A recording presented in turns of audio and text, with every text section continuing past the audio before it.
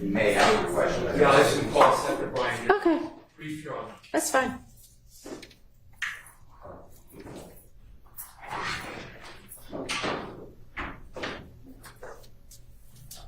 Good morning, Mr. Sledge. Yeah.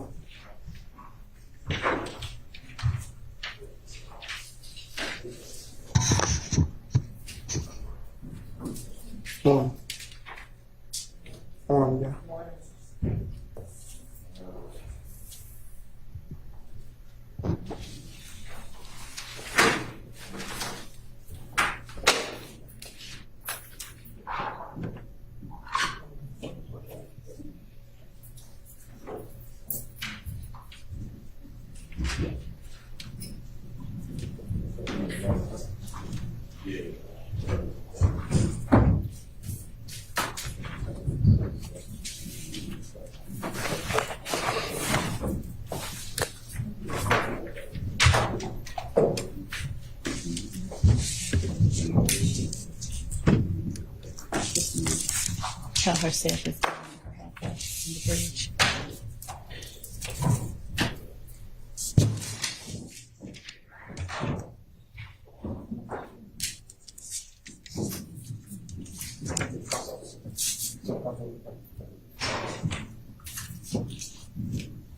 Your Honor, I'll do as the president and counsel. All right, thank you very much. Good morning, ladies and gentlemen. I hope y'all all had a very nice weekend. Mr. Steele, I believe you were finishing up your examination of this witness.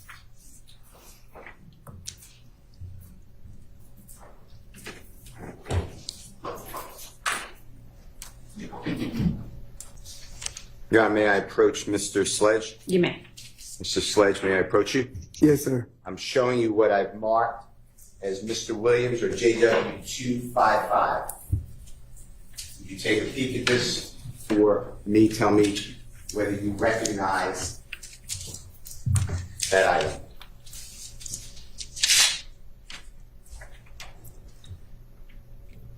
Yes.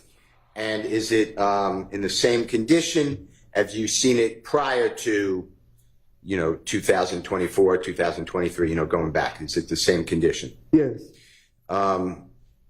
Any alterations or changes to it that you can tell? No, not allowed to see. Your Honor, I move for the admission of Mr. Williams 255. It's admitted. May Mr. Kokomo display it, Your Honor? Yes. It should come up on your screen, but it should be the same exact thing. You could check it. That's in front of you, okay? Yes.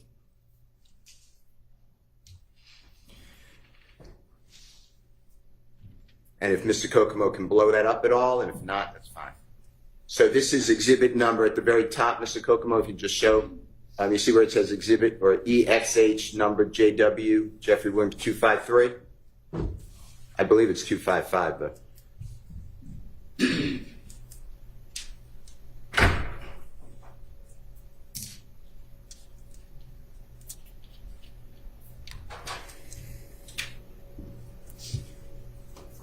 Let me see if I can. All right, you see at the very top 255? Yes. Okay. And then if Mr. Kokomo can just center so all the words can be seen on the actual writing. Do you recognize this as a social media posting? And do you see the date? Yes. And it's from DMAC, got me to TOO, banging at DMAC, to banging. You see it says December 27, 2014? Yes. And does it read then, and I'm changing it just because that's how I am, A-N, lie to their mama, brother, sister, and kids, but get to the courtroom and tell the God's honest truth, 3 question marks. I don't get it. And then hyphen, did I read that fairly accurate? I know it wasn't perfectly accurate, but fairly accurate? Yes. All right. And is that similar to what has been marked and played in states number 447Y, where you started out with, I'm going to, and this may not be exact quote, but something like, I'm going to swear to tell the truth, I'm going to lie on God. You remember that? Yes. All right. Can you tell the jurors what it means, if you know, when it says at the end of it, the hyphen at Young Thug? Before it, Can I you, don't, can you explain that to the jury? I don't get it. Yeah, right after that. At Young Thug. I'm at Young Thug. I'm sorry. Yes. Do you see that? Yes. Do you know? And if you don't know, just say I'm not sure. Do you know what that means? No, I don't That's know fine. exactly what it means. Okay. And this one goes back. If you remember, if you don't, we can show it to you. But do you remember what the state used on January 26, 2015? Said repost. You remember that?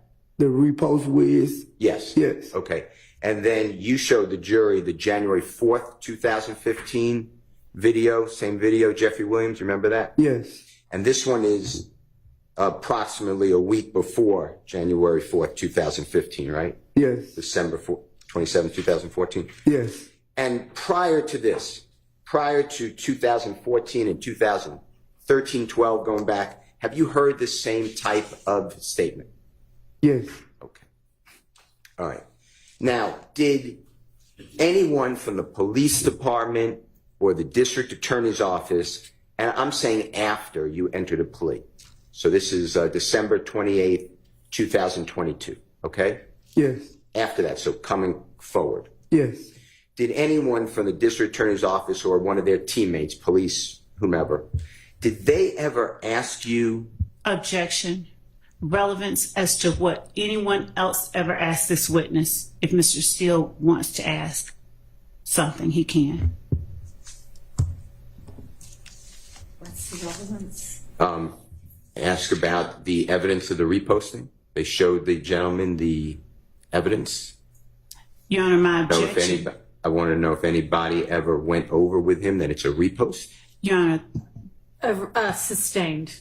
Did at your meeting, we'll just do it on June 9th, 2024 at the Fayetteville Starbucks, Yes. did District Attorney Love ever ask objection. you about, Objection. objection. Yes. Sustained. did State's Exhibit number 447Y, the repost, January 26, 2015, was that ever discussed with you? Objection, Your Honor. Sustained. All right.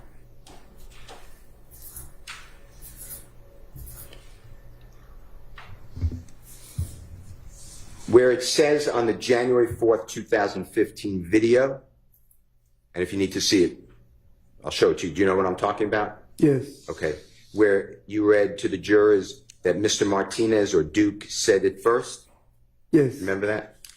Okay. Did you ever explain to anyone about Mr. Objection, Martinez Your Honor. saying That it would be first? hearsay. He's right here. Explaining outside the court, it would be relevance and objection. Sustained. All right. Now, District Attorney Love asked you on your direct examination why you didn't go to the police on the morning of January 11, 2015, when you dropped off Mr. Copeland at the City of Atlanta Police Department homicide. Do you remember that question? Yes. All right.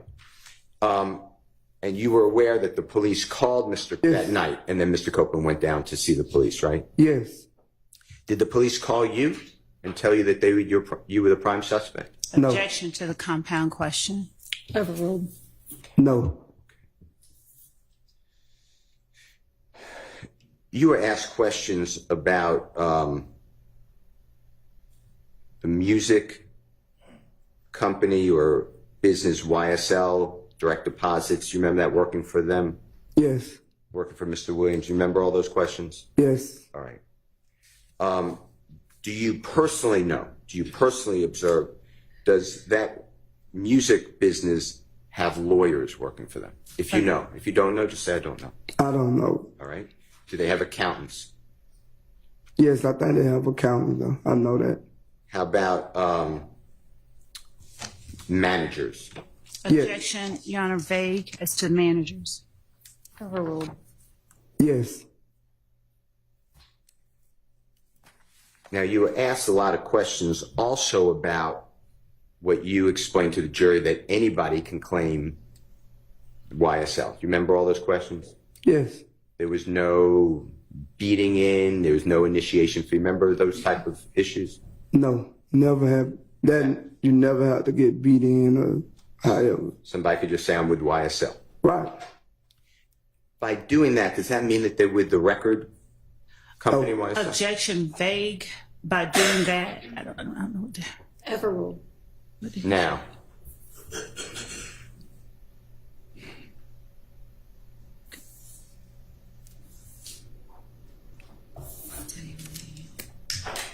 you mentioned yesterday meeting with Jeffrey and Mr. Brian Birdman Williams and yourself and Mr. Donovan Thomas and others, I'm not excluding others, shortly before, God forbid, Mr. Thomas was, days before he was killed on January 10, 2015 at TI Studios. Do you remember that testimony? Yes. Is TI the performer TI that you're talking about? Yes. Do you know his real name?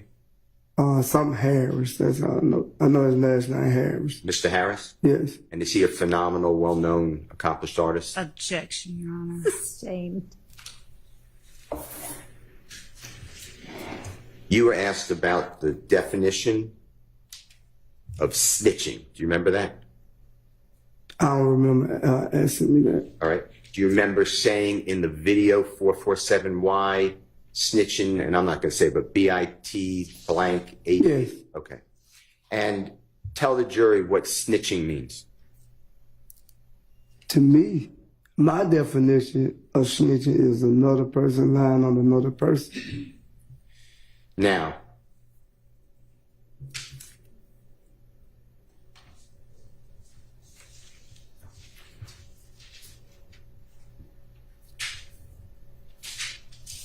on from December 28, 2022, I'm using that date because that's the date that you were released from custody on this case. That's the date of your guilty plea, okay? Yes. All the way through today, but including Sunday, June 9th, 2024, when you met at the Fayetteville Starbucks, Yes. the district attorney and your lawyer and the investigator. Did anybody go over with you what's been gone over with you in court, the plea agreement? No.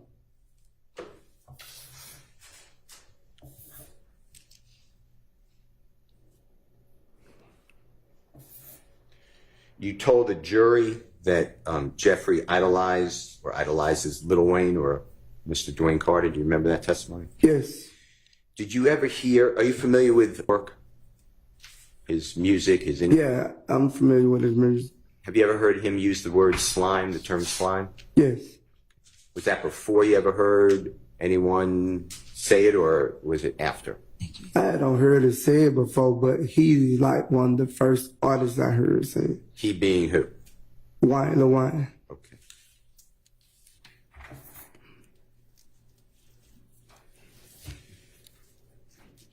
Your Honor, I don't have any other questions. All right, Ms. Weinstein, you had brief cross. Thank Yes, you. Your Honor. Brad.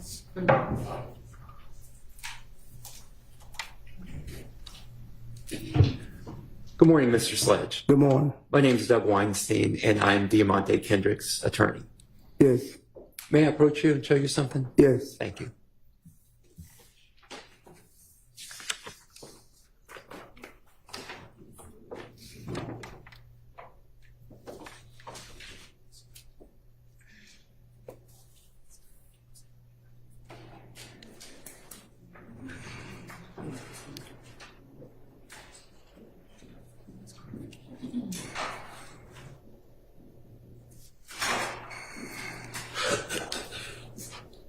I'd like you to just take a look at this video.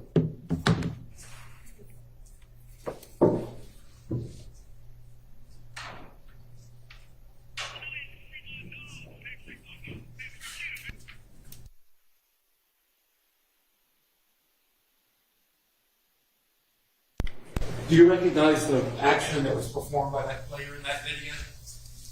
Yes, Tyrone here. Hang on, Testimony don't say about anything it. about it yet. I'm sorry. Excuse me, do you recognize that Yes. player? Yes. Do you recognize the action that he performed? Yes. Okay. Your Honor, I'm moving to admit Kendrick 1. I object on the basis of relevance and foundation, and if we need to approach so that Mr. Weinstein can show the court All what right, it well, is. yeah, I haven't seen it, so. Okay. Oh, we haven't given out our. I need to step out. Okay.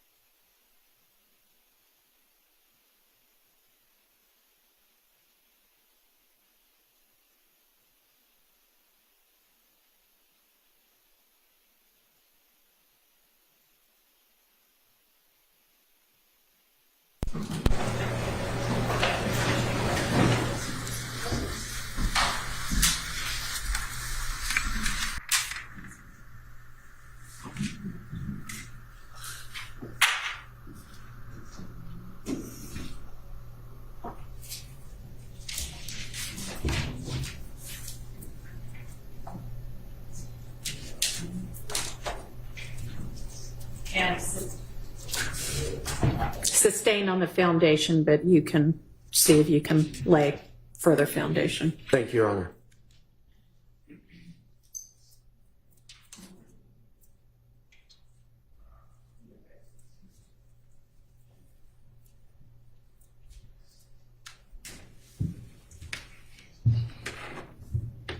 Mr. Sledge, I have a few more questions about that video that I showed you. Yes.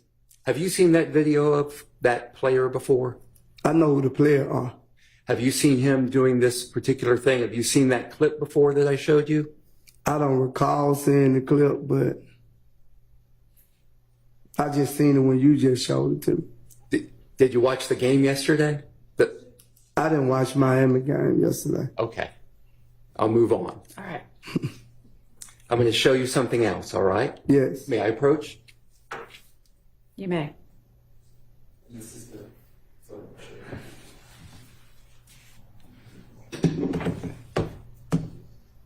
You see this photograph? Yes. Have you seen that photograph before? No, not to today. Okay.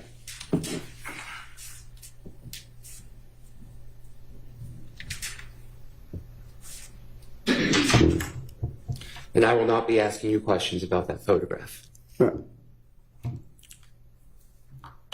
December 28th, 2022, going back to that date, where did you wake up in the morning? At Fulton County Jail. And where did you wake up on January 1st, 2023, New Year's Day? And at home. At your home? Yes. In your own bed? Yes. And you signed that plea deal that we've already talked about. Yes. And you initialed all those statements that were made in there, right? Yes. And you would have initialed anything to get out of jail on that day, correct? Yes. If they would have asked you if you could say that YSL did Objection not kill calls for Tupac, speculation. What's the question? if they had asked you, Objection If to you- if they had asked you, just nothing else beyond that, Your Honor, because it's speculation. Sustained. but again, you signed and initialed all of that, and you would have signed and initialed anything to Objection. get out of Rice Street, Sustained. correct? Asked and answered. Sustained. No more questions. All right. I think nobody else had cross. Is that right? Is that still the case? Okay. All right. Is there redirect? There is, Your Honor. All right.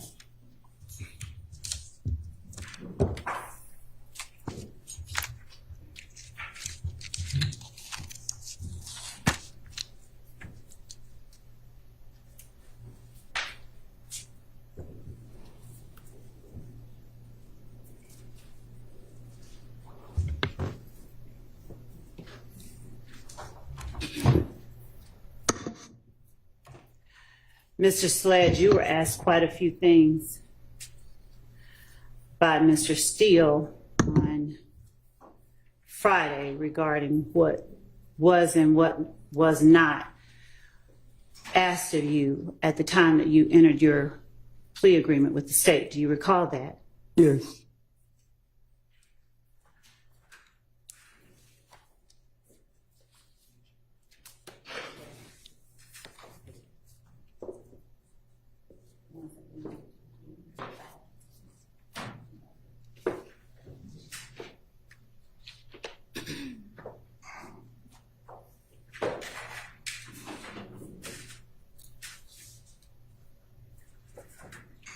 Your Honor, just Yes. to satisfy the rule of completeness, the state tenders State's Exhibit 444Y, the entire plea agreement, or State's 1AS, which was admitted for a different purpose at a All different right. time. Any objection? Okay. I don't believe the rule is applied. Your Honor, I would object to further commentary unless we need to approach. I'm tendering the exhibit. I understand. He's not commenting. He's stating what his objection is because I asked him to. I think we might need to approach to resolve it, though.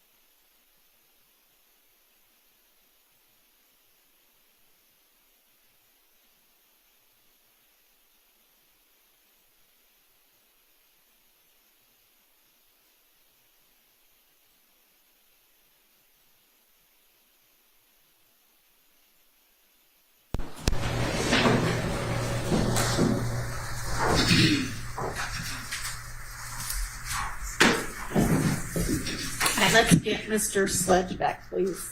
Thank you, Judge.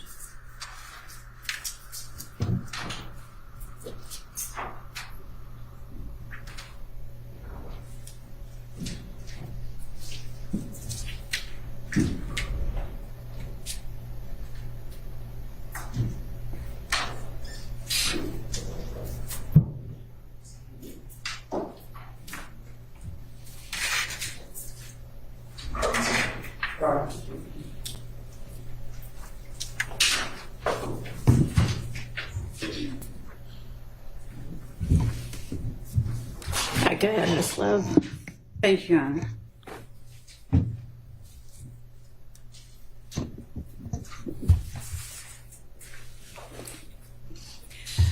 Mr. Sledge, on cross-examination just now, I believe it was by Mr. Weinstein, forgive me if it was by someone else, were you asked the question whether anyone ever went over the plea agreement with you between December 28, 2022, when you signed the document that is states 444Y and states 1AS, and today? Were you asked that question on cross-examination by either Mr. Steele or Mr. Weinstein? I don't know. I don't think Mr. Steele asked me that. He asked me something about June the 9th, so I don't know if Weinstein just asked me that question either. All right. Did Mr. Steele ask you on cross-examination whether anyone went over that document that you signed on December 28, 2022 with you at the June 2024, I believe it was, meeting between you, your attorney, Investigator Lancico, and me in Fayette County? Did Mr. Steele ask you that? I think that was the question was. And was your answer no? Yeah, because no, yes. Okay. At that point, had the document already been signed in its entirety? Had you already signed everything you needed Oh, to yes, sign? yes. On cross-examination last week, you were asked about hiring an attorney for the purposes of this case. And let me actually back up and ask you this. You were asked a few questions about what was going on at the time that you signed this plea agreement on December 28th, 2022. Do you recall that? Yes. All right. Do you recall being in a courtroom here in Fulton County on the date that you signed that plea agreement on December 28th, 2022?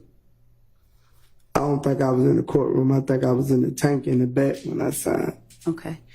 Were you in a courtroom when you acknowledged under oath that everything that you signed was true? Yes.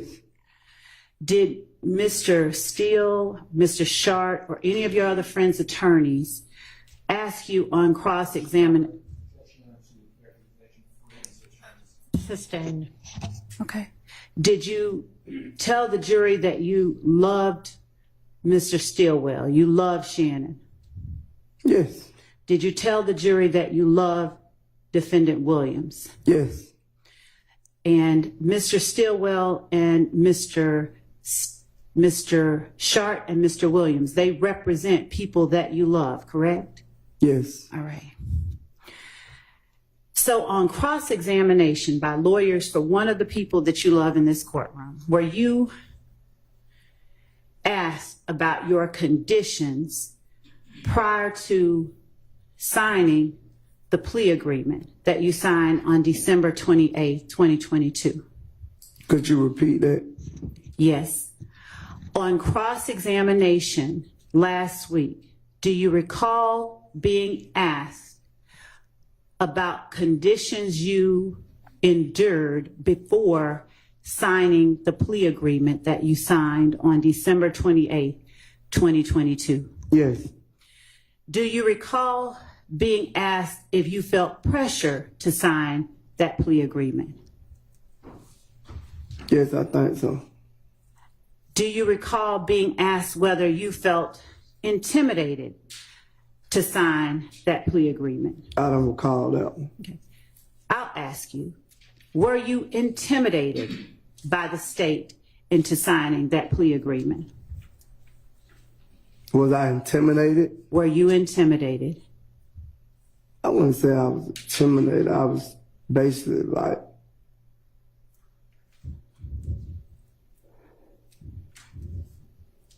I just feel like it was forced on me at the time. I wasn't intimidated by it. It was forced on you.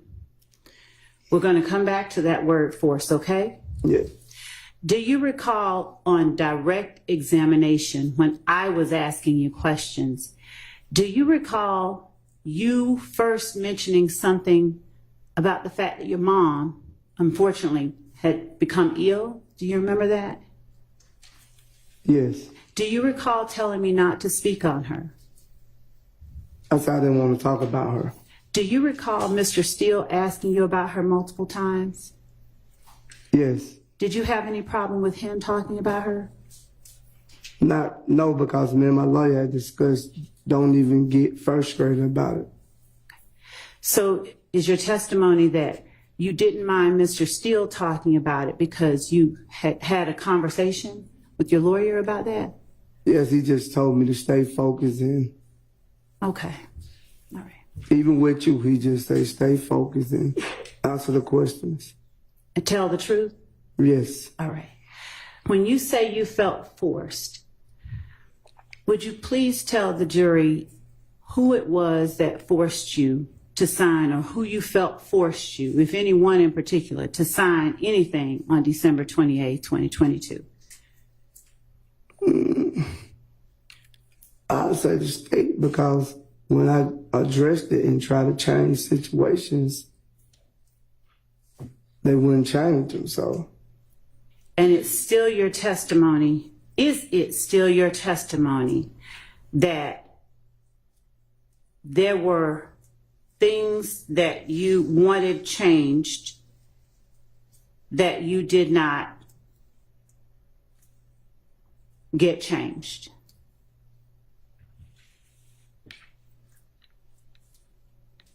Is that still your testimony? Objection asked and answered. Overruled. could you repeat it? Is it still your testimony that there were things you wanted changed in this plea agreement that you did not get changed?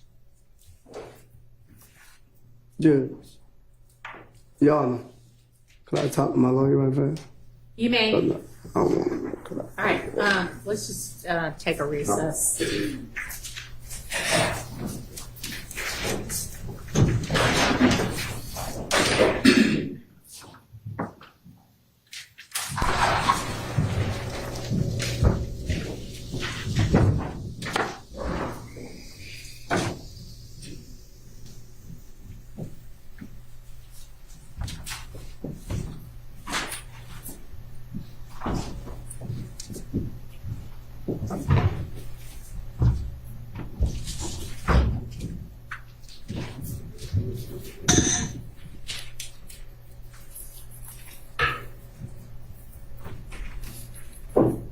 I know we just broke, but if anybody needs to use the restroom, you can go ahead and do that.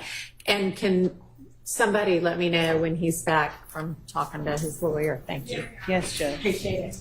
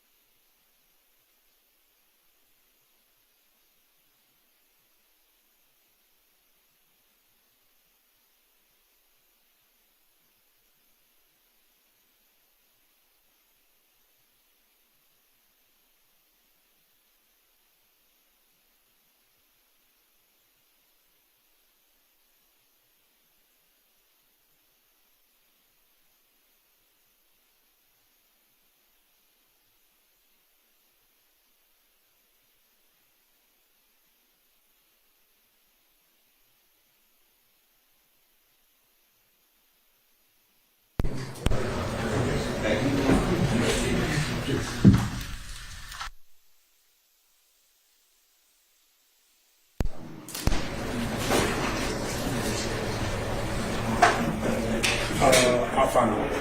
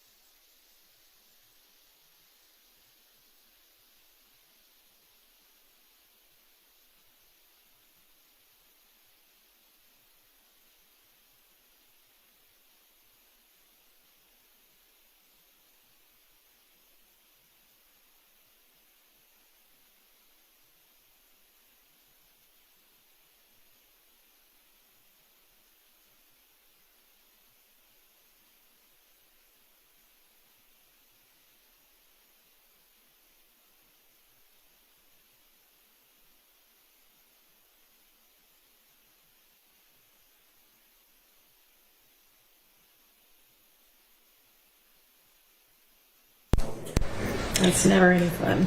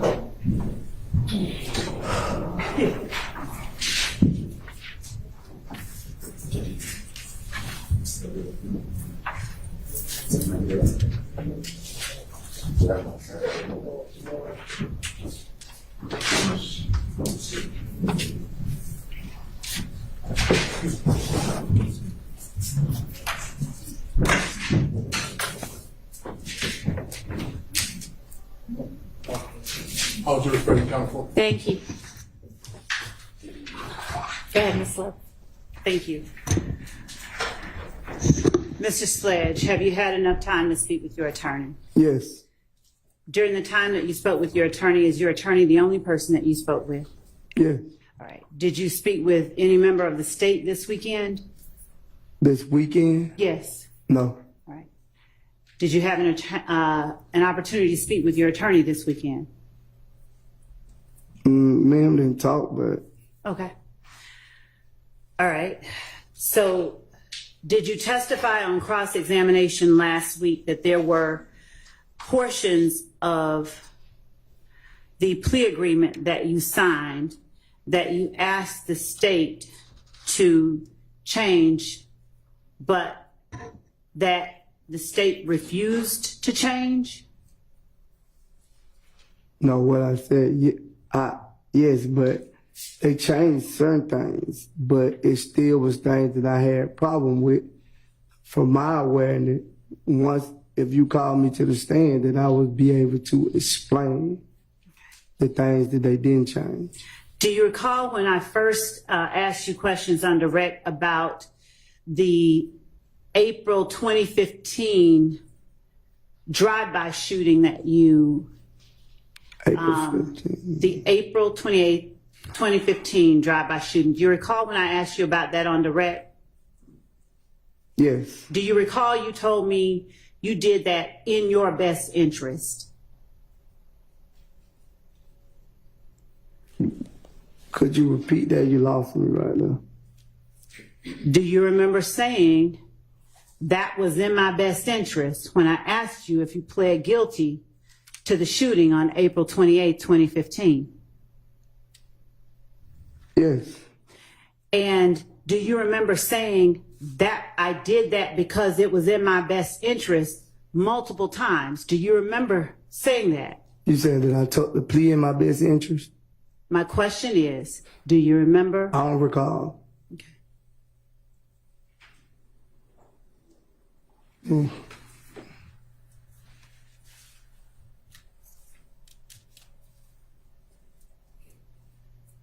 Mr. Sledge, Okay. do you remember us talking about your 2015, April 28, 2015 shooting and that subsequent plea last week? You and me, not anybody else, while you've been on the stand. You said the 28th drive-by shoot? Yes, sir. Yes. All right. And do you remember I asked you whether you pled guilty to that? Do you remember that? Yes. And do you remember you told the jury, do you remember telling the jury, well, I did it in my best interest? And Yes. this is not a trick question, I promise you. Yes. All right. And do you remember you said that more than once? I did that in my best interest. Yeah, I remember that part. Okay. And when you say in your best interest, are you familiar with what is known as an Alford plea?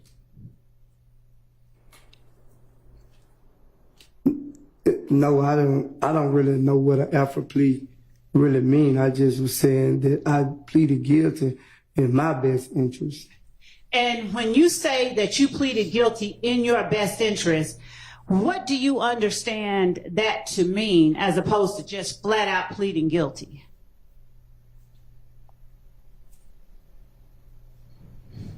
Could you repeat it?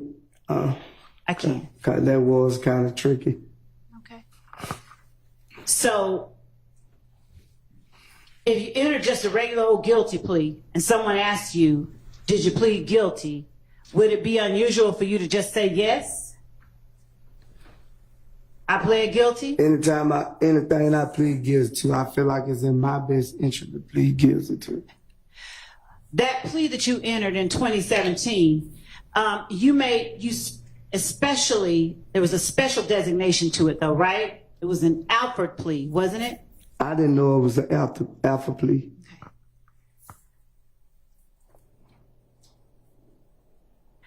When you entered the plea that you entered on December the 28th, 2022, did you recognize the prosecutor asking you questions as the same one talking to you here right now, me? Yes. All right. And did you recognize the prosecutor at the table with me as the same one I have my left hand on now, Ms. Hilton? She wasn't in the courtroom when you did the plea. She went somewhere. Okay. All right. So if we see the video, but we see Ms. Hilton's lovely face, you'll recognize Ms. Hilton as having been in the courtroom? I don't remember seeing me here too. That's fair enough. Do you remember seeing a judge who looked a little different than the one on the stand now? Yes. Okay. Do you remember seeing your attorney, Mr. Wright, there sitting with you? Yes. Right. Is that the same attorney that you had in 2015? I don't think I got arrested in 2015, but if I would have, he would have been the one to do the case. Did you testify on direct examination that Mr. Wright has been your attorney for 15 years? Yes. Could you tell the jury when Mr. Wright first started representing you in criminal matters?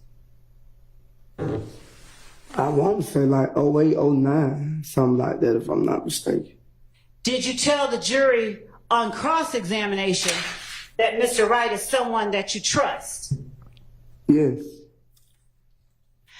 Did you tell the jury on cross-examination that Mr. Wright is someone whose advice and counsel you take seriously? I don't remember saying it like that. You put it in that word. Would you just tell the jury right now then how it is you feel about the lawyer who's represented you for the last 15 years? He been great. Overruled. He Go ahead. been great to me. Okay.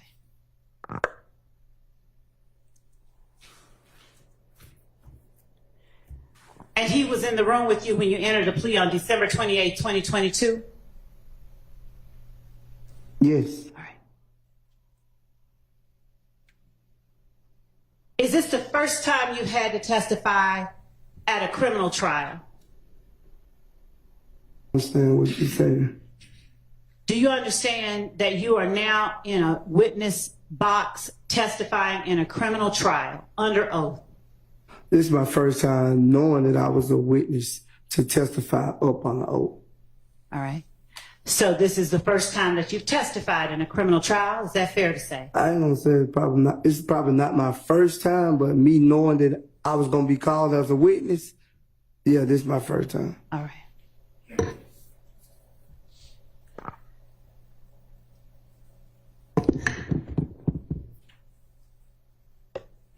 Do you remember being asked on cross-examination by either Mr. Sharp or Mr. Steele? I believe it was Mr. Sharp, your friend Shannon's lawyer. Whether you... I think she's just trying to get clear who it is. But we don't need the commentary. Yes, Your Honor. Do you know who represents your friend Shannon? Yes, I've been sitting in the courtroom like everyone else. Which person do you recognize as representing defendant Stillwell? Mr. Short. All right. So do you remember Mr. Sharp asking you if on December 28, 2022, you found yourself between a rock and a hard place? Yes. All right. And what did you answer to him regarding December 28, 2022? What did I say? Yeah, what was your answer to that question? I said yes. And would you tell the jury what the rock was and what the hard place was?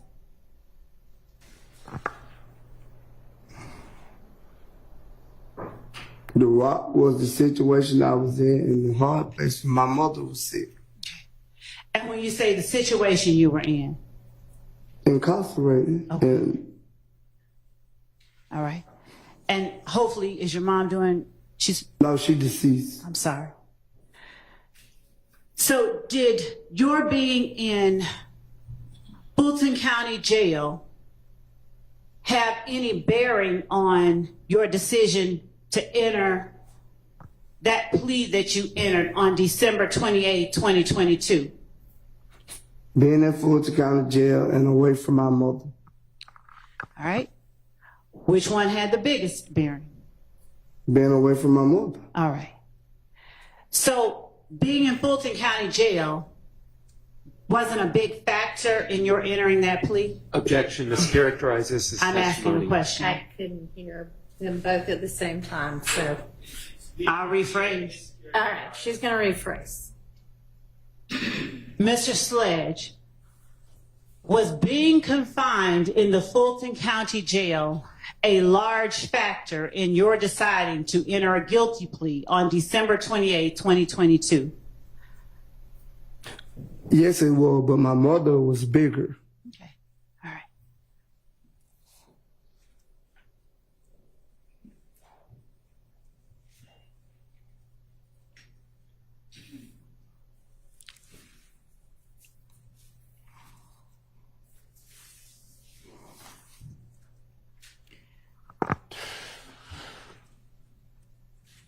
Is there any reason why during the plea colloquy that the jury heard on Friday, that was played, or Monday, last Friday actually, that was played at the end of the state's direct, is there any reason, or rather let me ask you, did you ever hold up your hand and tell the court you wanted to make some clarifications? No, I would have directed it to my lawyer, and whatever you did, but what I wanted, you wouldn't do. You didn't do everything I wanted, which I state.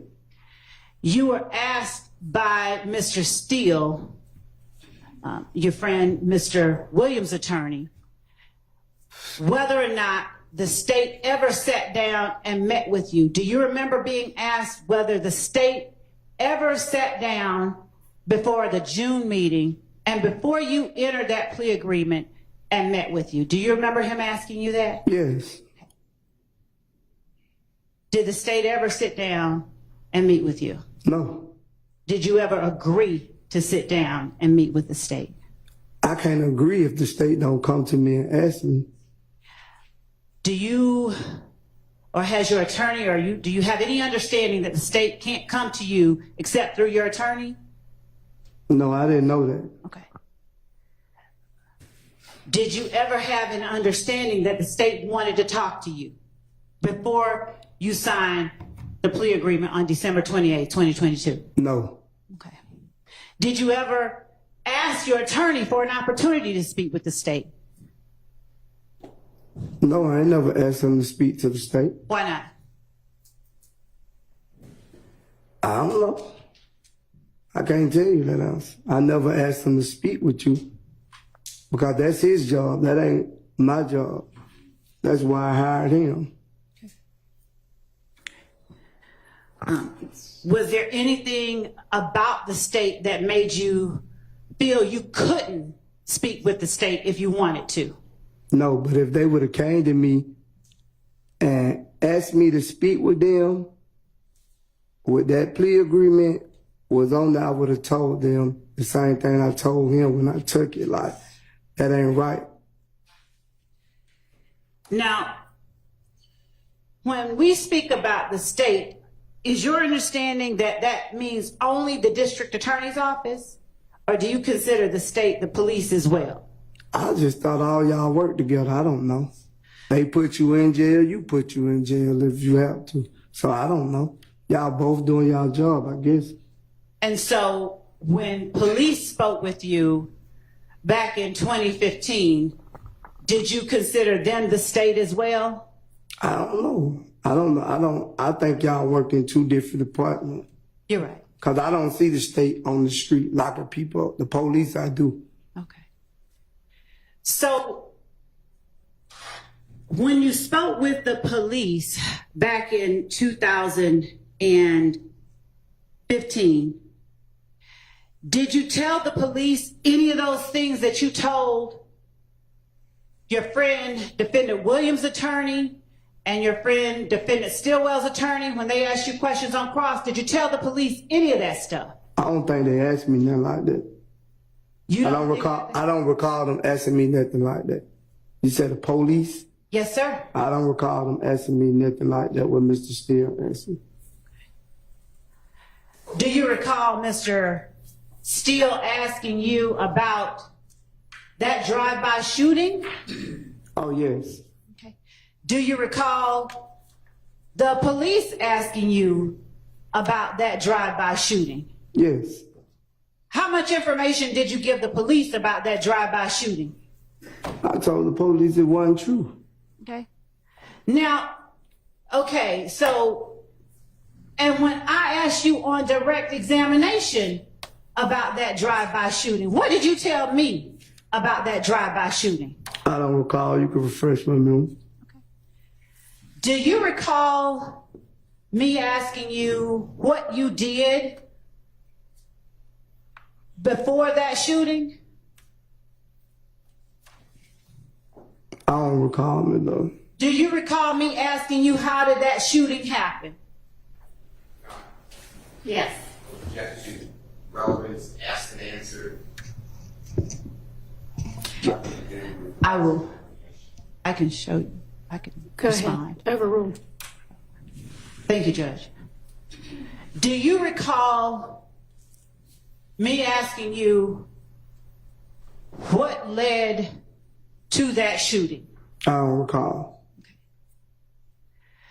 Do you recall telling me on the stand, or actually telling the jury, because it's not me, do you recall telling the jury when I asked you on direct that you just went to pick up Mr. Garlington from the club, or that Mr. Garlington had gotten jumped on? I think I told you I went back and got him from the club. That's what I told you. And do you recall telling the jury when I asked you questions that you didn't see anybody who jumped on Mr. Garlington? I told you I didn't know anyone that jumped on Mr. Garlington. It's the same thing I told them on cross. I didn't know exactly who it was that jumped on.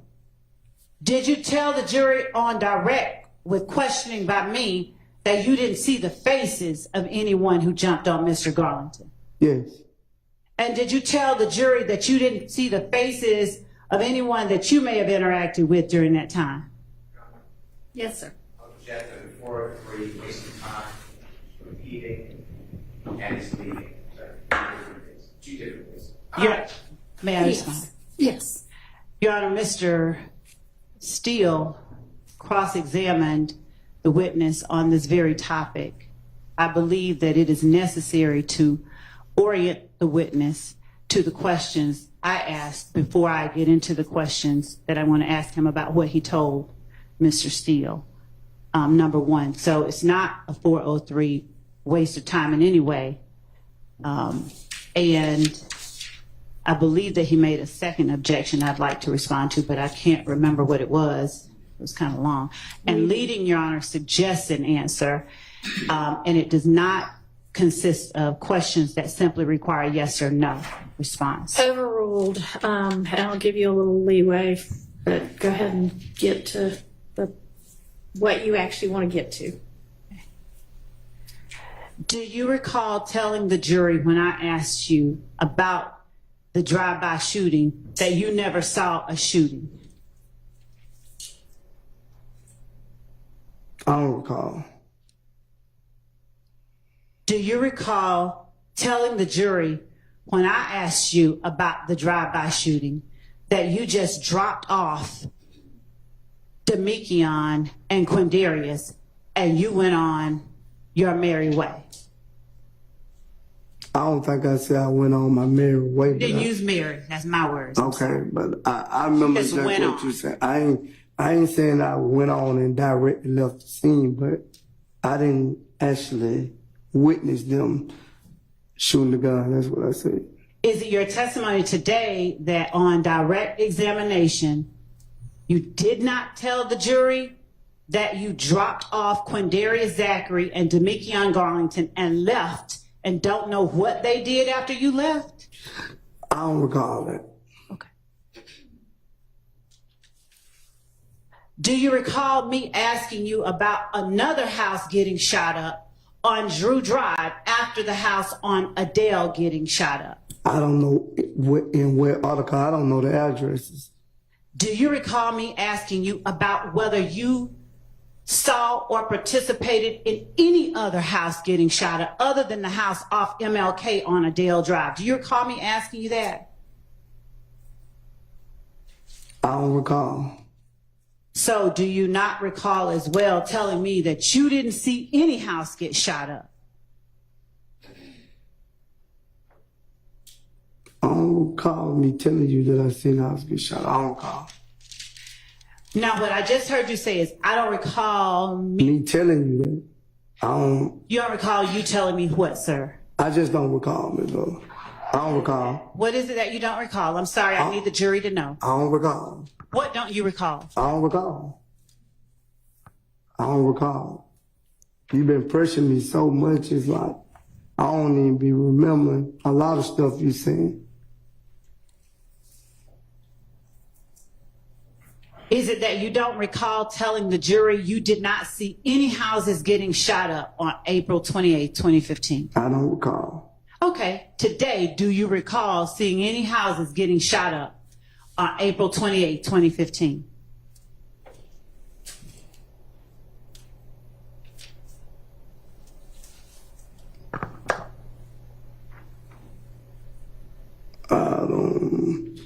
What I'm saying, I didn't see. I'm not saying that I didn't know no shooting was gonna happen, but what I'm saying is I didn't personally witness the house that you saying that Quindarius Zachary and Garlington shot up. I didn't witness that. I appreciate that clarification. That's not my question. I'm asking you today to tell this jury whether you recall today seeing any houses, since it's me talking to you, whether you recall any houses getting shot up. Do you recall seeing any houses getting shot up on April 28, 2015? No. Overruled. So he just told you about the one house. So are you asking about any others? Yes, All I right, am. so ask it that way. Yeah, you got to tell me directly what house you talking about, cause when he cross-examined me, That's not what she's asking. She's Oh, okay. asking any other houses besides that one. well, I didn't know I don't know the people that was shooting at the other house. Okay. All right. Did you see any houses getting shot up? Forget the address. I don't really care what address. Did you see any houses getting shot up on April 28th? I just don't think that's an appropriate question. Okay, well, that's not for you to decide. So Okay, unless but there's an I'm objection saying, but- that's sustained, you can go ahead and answer the question. Yeah, Did you see some houses getting shot up? not houses. Now you putting more than one. It was one house that I probably seen. Okay. Tell the jury what house you probably seen get shot up April 28th, 2015. I think it was Lexi. I don't even think it was a house. It was an apartment, if Tell I'm the not jury. mistaken. Tell the jury what apartment you saw. You I probably don't know the name of the apartment. What can you tell the jury about the apartment? Where I was dropping Miss Zachary off at. That's the one I could tell you about. So, on Friday, when you talked about dropping off Demekion and Quindarius, weren't you dropping them? Were you dropping them off at the house off MLK on Adel Drive, or was there a different address you were dropping them off at? I was drunk, Miss Love. I don't remember which one it was. Did your memory come back while you were being asked the same question by Mr. Steele? No, Do you remember telling Mr. Steele a whole bunch of stuff about? I don't think Mr. Steele was the one cross-examining me on that. Who do you believe was cross-examining? I think it was Mr. Short, not Mr. Steele. Okay. Let's go with that for a moment. Do you remember telling Mr. Short then details about houses that you saw getting shot up on April 28, 2015? I didn't go here. Mischaracterization, see those things. They continue to do it. Your Honor, I object. I can approach and explain. I object Okay, well, can't object to the objection. to the speaking portion. Okay. All right. So I think she's asking him, if you need to approach, let's approach. I mean, I don't mind either way. You tell me.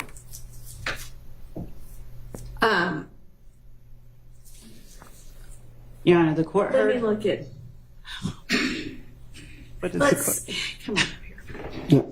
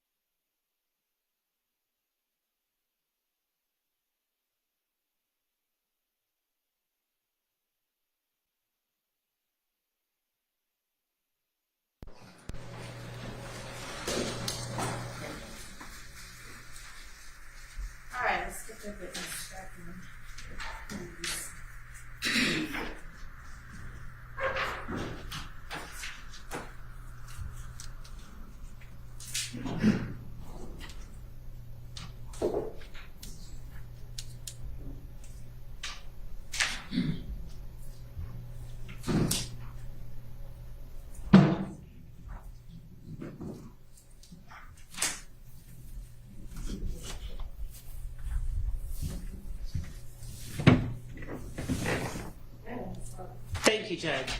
Mr. Sledge, please tell the jury what you remember today, everything you remember happening with respect to April 28th, 2015, from the time you picked up Mr. Garlington. Well, love, I've been here 4 days, just I don't know how many hours. I can't remember all that stuff, so I don't recall. She's not asking you now what you remember testifying to. She's just asking you what you remember about that night. I don't recall. When did your memory about it leave you? I can't answer that question for you, but I'm sorry? I can't answer that question. I don't know. Did you remember it when you were asked questions by Mr. Sharp?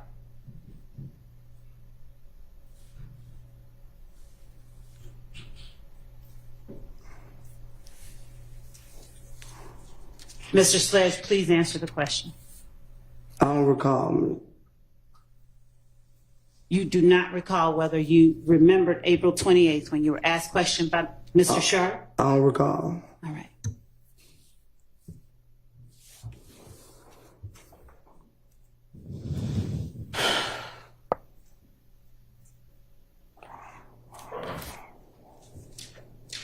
When you were entering the plea agreement that you entered on December 28th, 2022, did you ever stop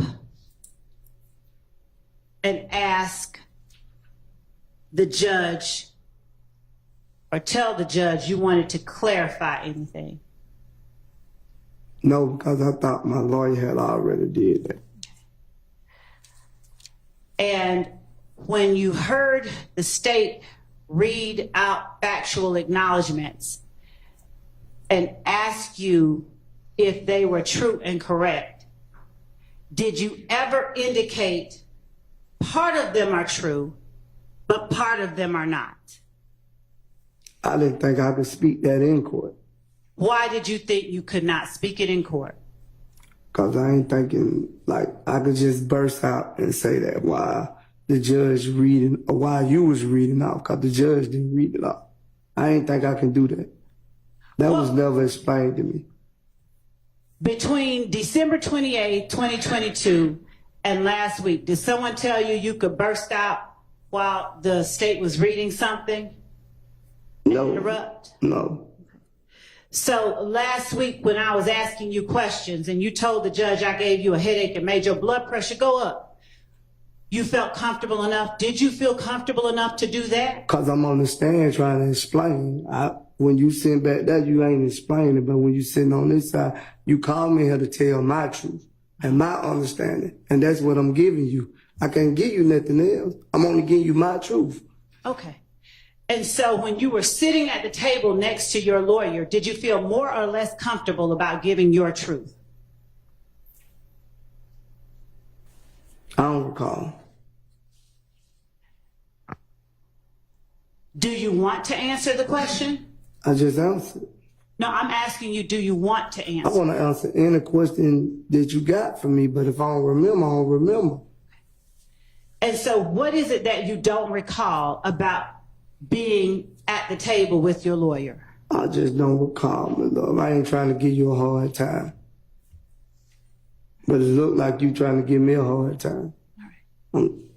Mr. Sledge, would you tell the jury, as between when you were in court on December 28, 2022, and when you have been in court for the last 4 days, if there is anything different about parties in the courtroom that you can point out? No. So everyone here in the courtroom was in the courtroom with you on December 28, 2022? When did you say? Action relevance.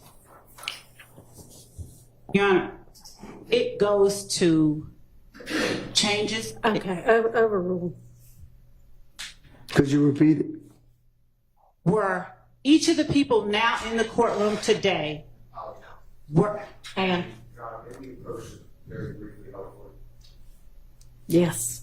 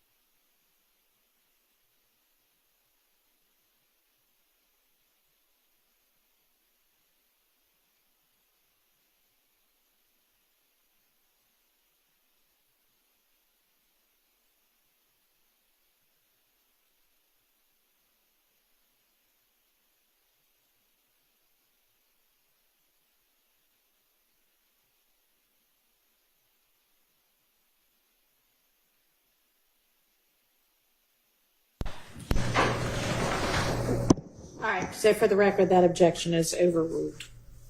Let's get the witness back. Oh, Octavia.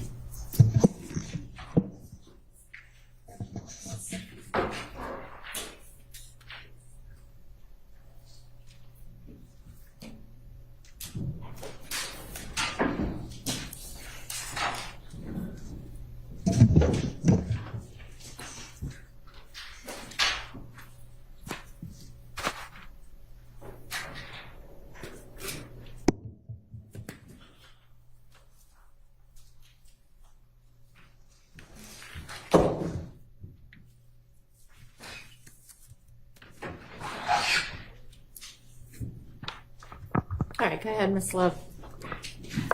Thank you. Just 1 second.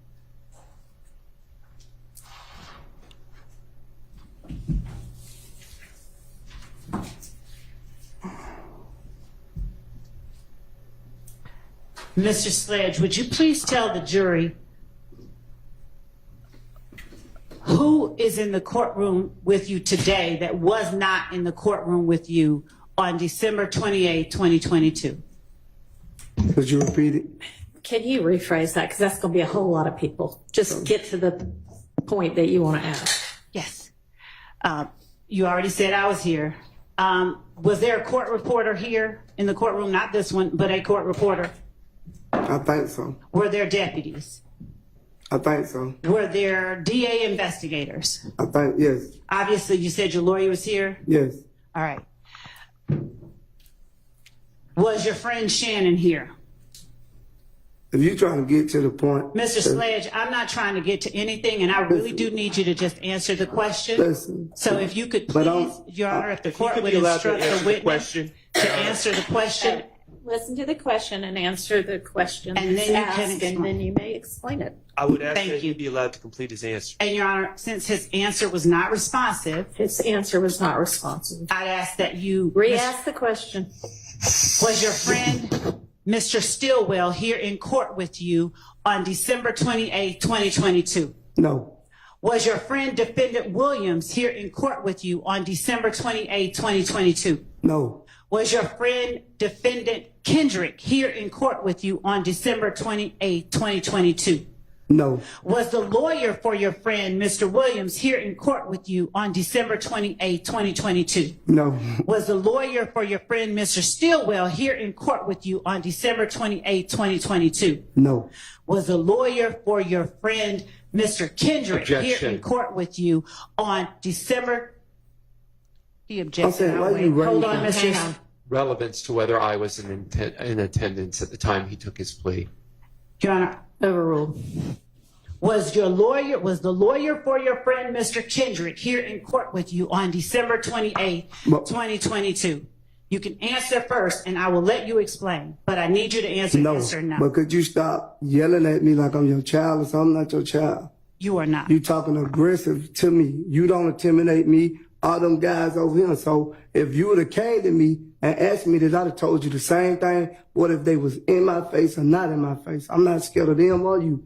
I don't want you to be. Well, that's what you acting like it. That's what you Okay. acting like you trying to So pay. do you want me to bring my voice down? And I apologize Don't if it holler at sounds me. like I ain't I'm your yelling. child. Could I take a break? Y'all call. No, we've had so many breaks this Yeah, morning. We 'cause really I'm- need to I'm- get through this. All right. So, Mr. Sledge, was either Quay that is in the courtroom here today in the courtroom with you on December 28, 2022? No. Was Lil Rod in the courtroom with you on December 28, 2022? Get to your point. No. That is my point. Your point is Okay. pointless. Was the lawyer for Mr. Huey Quay in court with you on December 28, 2022? No. Was the lawyer for Cornelius Nichols in court with you on December 28, 2022? No. Was the lawyer for Little Rod in court with you on December 28, 2022? I don't know if that's been asked and answered or not. It was not. Okay, well, go ahead if you say it wasn't. Was the lawyer for No. Little Rod? No.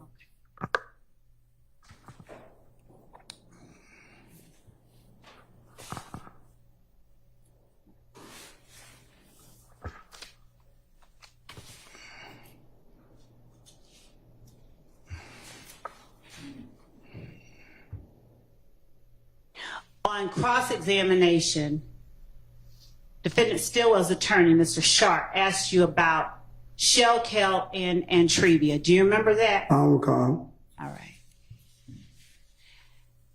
When did you lose recollection of what happened 3 days ago? I don't recall. Are all of your answers to every question I ask from now on going to be, I don't recall? Yes. Why? Because I don't recall. And what caused you to lose your memory? You put so much pressure on my brain, I don't forgot everything. I can't remember all this stuff that been asked to me for the last 4 days. It's like, it's confusing. So I'm not, like you said, I completed the 9th grade. I'm not that intelligent to be remembering all this stuff that you keep asking me. My brain just everywhere. I might need to go see somebody after this court time. Mr. Sledge, did you have any problem at all understanding the questions asked to you about Brian Steele? I don't recall. Right. Did you lose your memory at any point with Mr. Steele? He wasn't pressuring me like you. He was helping me. He was explaining to me. He would break it down. But it seemed like I appreciate what you're saying. I'm going to respond to that. Objection. Mr. The witness should be allowed to answer the question. Were you finished with your answer? no, she cut me off. Go ahead. Go ahead, please. I said, Mr. Steele was explaining to me he wasn't pressuring me, but every time it seems like I'm getting up and with you, I'm giving you my truth and you still trying to pressure me to say something you want me to say when I'm giving you the truth that I know. Mr. Sledge, do you understand that there's a difference between the way that a prosecutor can ask you questions and the way that a defense attorney can ask you questions? No. Do you understand that I cannot lead you when I'm asking you questions? It's, Sustained. Okay. When you say that there's a difference between the way that Mr. Steele asks you questions and the way that I ask you questions, would you help me understand what that difference is so that I can ask you questions in a way that does not frustrate you? Oh, well, and he kind of has told you. she didn't say it. She said, you overruled. Ask your next question. Okay. Yeah. All right. So will you help me break things down a little bit so that I'm not frustrating you, okay? You already have. I understand. I don't even. Can we rewind? No. All right.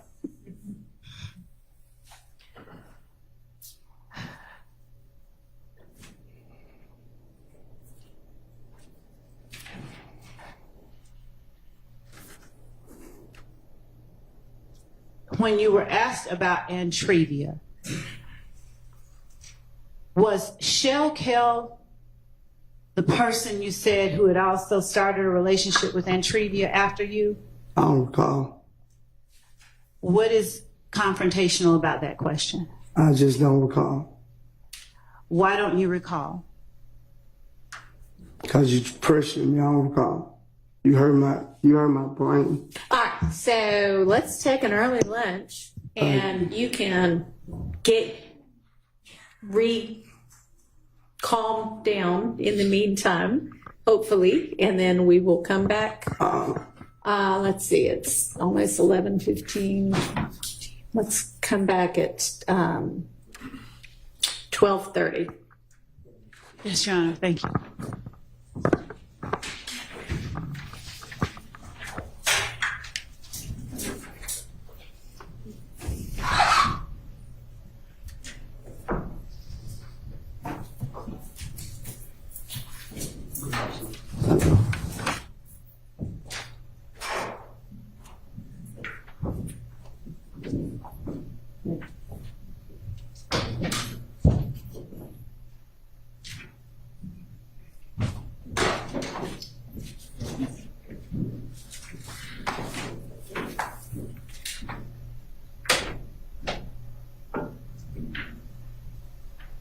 Anything anybody needs to put on the record before we break for lunch? And I sure do. I didn't think about the fact that the trades may or may not be here yet, but they'll be here They're not here yet. in enough time.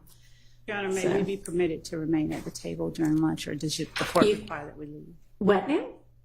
May we remain at the table during lunch, or does the court require that we leave? No, you can stay here if you want to. Thank you. All right, so we're on our lunch recess. We'll see everybody back at 12:30.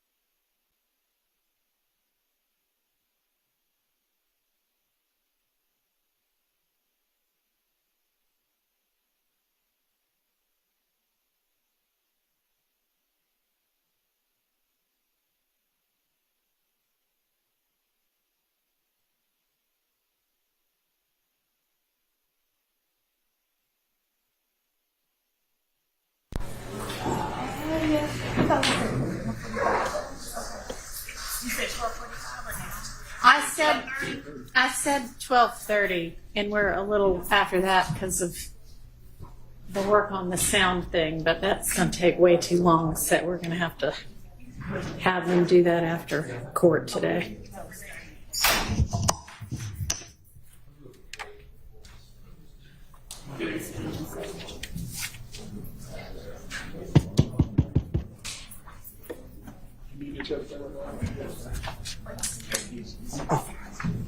I'm fine.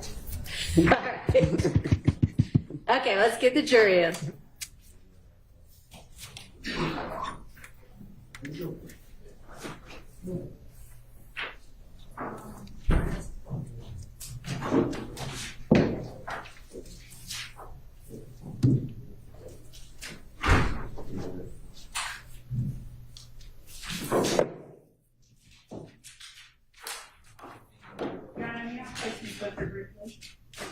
Who briefly? Miss. Yes.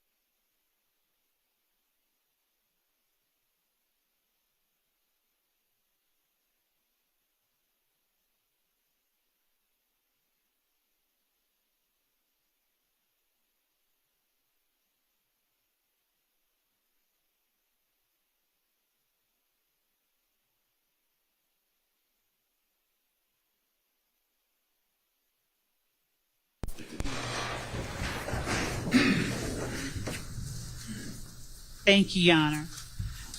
Mr. Sledge, did you have a good lunch? Yes, All right, good deal. All right. And is your head feeling a little bit better? a lot better. All right, good deal. Mr. Sledge, I want to just, and Judge, if I broach an area that the court has told me to move from, I'll quickly move from it. Mr. Sledge, are you able to tell me what you remember about April 28, 2015? What happened on that date?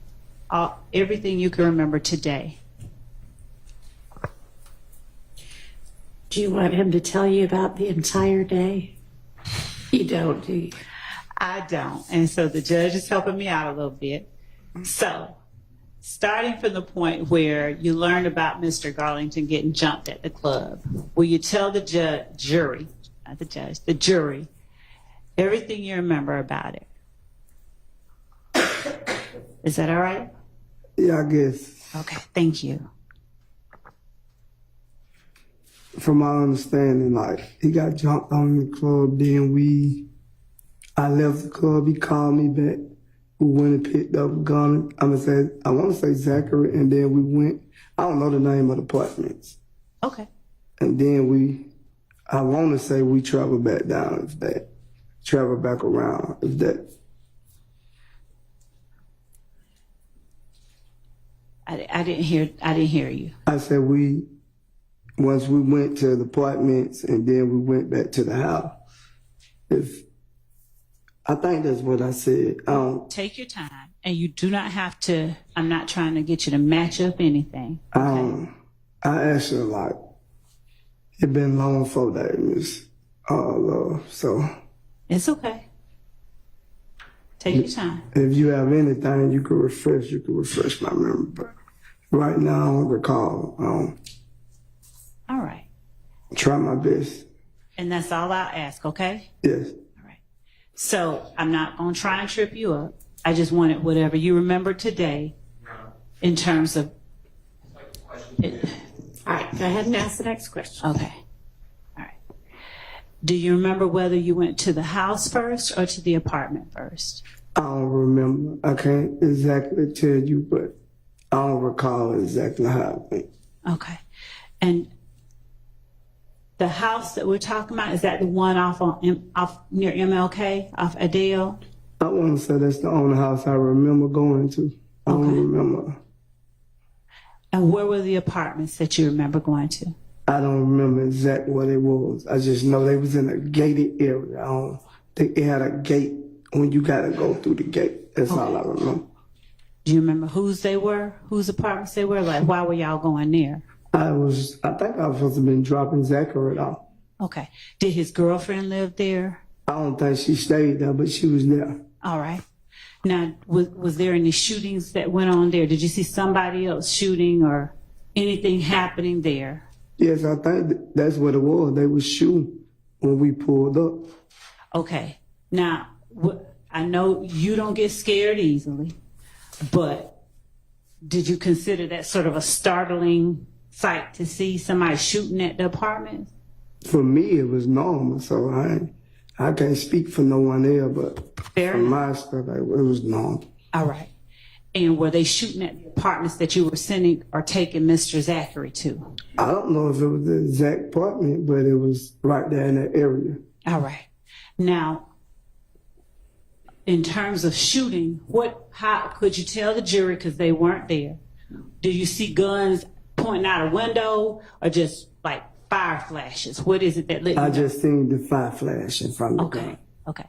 And were you right up on the car, or were you like coming in the gate and you saw fire flashes from like across? I pulled directly in front of the car, and then I backed back. Okay. When you pulled directly in front of it, had the shooting begun already? No, they was doing it. Okay. Did you realize they were doing it when you pulled directly in front of it? No, it's like when we got there, then it started happening. Okay. Okay, so for people who aren't you, that might have been considered a little scary. So what did you do when you heard the shooting behind you going on? I backed out. Okay. Did you back out and like quickly leave? No, I got back to safety. Okay.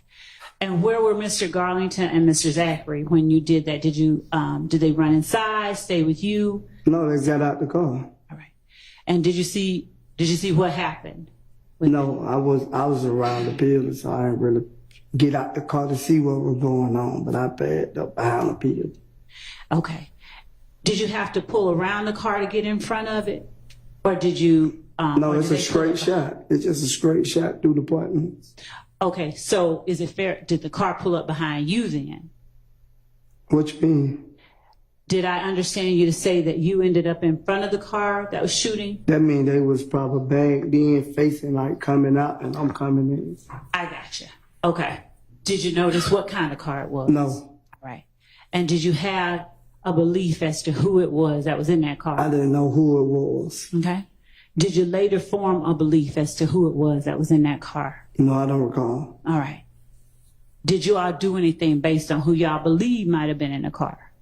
I already answered that question. I answered that question 2 days ago when I told you about it. Okay. Forgive me. I had a long weekend. Could you tell me what you all did based on what you all believed or who you all believe was in that car? There's nothing more that'll happen as a result of it, I promise. I don't know who was in the car. At the time, I didn't know who was in the car. I still don't know if that was true, what was told to me, so. All right. And that was told to you by Mr. Zachary or somebody else? Well, it was told by other people too, so. Okay. Other people that were there with you In the car? street, in the streets. Like, when things happen, it be talked about in the streets. Okay. Did you all react immediately, or did it take a few days, or something different? I don't know. I couldn't really tell you because I told you I'm behind a building, so I couldn't actually see what was going on. All right. Okay. At any point, did you think that Ifgang was involved in that? I don't know because I told you from the night that he got jumped on, I didn't even see who jumped on him. Right. So I don't know. I don't recall. I can't say that. Okay, that's fair. I'm not asking you if they were. I'm just. Judge, may I be allowed to ask the question? Yep. Thank you. I'm just asking you at any point if you believe they were, not whether you know, not whether they were, just at any point. Did you No, I never believe. I never believe. All right.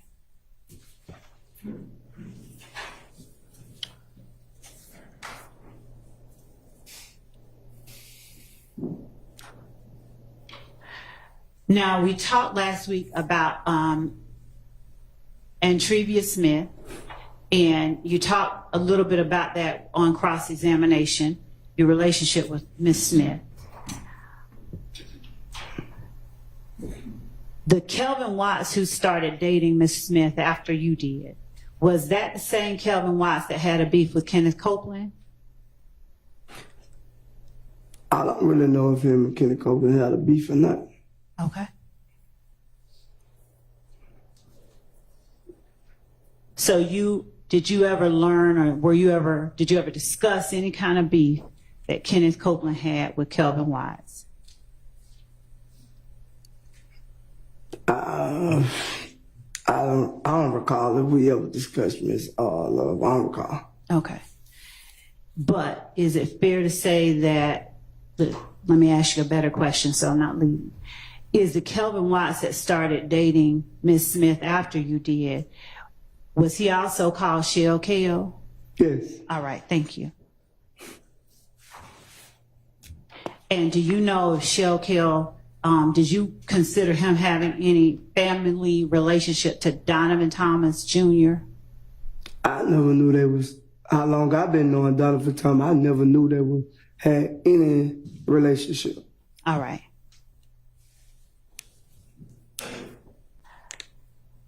How long did you say you knew Shell Kale? If you said it already, forgive me. I don't know. He went outside when I was outside. He probably came outside. I started hearing about his name 2015. Before then, I never knew him. Okay. When you say came outside, help me and the jury know what you mean. Whenever he started hanging outside, I ain't know him before then. So, based on that answer, did he start hanging outside around 2015? I don't know, Ms. Love. I'm saying that's when I started hearing his name in the street. Other than that, I don't know him. All right. When you heard his name in the street, did you hear his name associated with Ifgang, sir? No, not when I first started hearing his name. At any point later on, did you hear his name associated with Ifgang? Yeah, maybe, yeah. All right. Now, do you remember whether that was after 2015, like 2016, 17, or during about 2015? I don't really recall because it was late. It probably was late in 2015, but I don't know. Sir. All right. All right. Now, you were shown some dates in a book by Mr. Williams' attorney. I'm going to approach with the court's permission and with your permission. Is that all right? All right. So, did you testify, or a better question is, did you participate in every performance in 2015 that the Travis Scott Rodeo Tour included? No. All right. And do you remember when Mr. Steele was up here reading these dates to you and you were saying, yeah, you see them on the page? Yes. All right. Now, would you tell the jury if these dates are dates that you were actually at the location indicated on this piece of paper? Yeah, most of them. Okay. Are you able, as we sit here now, to tell the jury, just you can point them out and then read them out after you do, the dates that you did go through all the dates. I know exactly what day that I left that tour. Okay, I don't know the exact date, but I know what state I was in. fair enough. So did the tour did not start until after January 10th, 2015. Is that right or wrong? That might be right. Okay. Do you know of any tour date on this tour that you were talking about with Travis Scott that started before February 28th, 2015? I don't know the exact dates, at least I'm looking at the book. Here. Do you know of anything before February 28th, 2015? Here, you can turn, however you want to look at it. No, the first date say February 28, 2015. Okay. Yes. And to your memory, is that the very first day of this Travis Scott tour? Yes, from my memory. All right. Now, this tour, when we say Travis Scott tour, who was the headliner? Was Mr. Williams the main attraction, or was Mr. Scott or somebody else? Mr. Scott was. Okay. Now, was he a major performer? And you got to forgive me because I don't know Travis Scott, okay? Come on. I'm not lying. I don't. Was he a major performer? I'm older than you believe, and you're going to have to forgive me. Yeah. Come on. I'm dead serious. No. You know, don't be mad at me if I'm laughing at you. I'm not mad at you. You just listen what I'm telling you. Okay. I know a lot of people know he's a big major artist. Okay. All right. And is he a rapper, a singer, a musician, or something? I think he do is it like rock or something like that? I don't really know. Okay. All right. So he's a big performer, and did you go on that very first tour date on Saturday, February 28, 2015, that's listed on the book? I just told you yes. Thank you. Were you head of security for Defendant Williams on that day? I want to say, I don't recall if I was or not, was I head of security, but I did a lot of different things on that too. All right. Okay. Thank you for that. Now was that in Santa Ana, California? Yes, that's what the book is saying. All right. And is that your independent recollection, apart from what the book says? I don't really remember. I can just go by the booklet and know the actual day and what state it was in. Okay. And so does looking at the booklet make you remember, or are you just relying on the booklet to be right? I knew the booklet was right. I had one myself. Okay. In that time. All right. Do you remember who else within YSL went on this tour? It was a lot of us. I don't recall everybody who was there. Was it? I'm sorry. It was multiple, so I don't recall everybody who was there. Was that the first time you had gone to Santa Ana, California? Maybe not, but okay. with a major upcoming artist it was. Now, were you all with YSL? Were you all like traveling with Mr. Scott, or were you all traveling separately? How did that work? We traveled separate. Okay. Mr. Scott, not my friend. Mr. Jeffrey's friend. Understood. When you got to the venue, wherever that was, did you all stay in the same location as Mr. Scott or separately? I can't remember. They normally have different dress rooms, so I don't recall. All right. And did you stay overnight, or did you all just perform and leave? You perform and leave. Right. At least he had to be there more than one day, so I don't know. If his booklet say 2 days, sometimes we stay 2-3 days in the same state. So you might go to Dallas, you might go to Houston, you know, stuff like that. So. And was Mr. Stillwell with y'all on this tour, February 28, 2015? I think so. What about Mr. Kendrick? I think so. All right. Anybody else in this courtroom that would have been with y'all then? Not I know of. All right. Now, March 1st, that's listed here. Did you go on that one too? March 1st? Mm-hmm. I was there every day except the day that I told you that, well, the state I remember that I went home. Okay. So, are you able to say, just from memory, where or which ones you remember performances occurring at? I'll give you the book. I can't remember all that. All right. I don't recall all that. All right.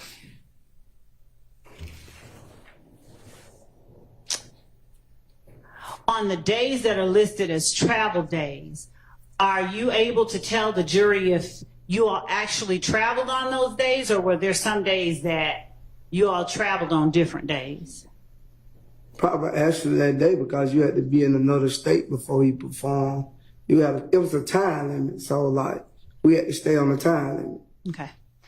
Are you able to tell this jury with 100% certainty whether or not Mr. Williams performed at every show reflected on this tour schedule? I can't say that because I got sent home on a certain date, so I didn't finish the whole tour, so I can't say that. Okay. I didn't see him perform, but I could, like, until I got sent home, I seen him perform.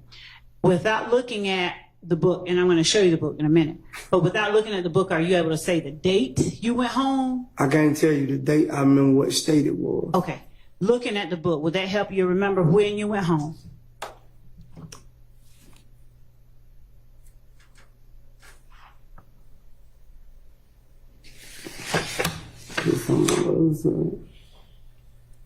And does that schedule just consist of that one page, or is there two It's pages? one page. All I right. remember right here. Are you, I got my finger pointed at it. okay. Can you read out the The date, Date it and was the- Thursday, March 26, 2015. Okay. Thank you. Are you able to tell the jury with 100% certainty whether on every tour day prior to Thursday, March 26, 2015, defendant Williams performed at every performance listed on this sheet of paper? Not after that date, yeah, but that date, yes. That's the last show I was at. Okay. What I'm asking is, before you got sent home, before you went home, right? Every show that he performed. Every show day? Yeah. Okay.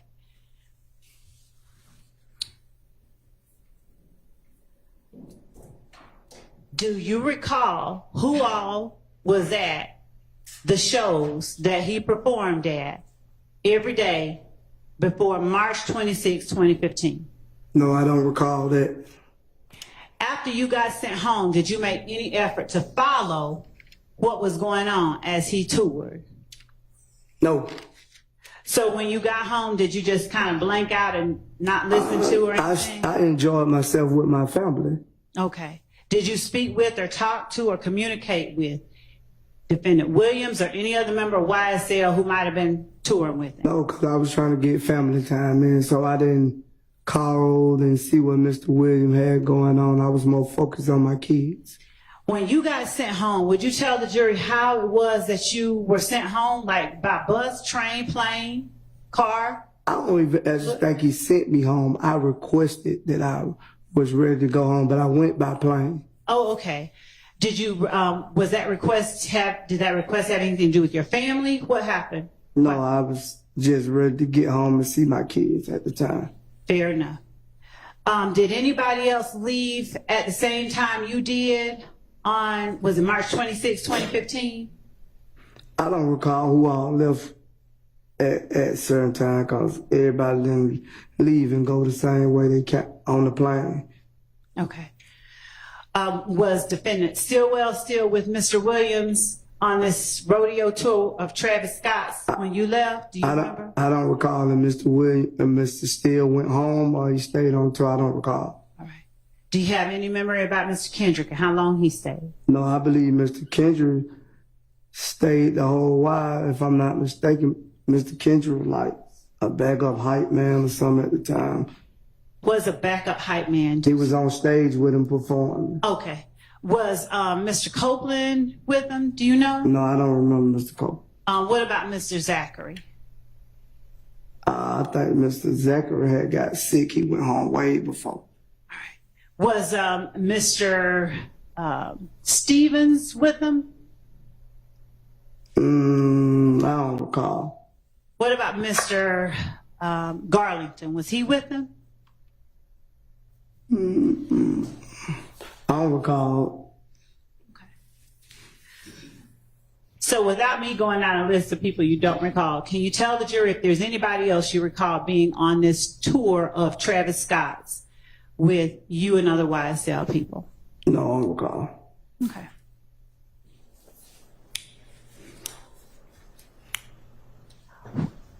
DK, Walter Murphy, was he ever at any point on this tour? I don't recall. All right. Do you recall ever being on tour with Mr. Murphy? I think I was at one point in time, but I don't recall when he left. I don't recall that. Okay. I won't say that he was never on this tour, Yes, sir. but I don't recall when he left off the tour. Okay. Now, is this tour that you're just pointing to, is that the only tour that you've accompanied Defendant Williams on as either head of security or something else, or is there any other tour that you can tell the jury that you worked or were a part of? From my understanding, what I know, I only know about 2 tours. I don't forgot what the second tour name was, but I was there. All right. Was that after or before the one? It was after. Do you remember how long after? It probably 2019, I want to say. Okay. And was it in the States or was it like in other countries or something different? We went to Atlanta, but it was different states. And I think like on the tour, he did go to another country at one time. Say it for me one more time, sir. I think he did go out the country on one of the dates. I just don't remember what date. All right. Do you remember whether he was the headline by 2019? Yes, he was headline. Okay. And did he have other artists performing with him? Yes, his artist. All right. Besides people from YSL, like with this, he was performing with Travis Scott. Did he have some other people besides YSL performing with I him don't in want to say 2019? the guy. I don't remember the guy's name. It's Kelly, something like that. I think it's something like that. I don't want to use the term of what his race is, but his name Kelly or something like that. Was he my race? No, Okay. he was his race. He was his race. Yeah. Since you want me to say it. You're all right. That's all right. Yeah. All right. Was it Machine Gun Kelly? That's who it is, Machine Gun. Okay. All right. I'm not familiar with all the rappers, but Okay. But Mr. Williams was the top line and Machine Gun Kelly Kelly was, yes. with him. Okay. Yes. All right. Now, am I reading correctly that this rodeo tour lasted February 28, 2015 to April 3rd, 2015? That's what it's saying in the booklet, if that's what it is. And you can look on other pages if you need I don't to. think it's no other page. I really know. Okay. Yeah, that's the ending date. Okay. So, is it your memory that after April 3rd, 2015, where it says travel home, there was no more rodeo tour? No, there was no more rodeo too. Okay. Okay.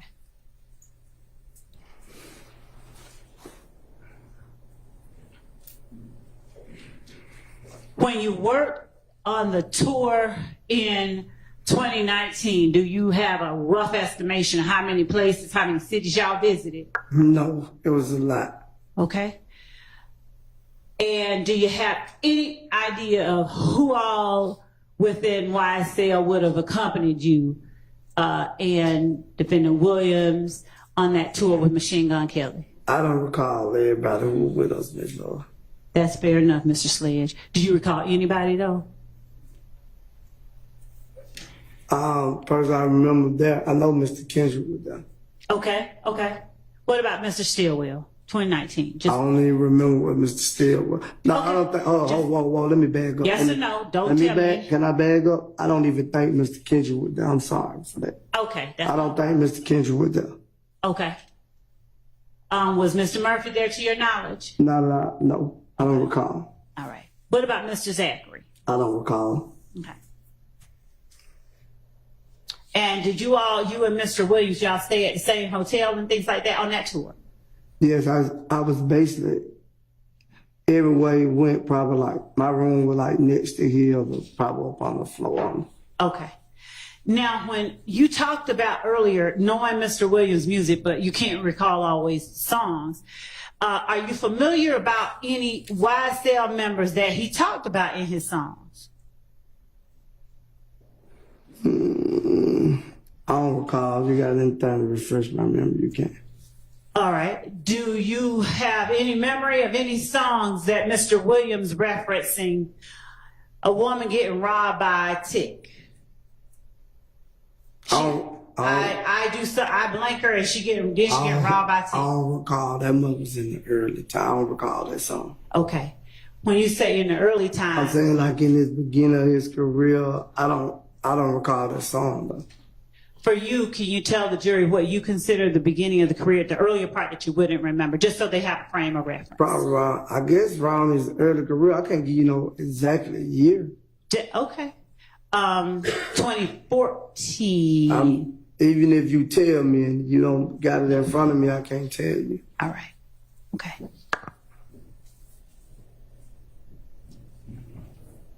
What about Lil Woody Poppin' at Your Noggin? Does that sound familiar? Yeah, I think that was on the song. Do you remember what song that was on? I want to say Halftime, if I'm not mistaken. Any idea when Halftime dropped? No, I don't remember exactly what year Halftime dropped either. Okay. Do you remember around like 2014, 2015? I don't remember that. Okay. Were you working as head of security during that time? I don't recall that because I don't know what year. I can't answer that for you because I don't know what year it came out. Okay.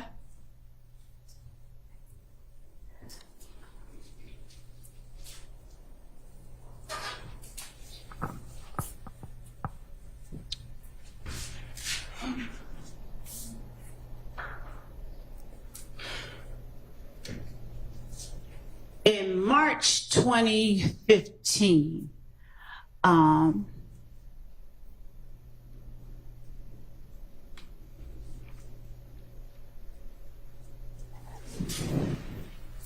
you said you went home around March. What was March? Whatever Phoenix, Arizona is. Phoenix, Arizona. After that show, I went home. Okay. All right. So it would have been the next day that I went home. Okay. All right. So I didn't travel to the next state with him. All right. All right. So March 26, 2015 is Phoenix, Arizona. You would have gone home like March 27th, that Friday. Yeah, that morning. That morning? Okay. All right.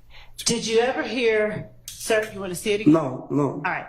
Did you ever hear, while you were there, before you went home on March 27th, did you ever hear Defendant Williams refer to any other artists in his music while he was on stage? Other than Travis Scott? I don't recall because I don't recall all the songs he performed. Okay. Did you ever hear him diss anybody on stage? I don't recall. And I'm going to have to say the word, but I hate to do it, but I'm going to ask. Did you ever hear him call anybody a bitch on stage? I don't know, he probably said bitch in a lot of songs. I ain't gonna say like he called no one no bitch. I never heard him call nobody a bitch on stage. Okay. And did you ever hear him refer to anybody substituting one part of their name for the word bitch? No. Okay.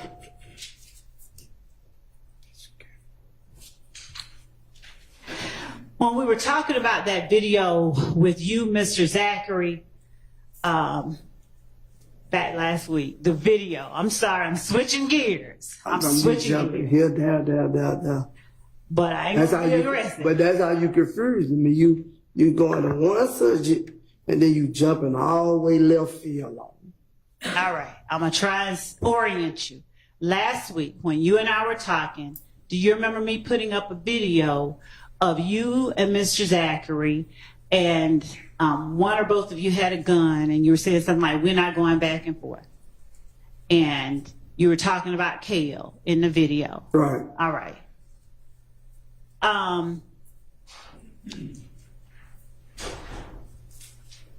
when you were, do you remember when it was that you filmed that video? Not posted it, but filmed it. I don't recall when we filmed it. Okay. And when you were filming that video, do you remember saying that at any time that it wasn't about a girl? I don't think we never even mentioned a girl name in the video. So. Okay. So is it fair to say, or is your testimony that the stuff you said to Kel wasn't about no girl?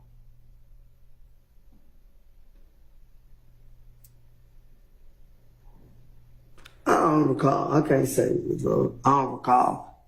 'Cause you saying what I said, I don't recall because I ain't say nothing about no girl in the video. That's fair. All right. But do you remember the video? I remember we made the video, but I don't remember what I said in the video. Ms. Dyer, are you able to pull up that video?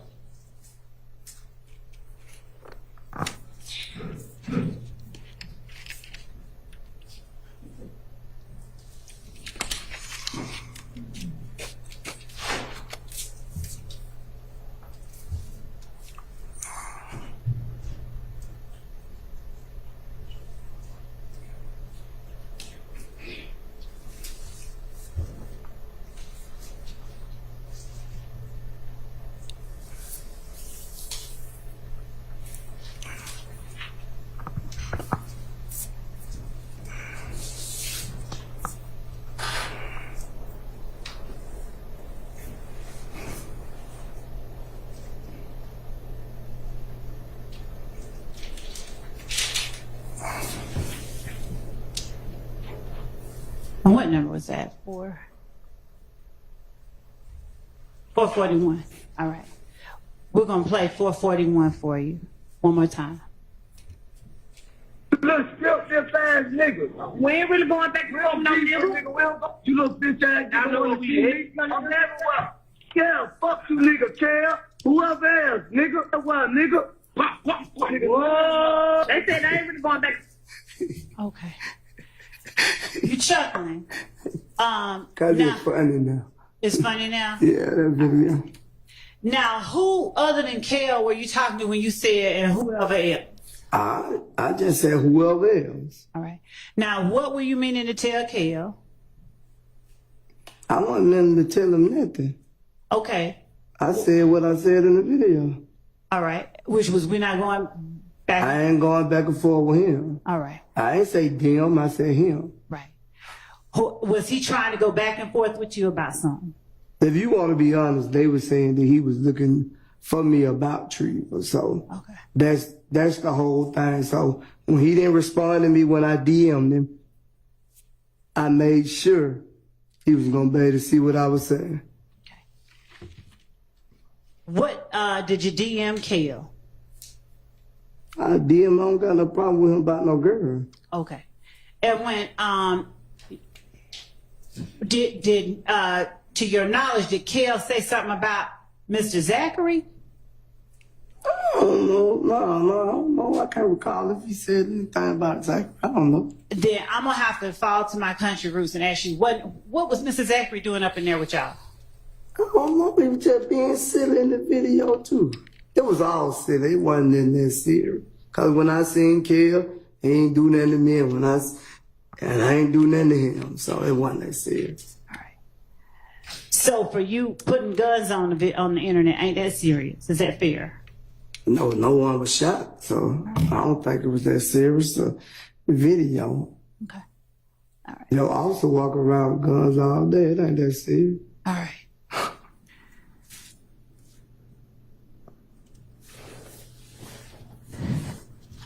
When you orienting you back to the rodeo tour, not trying to switch up and change you and confuse you. That when you first screamed, yeah.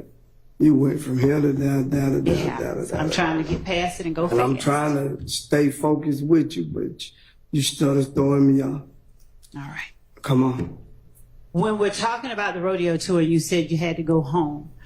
but you were working. Did you have any kind of contractual obligations you had to fulfill before you went home? He'll let me go home anytime I wanted to, no matter what the contract was. He'll let me go home. If I tell him I want to go home and see my son, he'll be Okay. like, he'll let me go home. All right.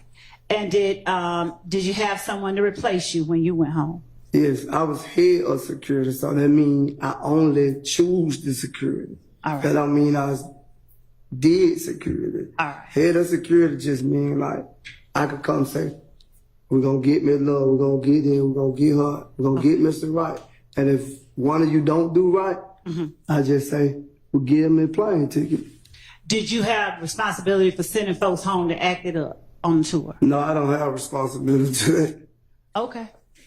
Now, on cross-examination, going back to, It's right, huh? thank you. This is Defendant Williams, number 255, right? Yes. All right. You told Mr. Steele that you had seen that, you recognized that before, Yes. right? Where had you seen that? If I am mistaken, man, when it was posted and added, I want to say, man, Mr. Williams was together. Okay. When it was posted and added, y'all were together? When the guy added him, me and him was together. Okay. That's why I remember this post. Are And we you- were both like, I think he was gonna try to use it in a song or something, but he did. I don't know. Okay. Are you familiar with D-Mac, Got Me Too I Banging? don't know him personally. No, I don't know him. Now, where was it that you saw it? I want to say that was Twitter or something at the time, if I'm mistaken. Now, are you tagged on this tweet too? No, what you getting at? The jury doesn't know, so I'm just asking. You showed that they presented it, and All they right. see I'm not tagged on them. So when you say that you and Mr. Williams were together, were you looking at his Twitter account?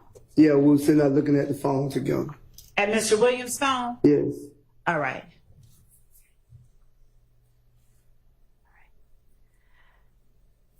I'm going to pull up what I will mark for you as State's Exhibit number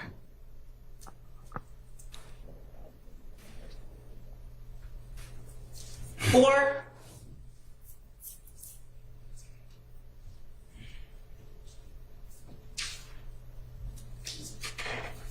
Judge, I'm going to, for the purposes of this question, mark the clip that I'm going to show as State's Exhibit 449. Okay.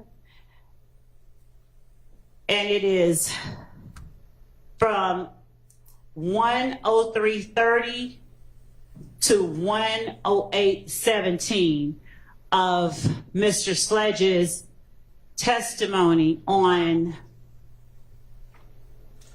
September 5th, 2024, when I asked about the video of Defendant Williams speaking into the camera, talking about they lied to their mama. September 24th. Last week, Oh, just last week. I've been saying, Yeah. Just take a look at it, if you will. I will. Okay, thank you. I'm not trying to give you no hard time. Thank you for trying not to give me a hard time. Take a look at it. My apologies. Yes. Miss Knight, would you? Mr. Steele, do you mind coming over to Mr. Knight, Miss Knight, so that she can show you what we're about to show? Anybody else? Any of the other? And anybody, attorneys? yes.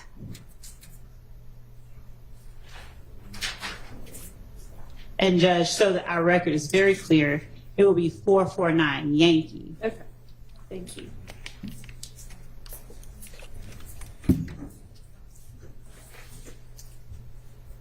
And thank you for not giving me a hard time. I don't want to.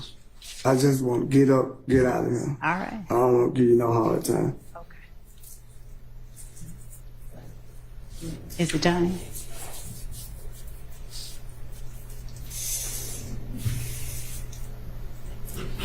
Transfers. Okay. Because I didn't want to play it live. Okay. Judge, just so that the court's aware, we're making it available, but we're playing it through the transcript so that the volume isn't overheard by anybody else in the courtroom.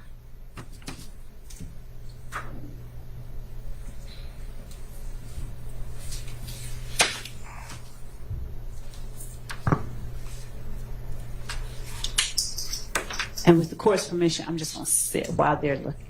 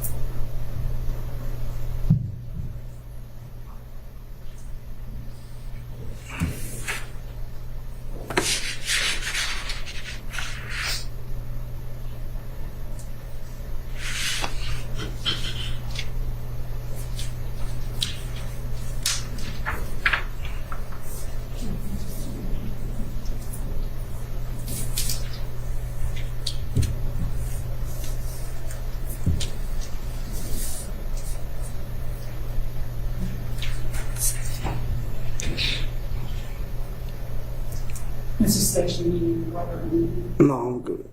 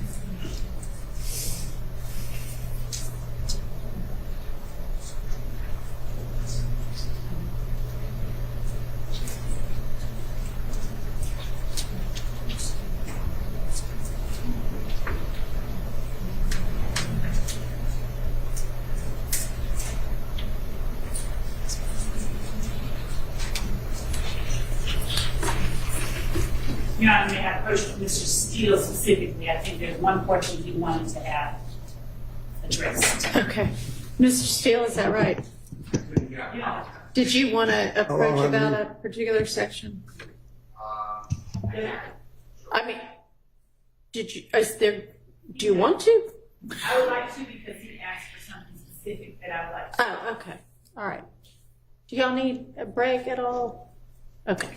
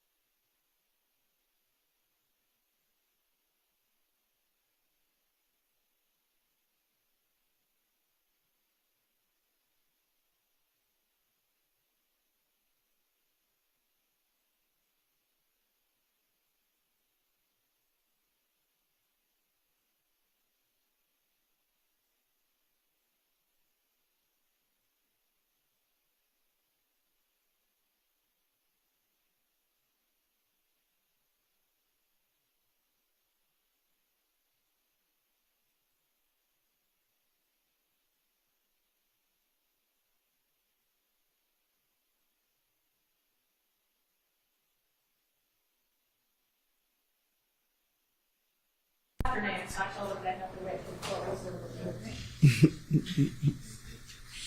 then we'll see what happens. Jesus, oh, boy,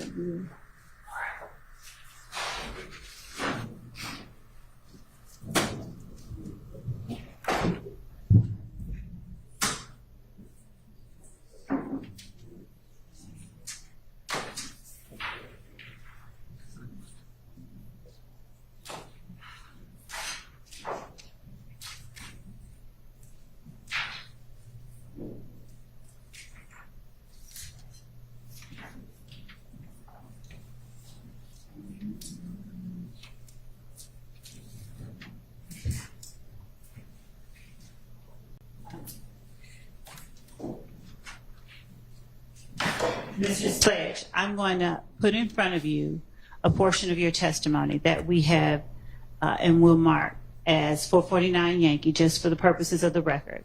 And I want you to listen to it. It will be approximately 2 minutes. And after you hear it, would you just tell me if you remember that? I don't want to ask you just straight out, do you remember something, okay? Okay.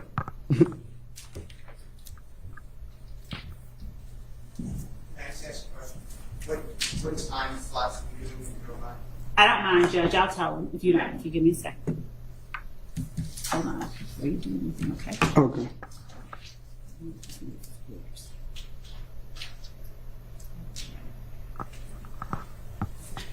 Judge, that will be from time 1:03,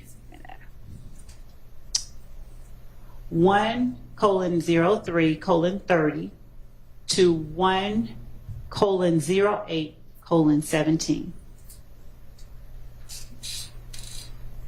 Yes, a little more than 2 minutes. I mean, yeah. I'm sorry. Me and my bad man.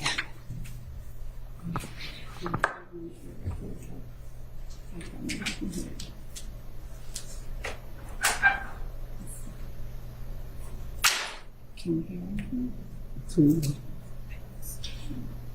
Can you hear anything? Can you hear? I can't really hear you. It real low. Hold on. It's real low. Because you can't hear what you hear.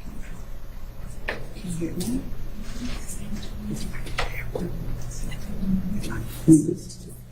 You try to listen to it and see. Can't you understand what it's saying? Can't understand. You're right.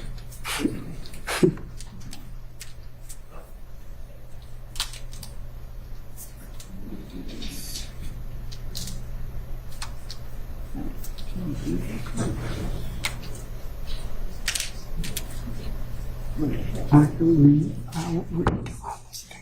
So be hard for me because I can read words and I don't really understand. Okay. Try these right here. Go ahead then. I don't want to just put anything in my ear. Judge Madison, sanitize. Sometimes. Oh, ain't that nigga. I'm gonna wipe it out. I wipe it out. I don't want to put nothing in my ear that nobody else. Yeah, do something different. No. He says that did not work well. But I don't want to use that though. Yeah, get something else. Yeah. Yeah, it's okay. That's perfect. You ain't I don't want to wake up my ears broke out. Right. So You ain't gonna pay it. You ain't gonna pay that doctor bill. Okay. Right. Me neither. So let's just do it the right way. Yeah. I'm like,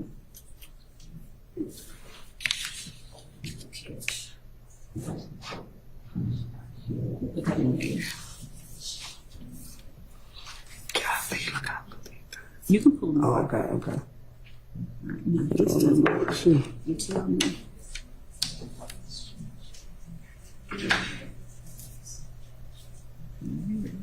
Oh, It doesn't matter. okay. I just want to make sure I can hear it.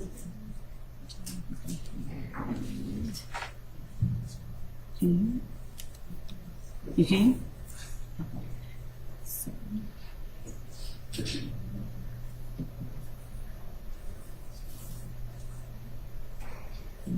Stop it at 1:08:17. This is 1:08:17.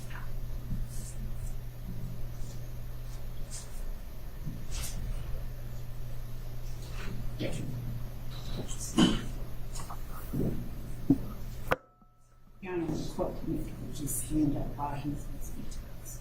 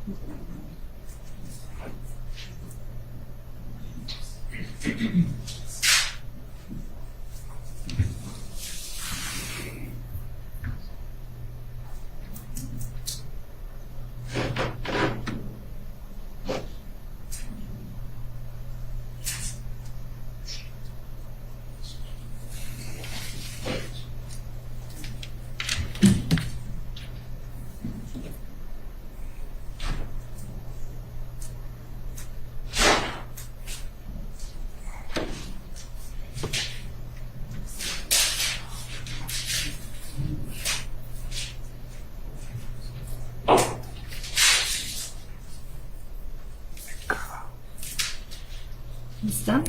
It been on. Okay. Do this stop.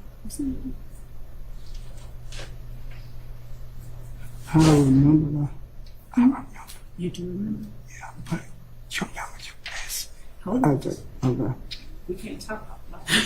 Okay.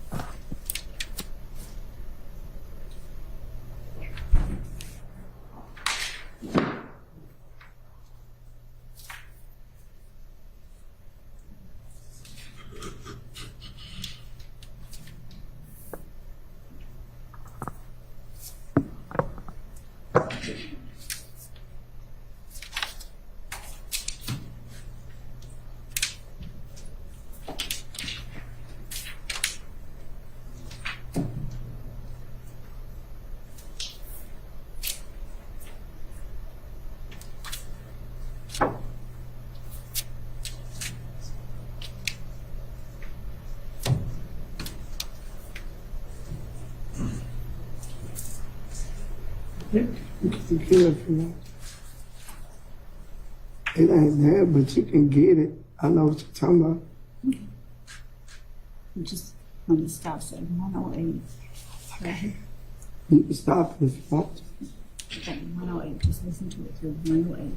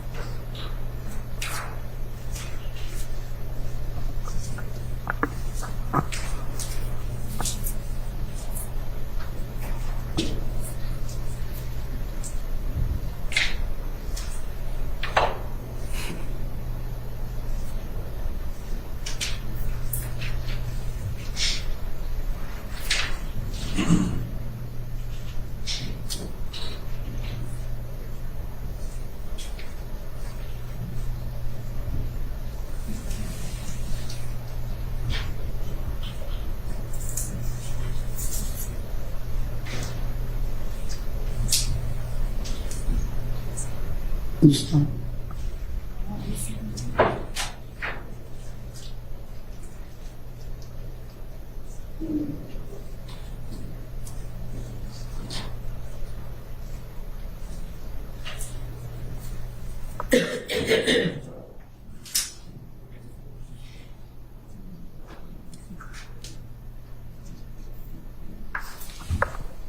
I'm gonna let you keep this, okay? Yes.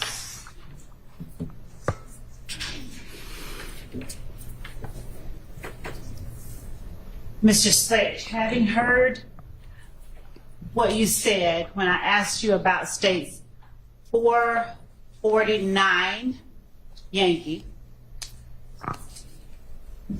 do you recall my showing you the video of Defendant Williams looking into the camera, talking about they lied to their mama? Yes. All right. And do you recall me asking you whether that was your voice in the video? I told you it sounded like my voice. And do you recall me pressing you, asking you, was that you? When you just showed me video, I see now, but that's why when I told you it sounded like me, I thought you just took it as that was me, because I told you it sounded like me, and the only way it can sound like me, I had to be there in the room. Do you recall telling me that you did not remember being in the room? I see on the video I did, but like I said, you were pressuring me so much that day too. My mind just was everywhere. And when I asked you if that was you specifically who said snitching bitches, I said, yes, that was me. That was my voice. Sounded like my voice. That's what I said.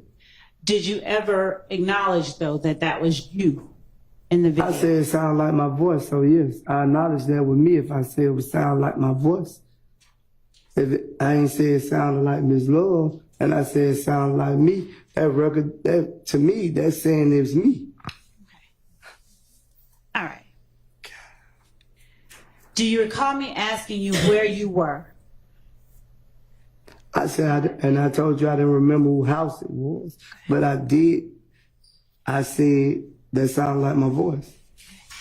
Do you recall me asking you who all was in the room? I don't recall you asking me that. I ain't hear that on that neither. Okay. Do you recall me asking you the names of anybody else that was there? Now that I recall, you didn't ask me about nobody. You was on the Pacific asking me about my voice. That's what I remember. And do you recall at some point telling me, I'm not saying that it's me, I'm just saying it sounds like me, so I can't tell you?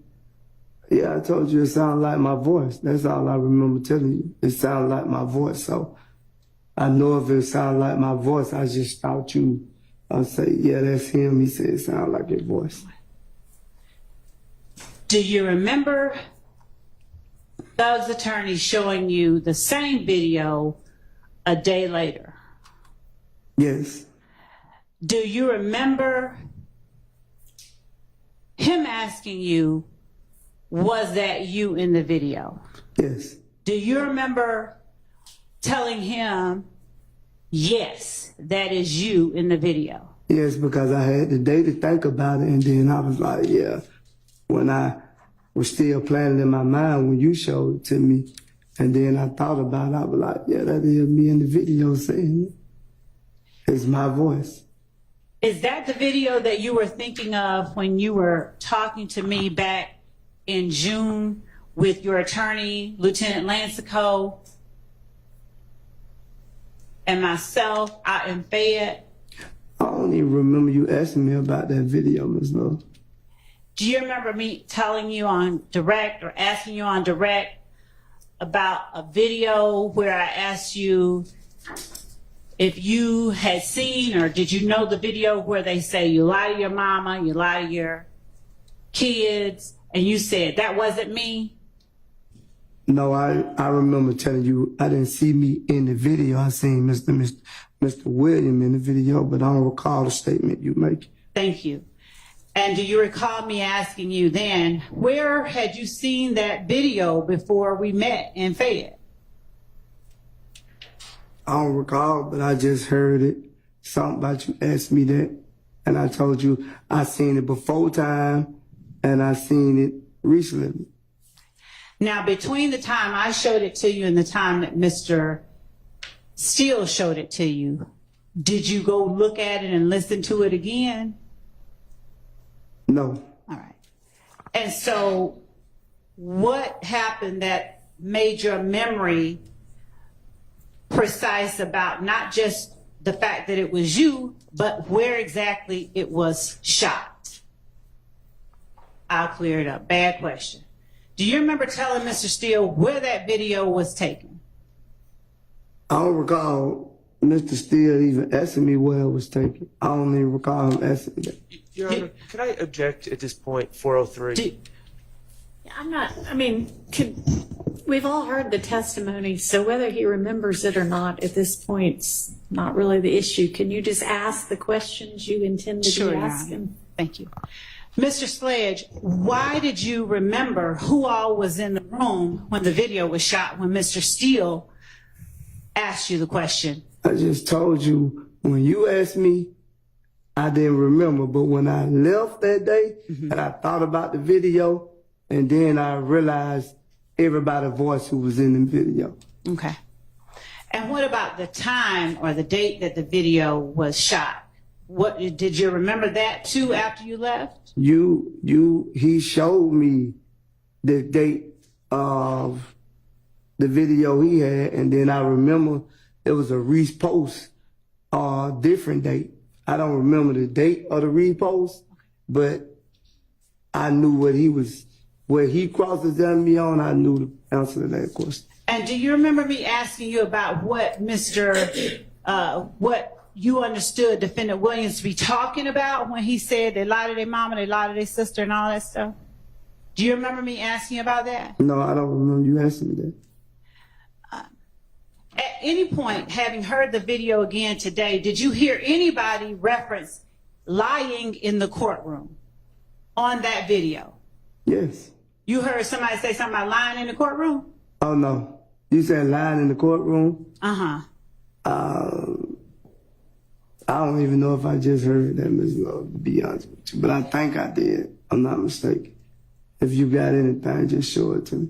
Your Honor, state request permission to play again states 447 Yankee. That's The video itself. Okay. All right.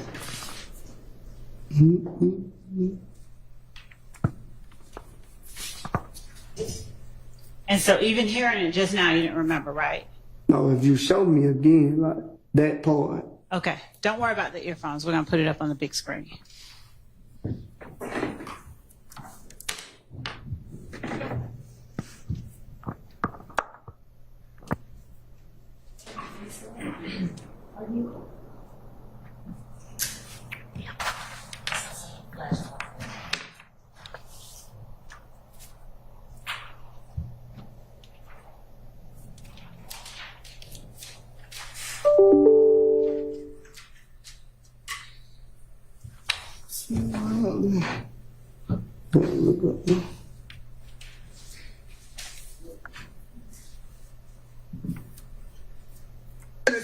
So nigga, a lot of they mama, a lot of they kids, a lot of they brothers and sisters, they didn't get ready in the courtroom and tell the God honest truth. Fuck, nigga. Don't get it. Y'all nigga need to get fucking killed, bro. You snitching bitches. From me and YSL. I don't hear it say lying in the courtroom, though. All right. So when you were asked on cross-examination by Mr. Steele if that video talked about lying in the courtroom, and you said, yeah, was that a mistake? Yeah, that was a mistake, because Okay. I didn't say lie it didn't say lie in the courtroom. The voice didn't say lie in the courtroom. Okay. What did you understand it to be saying? What he said or what in the video it said. The video. It's I'm allowing God. Okay. And when Thug is talking, what is he talking about doing in the courtroom? Telling the God's honest truth? Yes. All right. And after Mr. Williams says, and you get in the courtroom and tell the God's honest truth, you need to get killed, bro. That's from me as YSL. Since you realize now that that is your voice, Would you tell the jury why you say snitch and bitch? Because snitch is a liar to me. Okay. Did you just not say that he said you get in the courtroom and tell the God's honest truth? Well, I'm in the courtroom telling the God honest truth, so whatever he said, what he said. Okay. So when he's talking about telling the God's honest truth in the courtroom, why do you follow that up with snitch and bitch? I just said something. There wasn't no reason of following it up. Do you consider a person who does get in the courtroom and tell the God's honest truth on their friends snitching bitches? No. All right.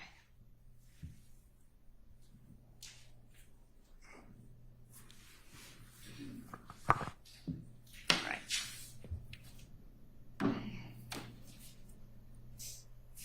You were also asked on cross-examination by Mr. Steele about a meeting that you had with Lieutenant Lansco, your lawyer, and me out in Fayette County. Yeah. Call that? Yes. Did you let Mr. Steele know before we met that we were actually going to have the meeting? Did I let Mr. Steele know? Yeah. No, I hadn't talked to Mr. Steele before that. All right. Did you let anyone at his office know that we were going to have that meeting? No. And afterwards, did you let him know that we had just had it? Could you be more direct? What you trying to say? Only what I'm asking. You said, did I do what? Did you let Mr. Steele know that we had just had that meeting? When? After we had the meeting? Yes, sir. Yes, yes. Okay. Did you ever let me know that you had that Zoom call with Mr. Steele? No, I ain't. Because my lawyer put the Zoom call together. I didn't put it together. Okay. Mr. Steele didn't call my phone himself and say, Mr. Sledge, what's going on? No. Okay. My attorney was on the Zoom call. Okay. And on the Zoom call, or rather last week, Mr. Steele asked you very pointedly, if you recall, do you remember Mr. Steele asking you, did Miss Love, or did you tell Miss Love that Defendant Williams encouraged you to take Kenneth Copeland to the police station? I said that to you and Mr. Steele. Do you recall Mr. Steele asking me that? you Yes, that? yes. Do you recall Mr. Steele asking you, did Miss Love tell you, do not tell the jury that Defendant Williams encouraged you to take Kenneth Copeland to the police station? I wouldn't say it was said like that. Hold on a minute. Do you recall him asking you that? Yes, yes. All right. And do you recall telling him, yes, Miss Love told me do not tell the jury that Defendant Williams encouraged me to take Kenneth Copeland to the police station? You didn't say it at the meeting June 9th. You didn't say it that way. But when I brought it to your attention that Mr. Williams told me to take me and Kenneth Copeland to the police station, your exact words to me, I don't want you to say that, and I will not be asking you that question. So,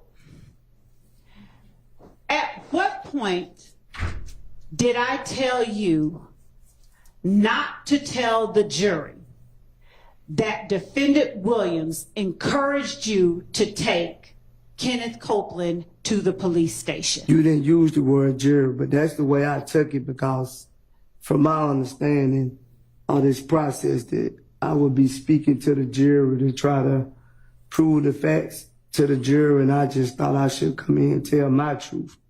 When your lawyer and you, Lieutenant Lancico, and I sat outside that coffee shop, were you in any kind of handcuffs? No. Did you come on your own? I came with my lawyer. Did you leave on your own with your lawyer? Yes. All right. And did anybody try to read you any kind of rights or anything like that? No, you know that. I would have been in jail. But the jury doesn't know that, okay? Right. So, did you feel free to say whatever you wanted to say? I just told you, I said what I said, free, yeah. All right. I was free to say what I wanted to say. Okay. So, during that conversation, were you encouraged to come into the courtroom and simply tell the truth? Yes. Were you encouraged to simply tell the truth by me? You said it out your mouth that you wanted me to come here and tell the truth, but you said it out your Were mouth. you encouraged to tell the truth in front of Lieutenant Lancico and me by your attorney? Yes. As a matter of fact, did your attorney tell you to act as if any question the state asks you, they already know the answer? So don't try to finagle anything. Tell them the truth. I don't recall him saying that into me. I hate to use this, I'm not being blasphemous, but did your attorney tell you to pretend like the state is God and they know everything? No, he didn't say that. Okay. I know that. You heard me. All right. Do you, Come do on. you remember me asking you about Going the too video? far again. Do you remember me asking you about the video and you're denying being in a video where you say you lie to your kids? I never denied the video. I said you don't see me in the video. They're my exact words. Right. That ain't denying the video. Okay. And do you remember after that I said, I've seen a video with you in it? You said you seen the video with me, and I said you didn't see no video with me in it. And do you remember me saying, yes, I have? But and you kind of smiled. At the time, you were referring to the video that Mr. William posted, not the video that I posted. Because if you would have said the video that you posted, Mr. Sledge, I would have said, yeah, that's me in that video. Mr. Sledge, did I make reference to whose video it was? Or did I just ask you about the video? You made, to me, I thought you, when you brought up the video with Jeffrey in it at first, then you brought up another one. You brought the video up of Jeffrey. Okay. Because I told you that wasn't me. And I said you didn't see me in no video. Okay, no problem. Now, on direct examination, do you remember as you sit here today, me asking you whether Mr. Williams encouraged you to take Kenneth Copeland to the police station? In this courtroom? In this courtroom. Yeah, you asked me the question. I figured you asked me the question because my lawyer called me and asked me, what did you, Ms. Love, say to you and at me? So then when you told me at the me, you wasn't going to ask me the question, but then you get in the courtroom and ask me the question. So. That's what happened. Okay. So was it that I said I'm not going to ask you that, or did I tell you not to tell the jury that? You said how I took it. Not how you took it. I just need to know my words.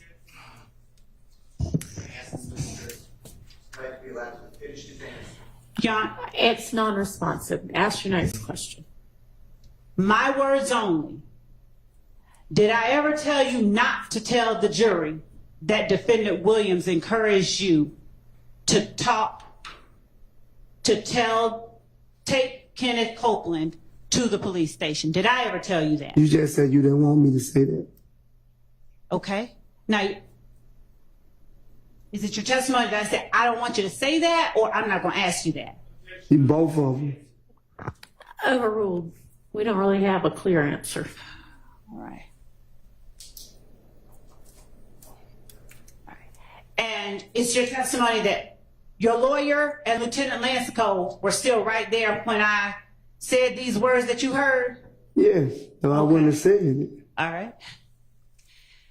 And based on what you just testified to the jury, you gleaned from that I didn't want you to tell the jury. I never used the word tell the jury. I just said exactly what you said to me.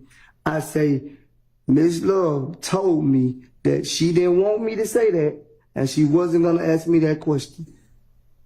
Okay, so then your memory is not, you don't remember telling Mr. Steele, you do not remember asking Mr. Steele saying, did Ms. Love tell you do not tell the jury? If he said jury, I forgot I made a mistake, and I should have corrected Mr. Steele if he said jury.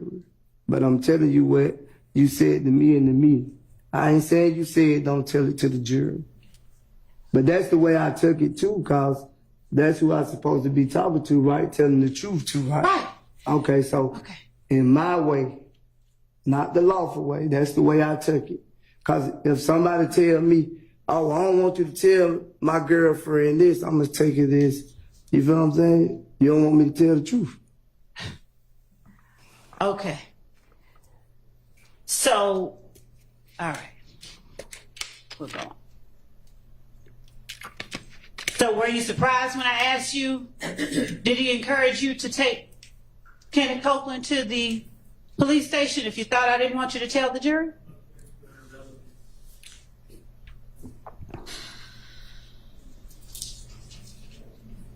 Your Honor, I'm exploring what he said his understanding was. Overruled. So were you? When I asked you that question, were you surprised given that you thought I didn't want you to talk about it? I don't know. I can't recall. I don't know. Okay. All right. Now,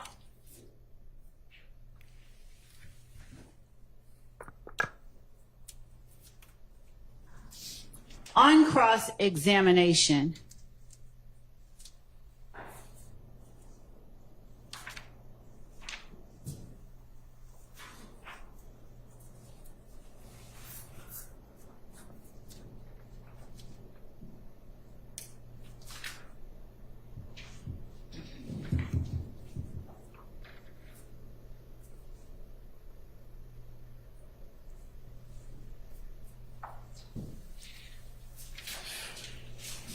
did you tell Mr.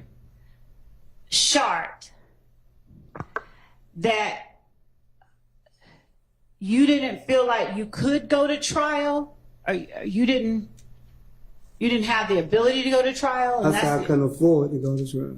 Okay. That's the question he asked me. He didn't say the ability. He said afford. All right.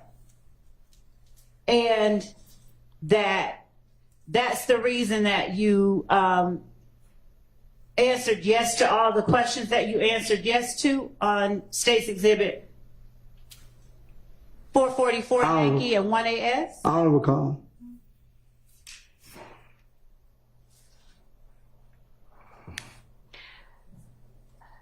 Having had time to think about it now, do you remember and realize that your sentencing acknowledgments placed you in peril of probation revocation if you testified inconsistently with something you said was true during your plea agreement? I don't think I testified nothing that wasn't true today, if I recall. Do you remember testifying on last week when I asked you specifically about portions of what you agreed to, and for you to tell me if any part of it you're now testifying is false, to label it false, and if any part of it, if it's all true, to tell me it's true? Do you remember me having that conversation with you? I remember the conversation, but you had put so much on, I don't even recall what went on. Do you remember me putting in front of you State's Exhibit 447Y? And Yes. I object to like a new question. what? You'd like a new question? Rather than you remember me doing this. Oh, okay. Right. Whether he remembers it or not is not really the relevant matter. Oh, God. All right. Did you testify that I never said number? that. Not I'll highlighted. give you the number. All right. Did you testify that number? I took it already. I put it back.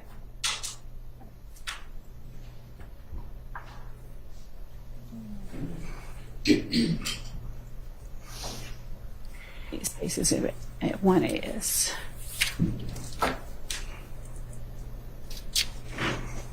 Here it is, okay. Yeah, it's State's Exhibit 447. The second part of it.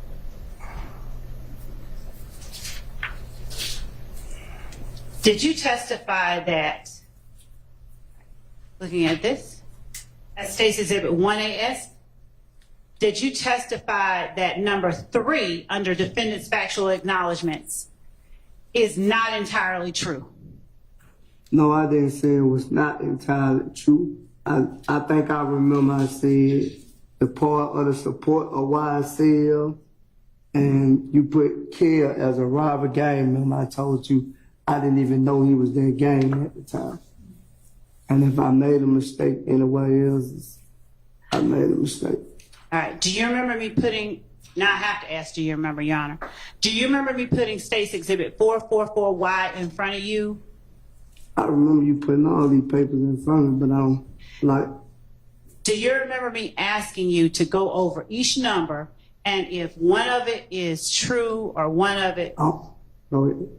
do you remember me asking you that if all of the statement is true, to tell me and label it true, but that if any of it is not true, to call it false? Do you remember that? I don't recall that, Ms. Love. Like I told you, you've been confusing me for so many days. You've been confusing me since I've been on this stand. So I don't know, like now, you jump from one thing to another thing. My brain don't move as fast as probably yours. I might don't learn as quick as you do. So I don't remember all this stuff. You putting all these papers in front of me ain't gonna make me remember. Okay. All right. So whatever you trying to get to, get to. All right. We're just getting to the questions. So we'll take it slow. I don't remember. All right. 1AS, that is the document you signed, right? Yeah. All right.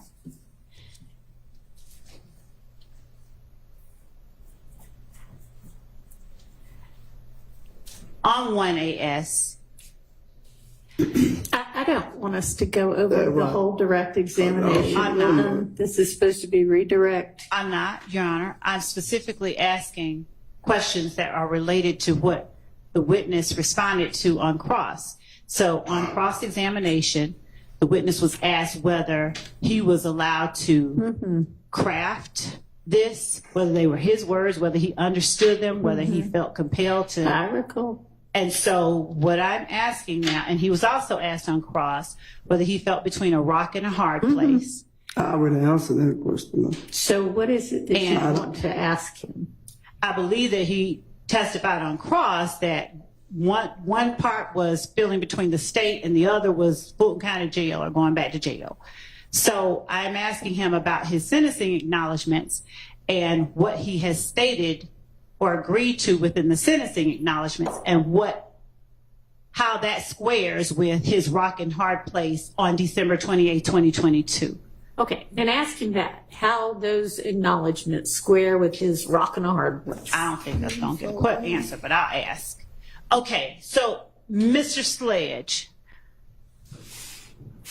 how do your sentencing acknowledgments square with?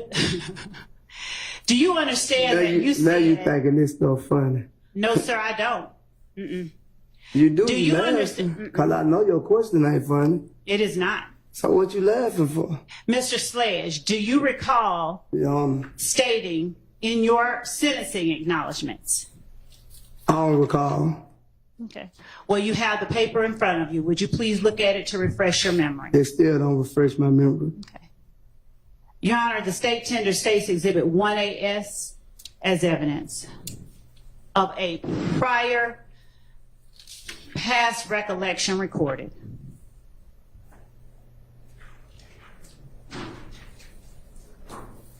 It was not recorded by police. Yes, it was, and it was agreed to.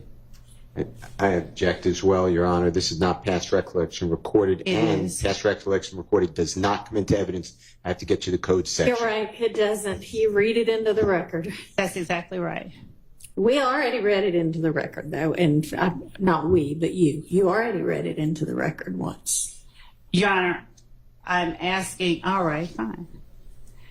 Mr. Sledge, do you understand that you agreed that if you fail or refuse to testify to any fact that you acknowledged in this plea agreement, that such failure or refusal nullified any promise by the DA to null pros count 30 of the indictment? Objection asked and answered.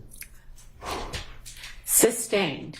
We've already established that he adopted all of those things. So Understanding that as of last week you understood the sentencing acknowledgments, it did not place you in what you called between a rock and a hard place with Mr. Sharp as far as coming in here and testifying to something different than what you put in the factual acknowledgments. I can, from my understanding, I would be able to explain the things that you wouldn't change. Mm-hmm. That was from my understanding. Okay. So now I'm in here testifying my truth and not what you put on paper and your answer. These is not my answers on this paperwork. Yeah, I did sign it, but if you would have came to me personally, like I think you should have did, and asked me this yourself, I would have told you no. Did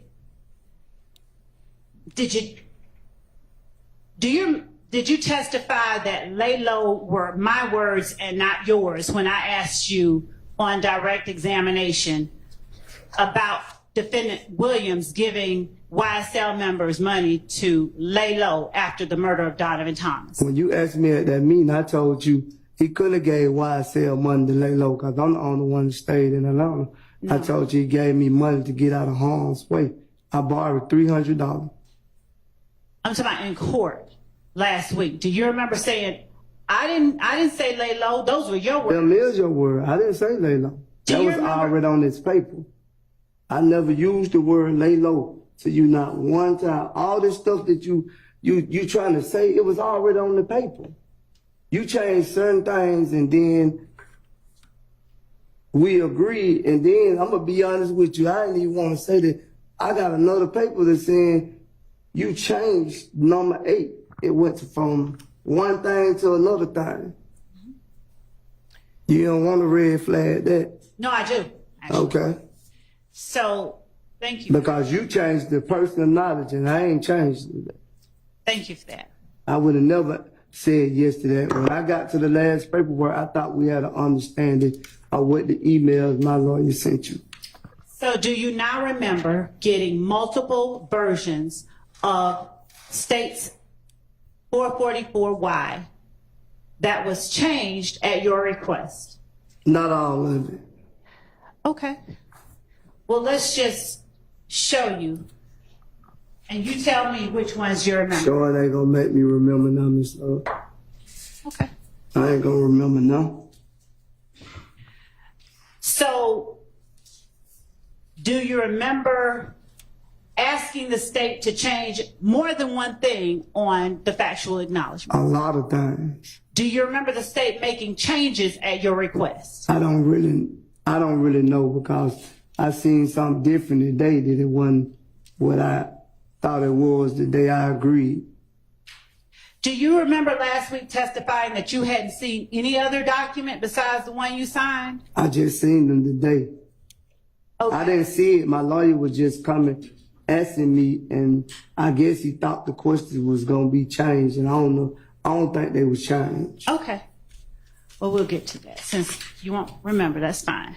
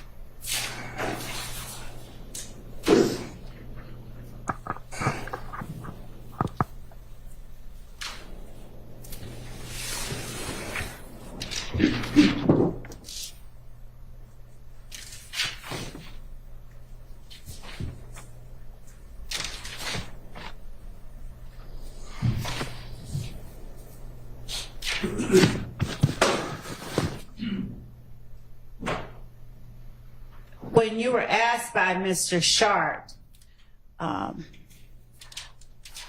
about April 28th, 2015, Jeffrey Williams, he only asked you whether Jeffrey Williams was with you in addition to you and Mr. Zachary and Mr. Garlington. Is that right? Is my memory correct? I don't recall. Okay.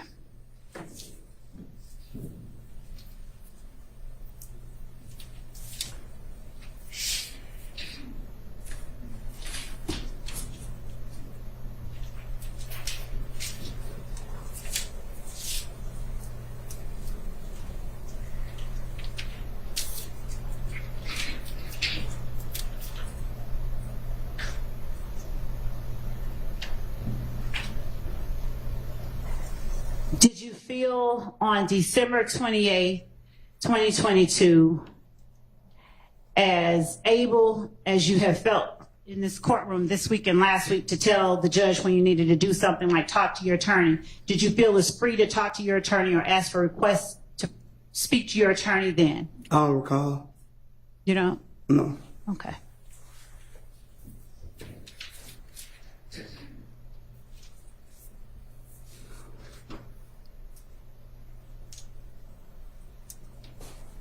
Is there any portion of what the jury saw in your December 28, 2022 testimony where you halted the proceedings? Well, what wasn't seen? Did you ever halt the proceedings on December 28, 2022 to ask to speak to your attorney? I don't even know the word you just used. Did you ever stop and say, Judge, can I talk to my lawyer like you have today and last week? Like I told you earlier, I ain't sitting over there. I'm sitting up here supposed to be telling my truth. And it's like you're not accepting my truth. I wasn't sitting over there in County Blues. I was sitting over there in County Blues. I'm in the free world. So it's like I couldn't stop and say that over there. Why couldn't you? Because I don't understand that. But once I got up there, I thought I could. Because you told me that. You said, anything you don't understand, you didn't tell me that December 28th, right? Did your lawyer? No.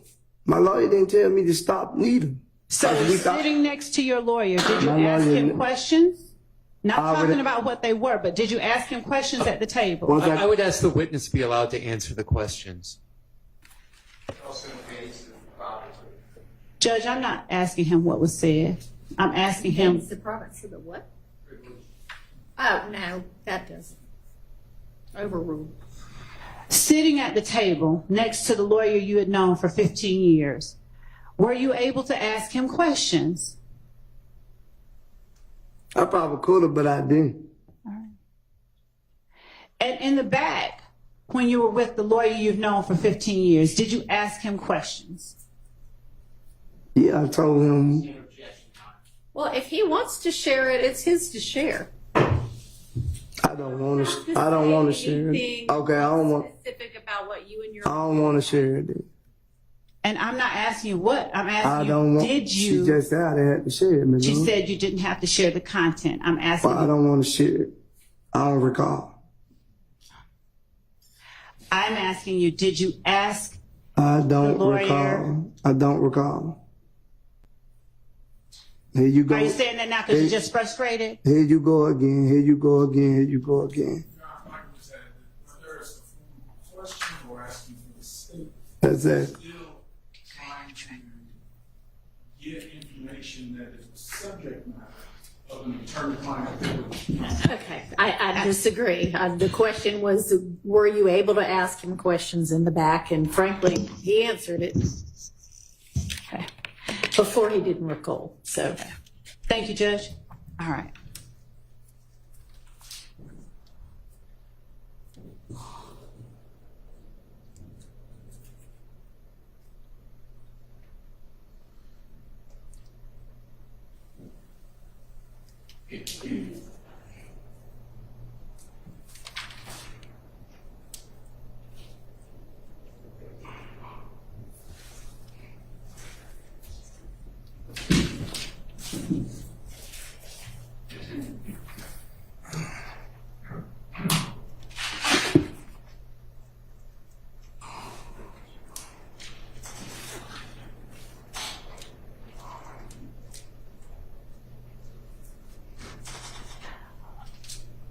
When you left court last week, did you wipe your nose at the jury? What you mean? Just that. Did you wipe your nose at the jury? Yeah, when you asked me to do it, I mean, when you got off the stand. no. Okay. I wipe my nose at the jury. See, she going too far. Until there's an objection, they just ask questions. But all these are capable lawyers, as is your lawyer. So Yeah, but she, I just call the balls and strikes. you silly. All right. I swear you is. Just one moment, Your Honor. She's silly. I think she's almost done. Yeah, I hope so. Before I go back left. Cause I don't mind going left.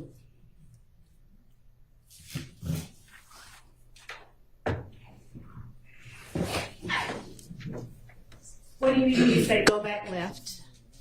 Arguing back and forth with you. Okay. You just being petty now. All right. You felt differently on December 28th, 2022.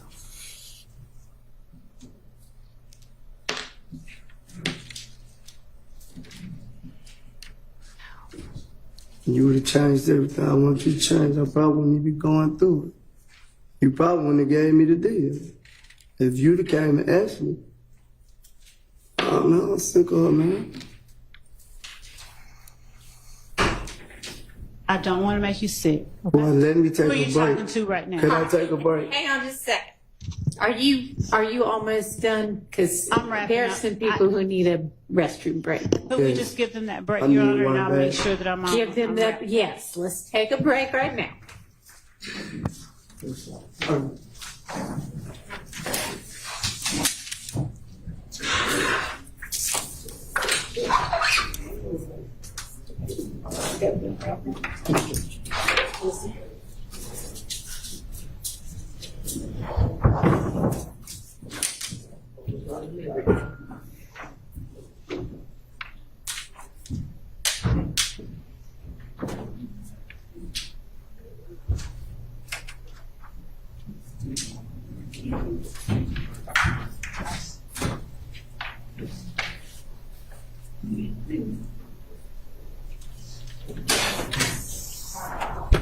All right, we'll be in recess.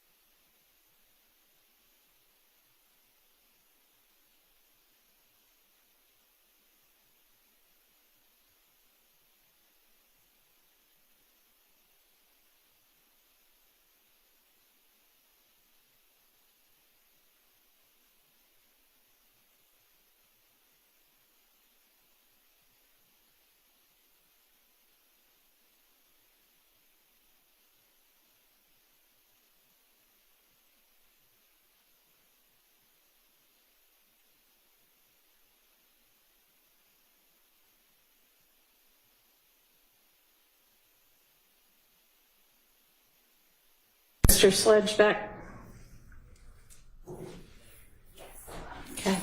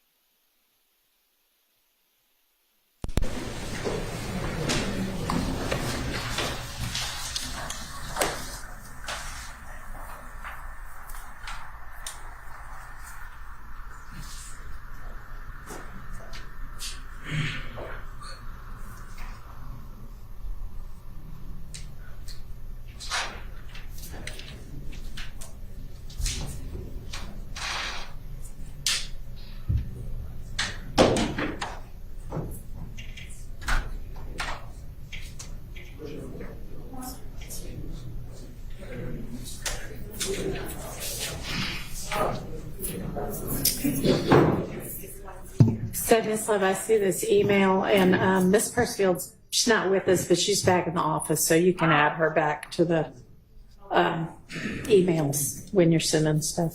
Yes, sir. You want this report, which should I forward back? No, don't worry about it. I can do that.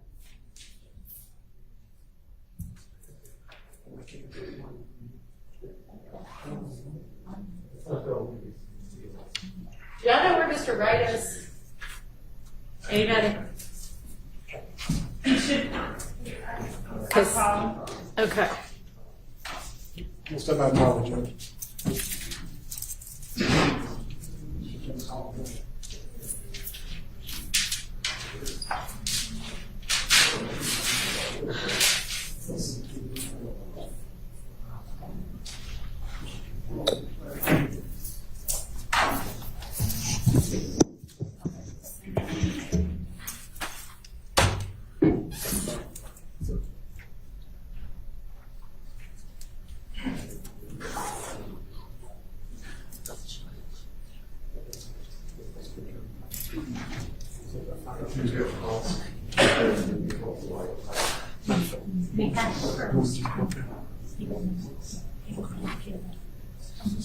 Okay.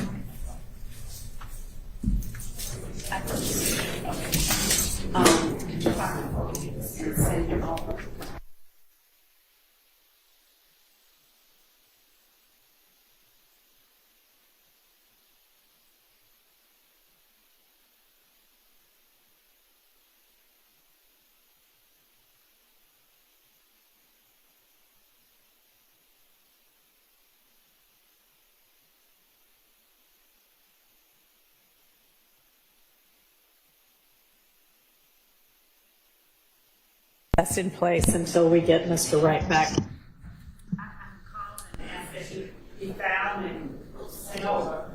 I think Sergeant Ingram just went to retrieve him.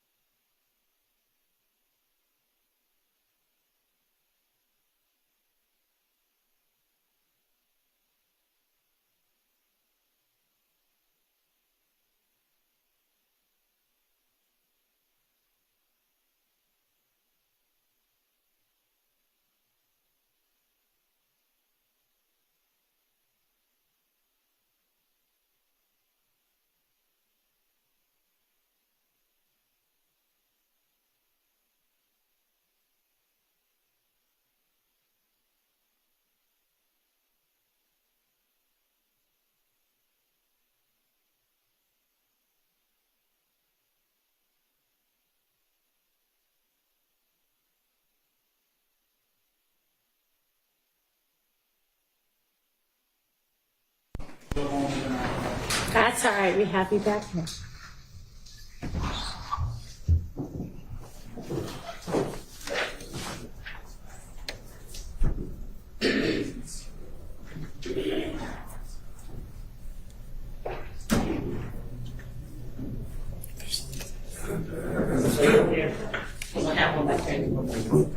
What are we looking at?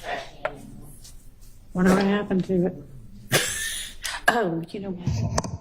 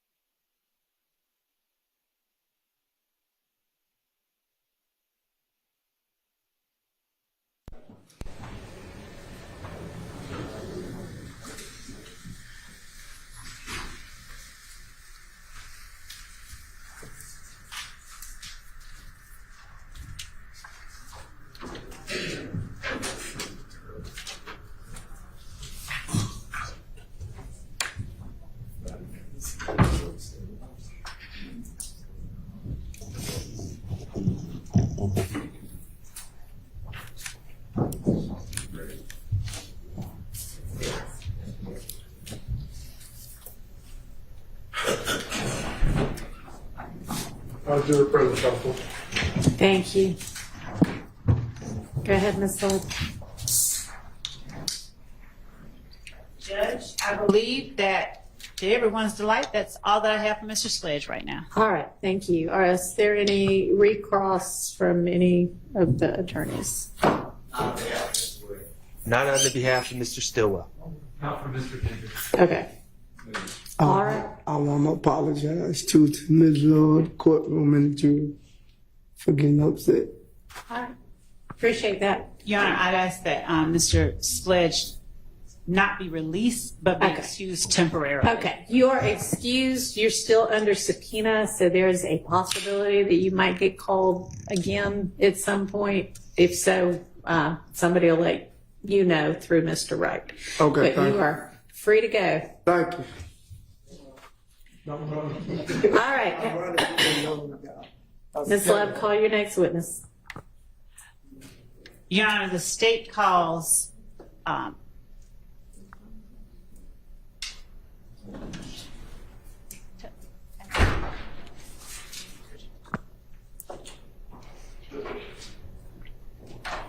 believe that I will be calling a lieutenant, but if not, it will be Mr. Wright. Okay.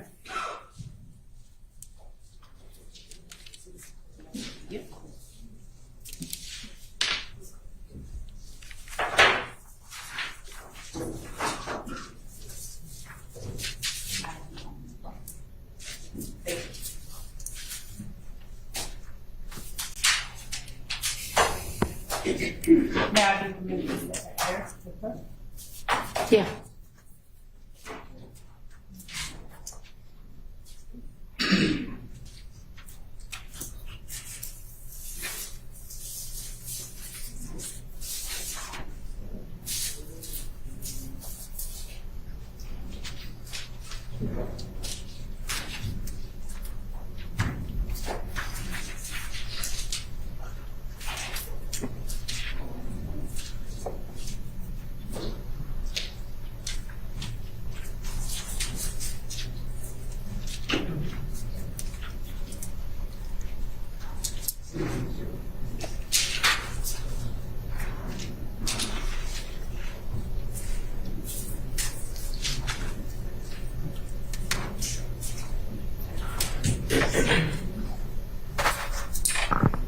The state calls Mr. Derek Wright.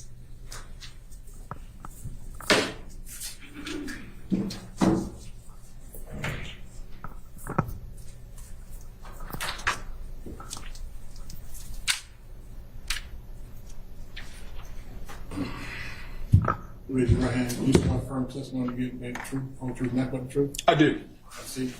Can you spell the first and last name for the court, please? Right. Derek, D-E-R-E-K, Wright, W-R-I-G-H-T.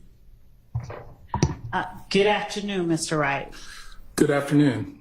Forgive me for putting you on this stand. This is not a place that I know you normally reside. Sustained. I'm going to take these away from you and put these over here.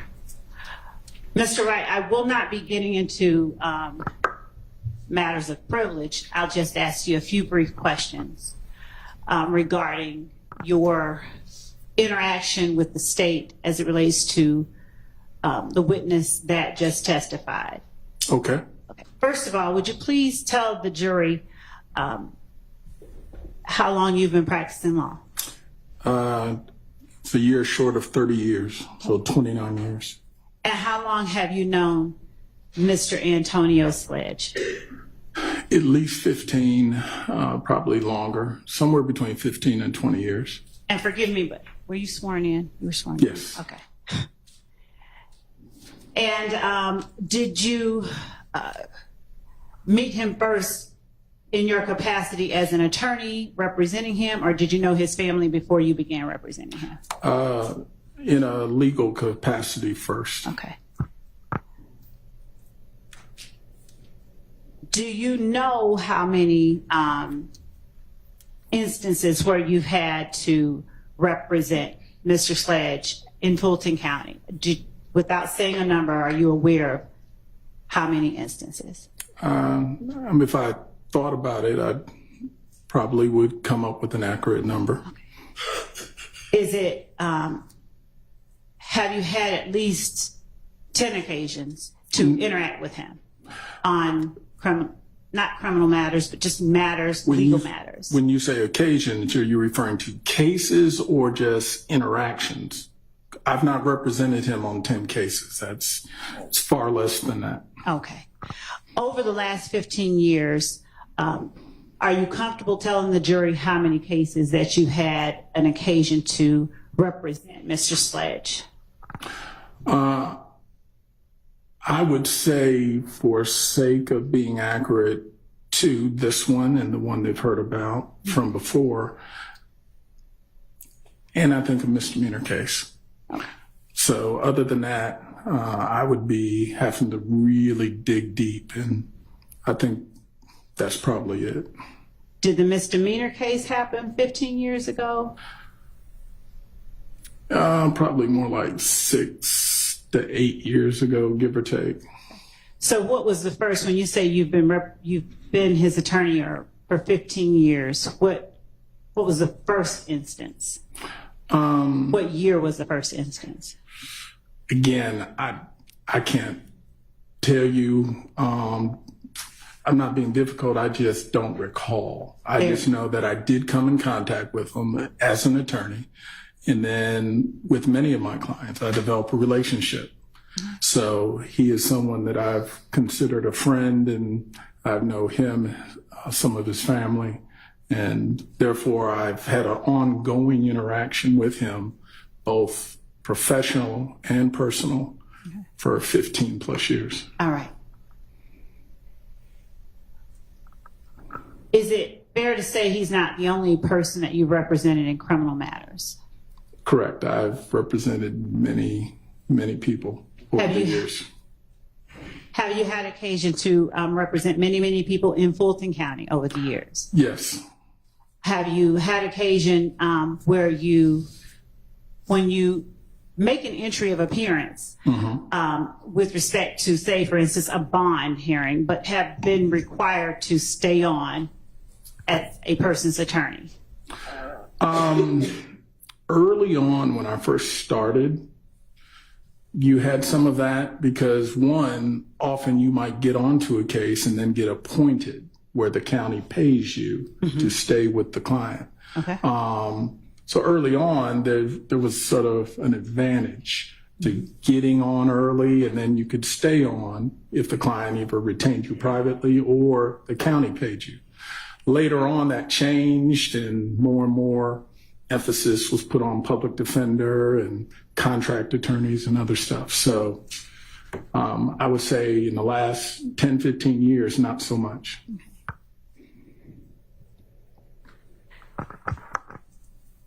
So if you signed on to represent a person in the last 10 or 15 years for one thing and wanted to withdraw, the courts have allowed you generally to do that? Generally, it depends where you are.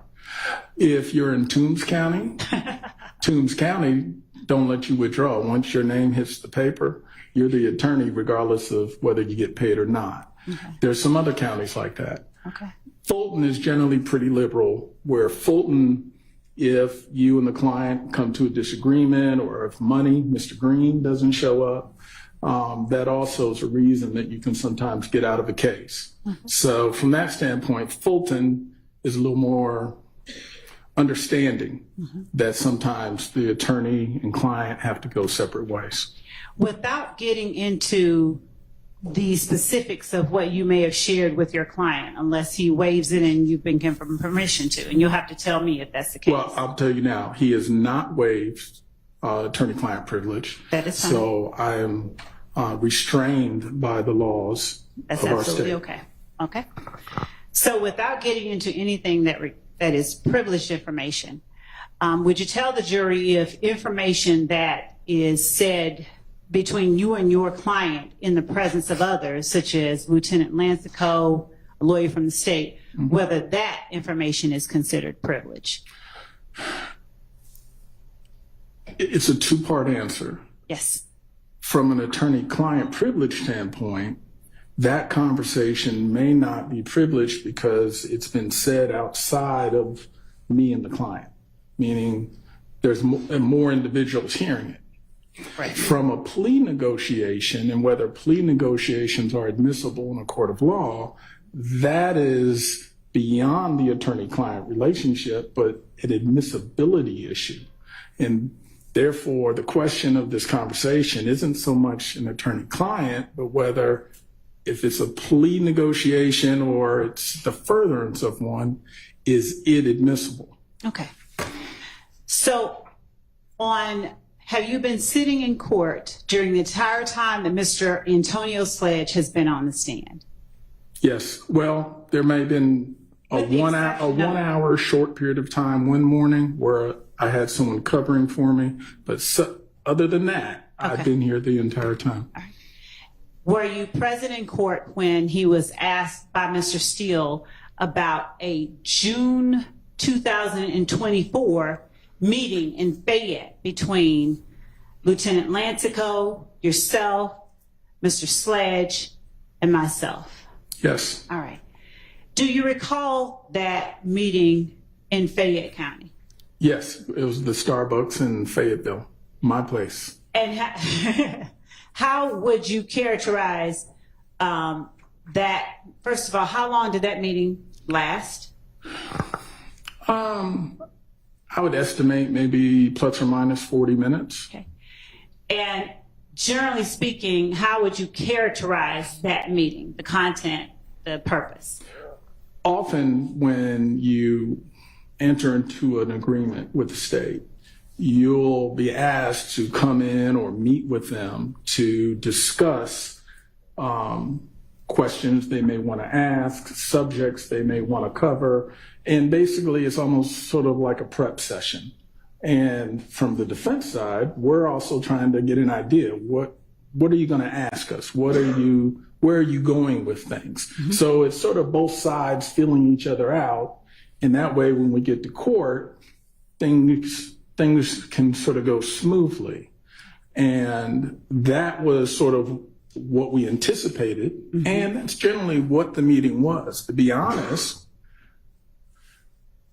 we did not get into the details of testimony as much as I am generally accustomed to. Most of it was, Miss Love, you getting to know my client and getting a feel for him, and vice versa. So honestly, a lot of the details weren't discussed. It was more of a feel each other out kind of meeting, in my opinion. Okay. And Do you recall me asking your client about any specific details of the case or the plea that he signed on December the 28th? There was discussion at that meeting about the plea that he had signed, a couple of videos, and again, I'm generalizing because I don't have an exact memory of everything. And again, because you didn't get into a lot of the details, like, to be sure, there was no script, there was no, here are the questions you're going to be asked. It was a very generalized kind of conversation. There was, at one point, which y'all have talked about, a point where he started to share, because he volunteered it. When you say he volunteered it, what do you mean? Did I ask him something about it?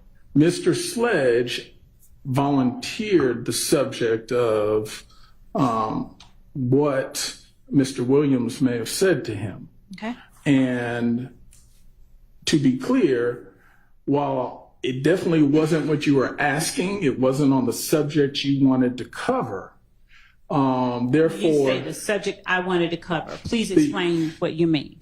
You were asking, and I don't remember, to be honest, exactly what the question was, but it wasn't responsive to the question. That's why it stood out.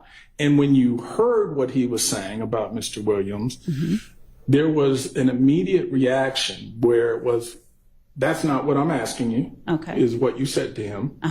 And he said, well, he went on, said what Mr. Williams told him. And was that the part where he's saying he encouraged me to take? Okay. What part are you talking about? This is what I've observed discussion in the courtroom about what he said about Mr. Williams telling him to take Woody to see the police. Okay. And the point was, as his attorney, as a defense attorney, I took it as that wasn't a subject you wanted to talk about and you weren't asking him about. But I can't say that I ever heard you say, don't tell the jury. It was nothing that definitive, but it was simply, that's not what I'm asking you. That's not what I've asked you to tell me.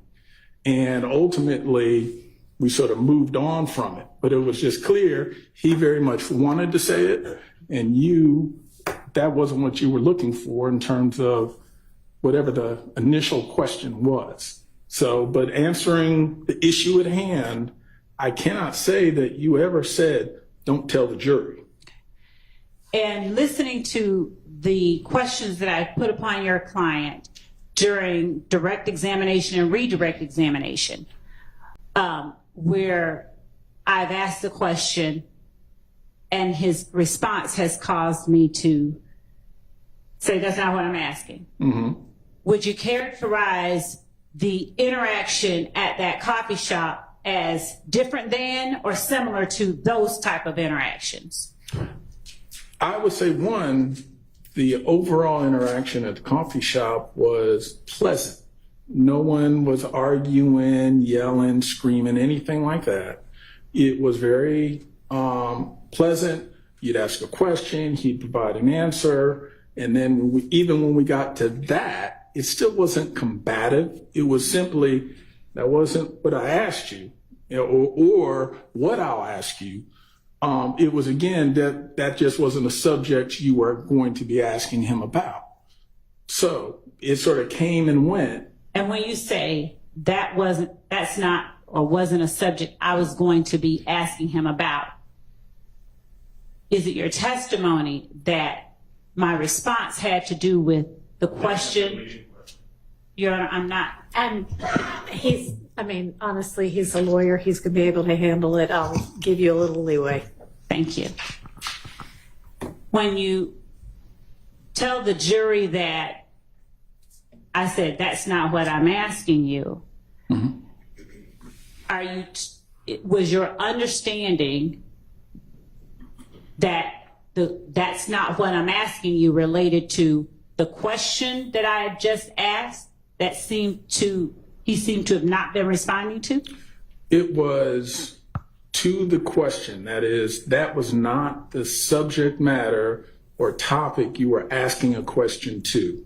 Again, I did not hear it. And again, maybe I'm biased because this is what I do, but I did not hear it as an instruction to say, don't you tell the jury this, or I want you to only tell them about that. It was, that's not what I'm asking you right now. I'm not going to ask you about that.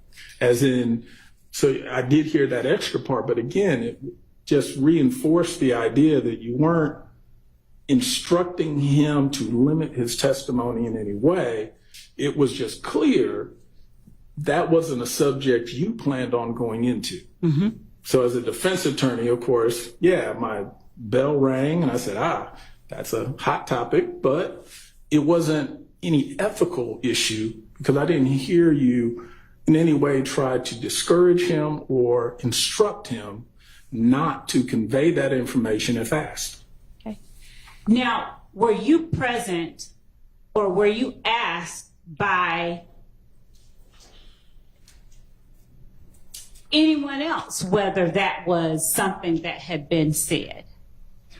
Well, I wasn't asked, but I will say I am defense bar through and through for almost 30 years. Just as I, in this situation, sort of call balls and strikes. I'm not on one side or the other. And when one side has contact with me, I'll reach out and have contact with the other side to make sure both sides are getting information. Mm-hmm. And I did reach out and contact Mr. Steele, I believe, or it may have been Max, to say, hey, we did sit down, we had a meeting.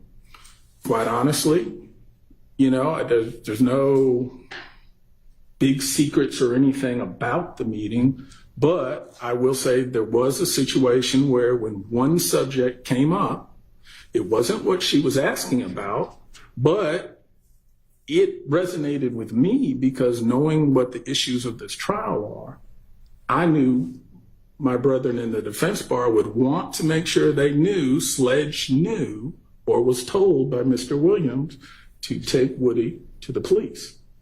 Now, I imagine they may already know it, but they may not have known that Sledge had that information. So just as the state was aware of it, I wanted to make sure the defense is aware of it.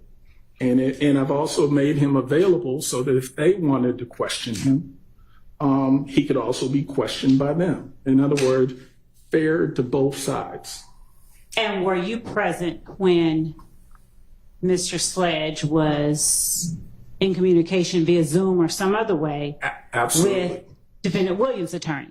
Correct. In fact, there's not been a single attorney that's contacted me, and it's only a handful of times, but they've always contacted me to talk to Sledge. Okay. Every attorney has shown perfect professionalism.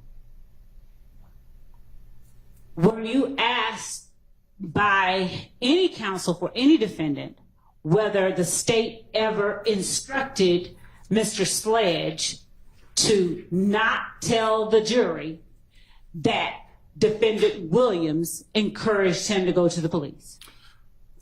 Let me answer it in two parts.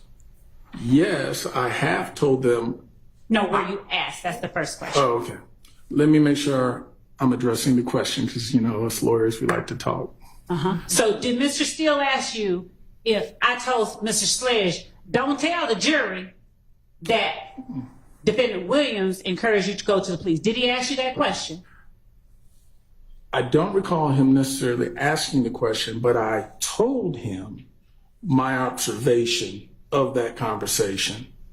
And Mr. Sledge told him his observation of that, really on the same Zoom meeting. So he actually, without having to ask it, received it from both me and Mr. Sledge. And even at that time, I said, I did not hear it that way, but if my client says he heard it that way, then he heard it that way. So it's quote unquote, two people hearing the same thing may take it a different way, especially one who is a defense attorney. Did I inquire that of you after hearing that from Mr. Slade? Should I ask you about that? We have talked about it, yes.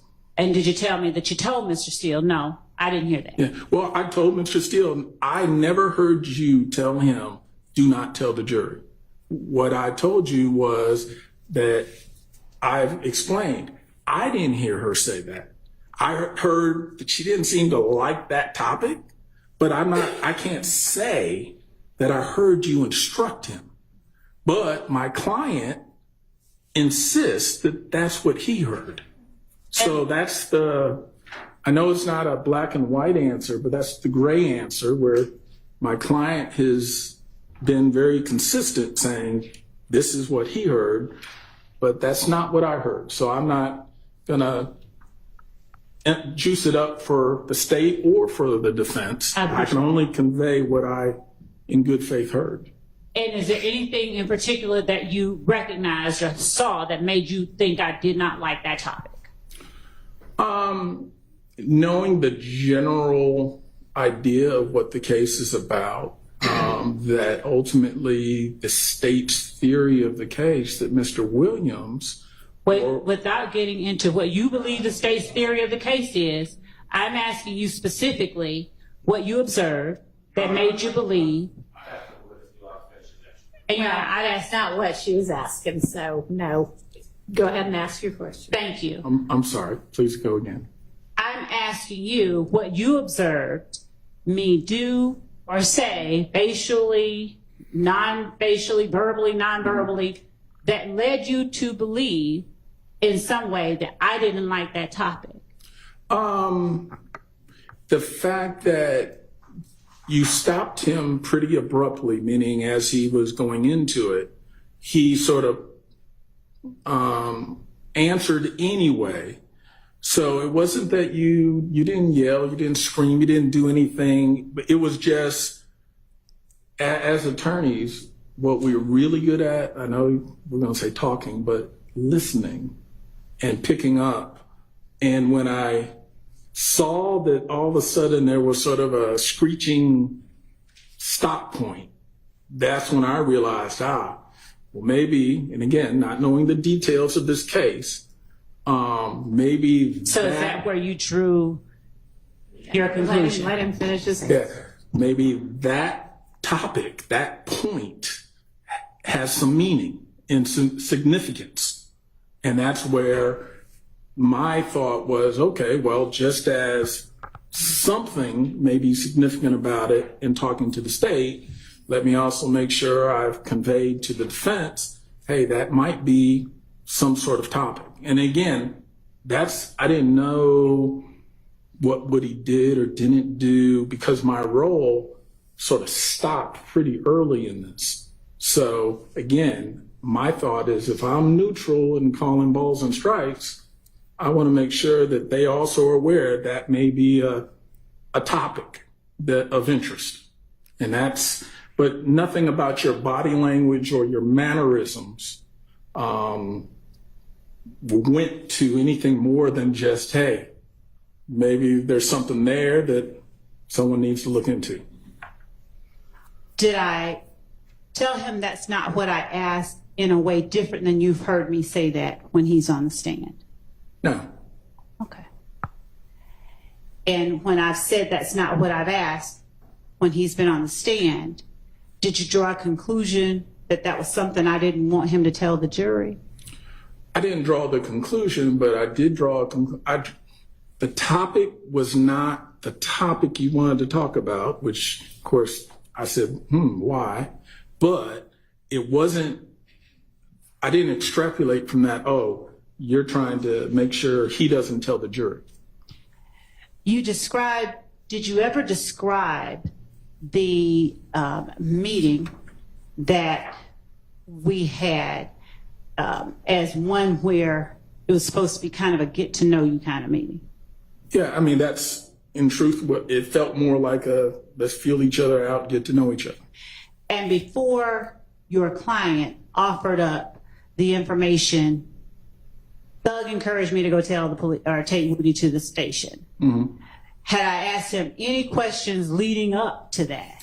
You that was towards the later part. You had already gone through some questions. I think we had asked about video. We had asked about the history of Cleveland Ave and the formation of certain gangs, notwithstanding YSL, but even before YSL. Mm-hmm. So there had been plenty of conversation, and again, more of a get to know who Mr. Sledge is, where he's from, what part of the city, how he met folks, like how he met Mr. Williams, and those kind of things. So this particular part that we've been talking about wasn't the beginning, it wasn't the middle, it was probably more towards the end. And maybe 10 more minutes of meeting. Had I asked him anything about Donovan Thomas's murder? We clarified, as we did earlier, that one, he wasn't there, wasn't involved, and clarified he doesn't have specific information helpful to the state or to the defendants about the shooting of Mr. Who I'm blanking out that quick. Mr. Thomas? Yeah. Okay. I guess I know more so. All right. Now, you mentioned videos. Were you present in court when I asked your client about the Lie to Your Mama video? Yes. All right. Do you recall in June of this year, while we were at that Starbucks, that is your spot, where I brought up the Lie to Your Mama video? Yes. Do you recall whether I simply went into, there's a video where someone talking about you lie to your mom? I remember us talking about it generally because what was being discussed, not so much stated by him, but just discussed, is, this is sort of a street topic. You might pick up on any street conversation where we're talking about, hey, you might lie to your mama, your daddy, your family, but when you're in court, you got to tell the truth. But my question to you specifically is, he was, weren't you finished? that was it. My question to you specifically is, do you recall me asking your client, I want to ask you about a video where they're saying you lie to your mama, you lie to your kids, and your client saying, that's not me. Do you recall that interaction specifically? Partially. I remember the conversation and the topic. I don't remember his answer being no. I remember that conversation led to a conclusion that this is something that's just said in the street. And he didn't necessarily have a point of origin of it or this or that, but it was just something that's in the street.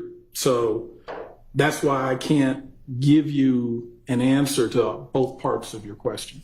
Mr. Wright, do you recall me telling your client, so is the answer you don't recall him saying that's not me?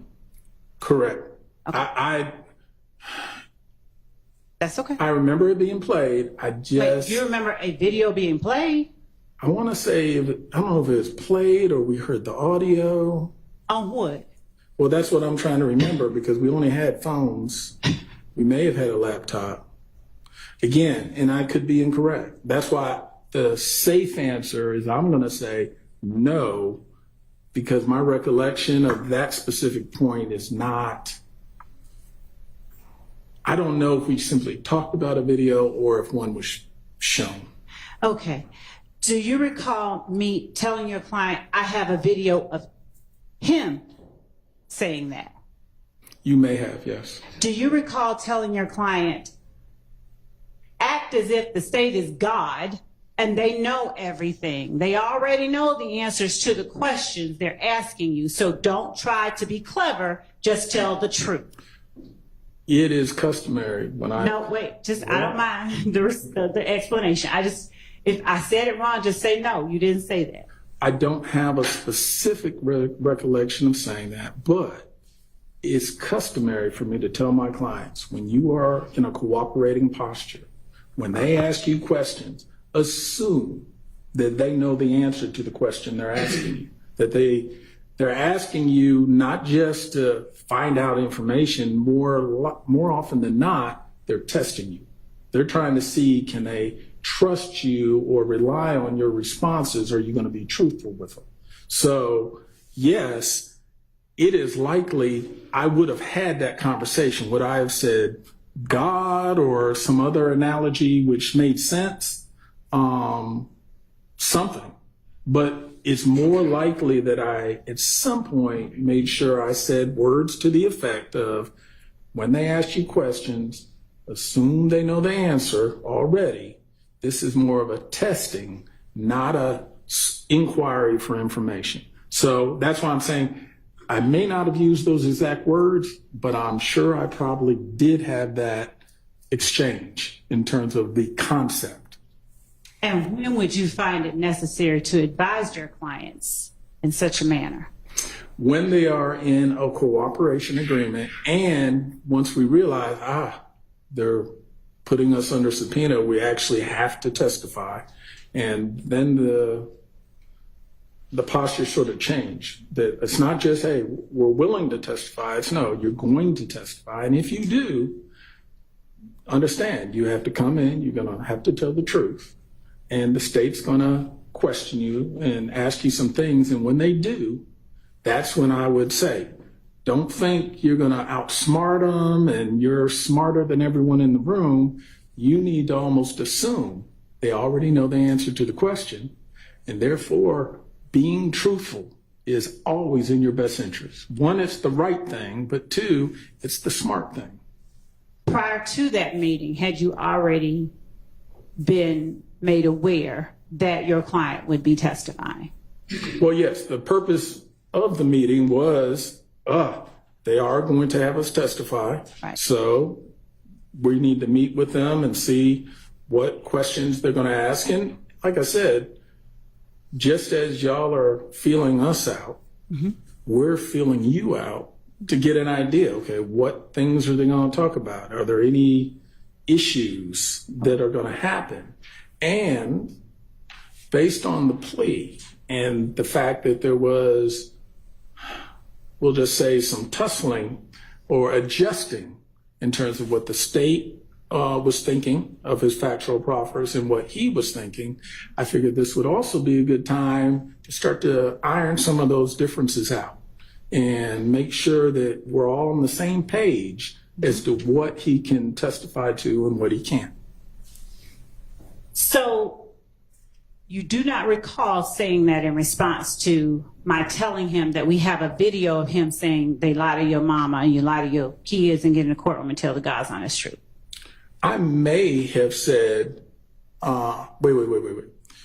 That's the video you're referring to. You're asking me, did I counsel him about assume the state knows? In response to my saying to him, I have a video of you, not anybody else I'm talking about, but I have a video of you and him sitting back smiling, and then you saying that. You have no memory of that. I may have, only because listening to the dynamics of the situation, that would have been a time it would have triggered me to say to him, hey, this is, make sure you understand, you need to be straight with them. So I don't have a specific memory, but just knowing that I've been doing this a while, okay, I'm sure I probably did. Okay. Now, back in November of 2022, did the state seek, do you recall getting an email from me asking whether your client wishes to speak with the state about the case? I believe November 17th. Okay. All right. I could be wrong, but I believe that was when I received that email. And you might have gotten one in November 17th. Did you also give one? I'm going to show you what I had marked and provided to counsel for the defense, but I'm willing to show again as State's Exhibit 450 Yankee. If anyone wants to see it. Sure.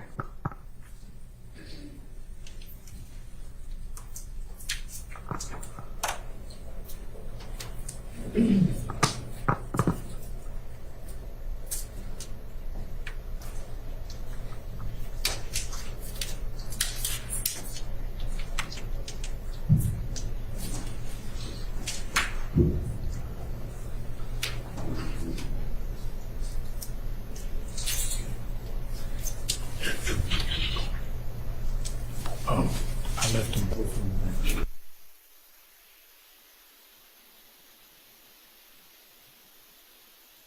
Yes.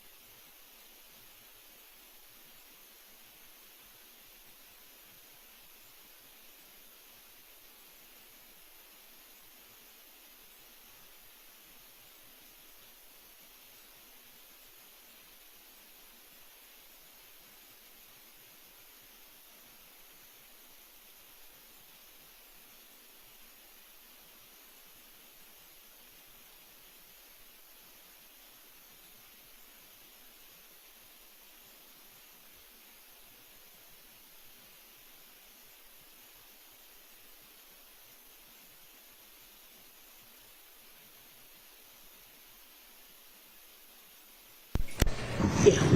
I'm going to take 10 minutes. Oh, I know what it is. I still have this one.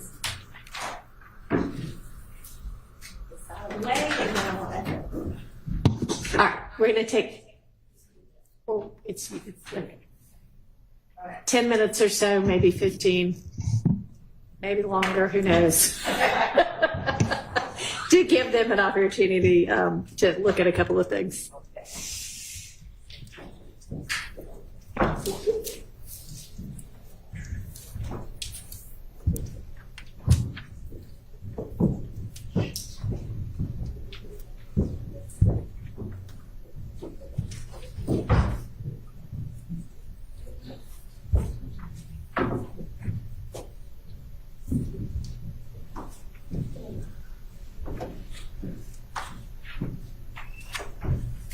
to the witness.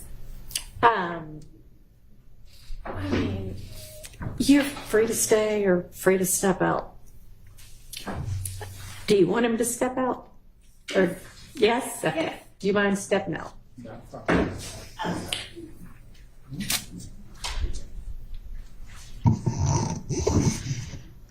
All right, y'all all take a minute and Judge, may I just, so that they are clear for the record, exactly which one is which? sure. So State's Exhibit 450 Yankee is the proffer, it's the email dated November 30th, 2022 at 5:44 p.m. From myself to Mr. Wright. And it is, the attachment is proffer form / it says, "Good afternoon, Attorney Wright. It is always good speaking with you." That's the one labeled 450 Yankee. The one labeled 451 Yankee is the email sent from me to Attorney Wright that is labeled / agreement and dated December 27, 2022 at 4:57 p.m. It starts, "Here you go, Derek." And attached to each email is the attachment that was sent at the time the email was sent. Then 452 Yankee is another email to Attorney Wright that says / agreement updated, and it is December 27, 2022 at 5:06 p.m. with the attachment / agreement updated. 453 Yankee is the email sent to Mr. Wright from me, dated Wednesday, December 28, 2022 at 1:45 p.m. And it is labeled / agreement updated to.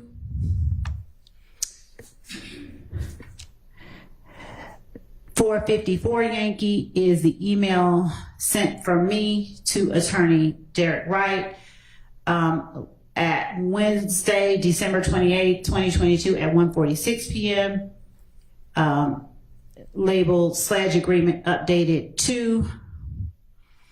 And then 455 Yankee is the email from me to Attorney Derek Wright, labeled / agreement updated to, sent Wednesday, December 28, 2022 at 1:54 p.m. And the body of the email says, "Use this one!" And attached is the agreement or the updated agreement to. And then 456 Yankee is the email from me to Attorney Derek Wright on Wednesday, December 28th at 2022 at 2:34 p.m. labeled / agreement updated 3. Okay. And that's it. All right. And do you plan to potentially utilize all of these exhibits Yes. with this witness? Okay. But they're also included. All of them are also included in the email that I sent. Yeah, I see each of those in that email from about an hour ago. So you'll want to take a few minutes, those of you who haven't had a chance to look at them and look at them. All right, I'm going to step off the bench for a minute to handle another matter, but I'll be back in 5 minutes or so.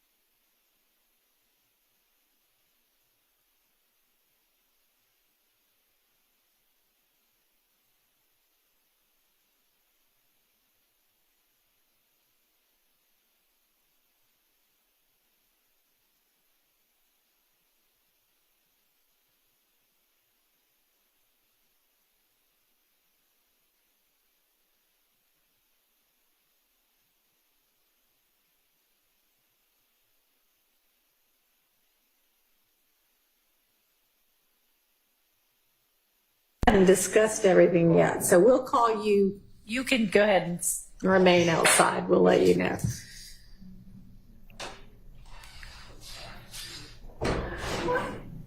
All right.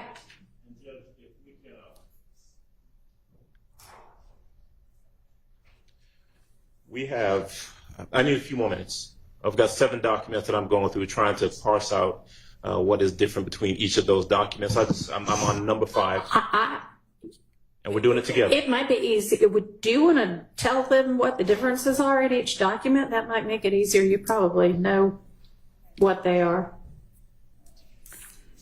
You've gotten through 5 of them? All right, so just on between 5 and 6 and 6 and 7 then.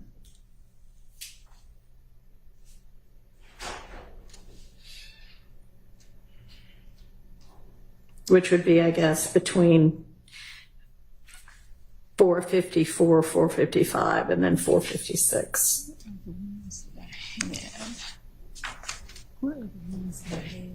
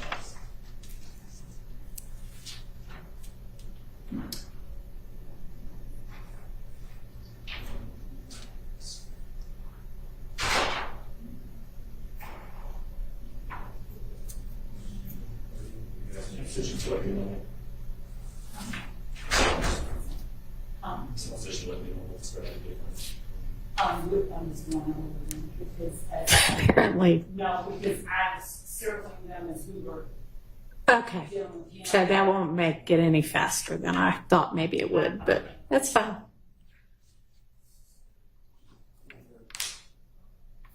So are you going to be asking details about, is it what the changes were or just that there were changes? That there were changes in potentially what they were. Okay. Said the court service. All right.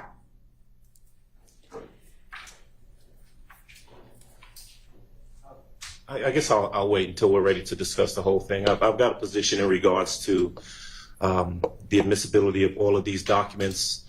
Okay, what's that? Let me say this first, though, because we did have a discussion previously about candor. I made a statement when we were at the bench in regards to what I thought was the applicability of Code Section 24-4-410. Taking a closer look at it, I don't think it applies. I think you're correct that it does not apply. And so let's take that off the table. Right. I will tell you that my overall objection is that I'm opposed to any of these documents coming in for a couple of reasons. And I know what the state has described them to be, that these are correspondences between the state and Mr. Wright in regards to this evolving, allegedly, plea agreement. I'll state for the record that the one thing I do have is an email, the initial email from the state to Mr. Wright. Mm-hmm. I don't see, and we've not been provided, and the state can let me know whether they have them, any responses, email responses from Mr. Wright that would kind of inform us as to, well, what are the discussions that are going back and forth. So I don't know what Mr. Wright's responses are. If he, for example, sends some suggestions as to this is what I want changed, or this is what my client says. So I just don't, I can't address that. But in addition to that, my recollection from Mr. Sledge's testimony, ultimately, is that he indicated that there were changes made to the agreement. that he suggested changes, or he told his attorney that some things needed to be changed, and the state declined to change some, and they did change some. He ultimately admitted that. And so if the intent of the state by trying to introduce these documents is to show that there were changes made, well, that's not necessary, because that's come out through the testimony. Now, if they want to, if their intent is to say that there was a specific change made to maybe a specific section, that can also come out through testimony. If this witness, Mr. Wright, and I presume he does, that he would know that Section 8, and I'm using that hypothetically, Section 8 of the agreement was changed from this language to that language, and he can testify to that. But I don't think that the wholesale admissibility of all of these documents is really necessary to prove the point that the state is attempting to make. And Mr. Sledge was on the stand. He could have been confronted if the state's intention is to give him different versions and say, well, didn't this change from version number 1 to version number 2? He could have been confronted with that. Well, I mean, she could have maybe tried, but I'm not sure that would have been successful, since these are conversations and correspondences between Miss Love and Mr. Wright, not between Miss Love and Mr. Sledge. So I don't know that. I mean, I think he even said, I don't know what got said between my attorney and her. I just know what my attorney and I said. So that wouldn't have gone very far. Yeah. So do you have an evidentiary objection to these, or just, I don't really want them in? Well, you know, they're not, I don't believe that they're it's not a prior inconsistent statement. I don't know if they're trying to introduce them as impeachment. If that's the case, then I would suggest to the court that they are not prior inconsistent statements of anyone. And I would say they're not relevant, that under 403 it's a waste of time. Okay. It doesn't prove any point that's at issue in this case. Certainly this witness can testify to. All right. Well, at this point, those are overruled. Are we ready for the witness now?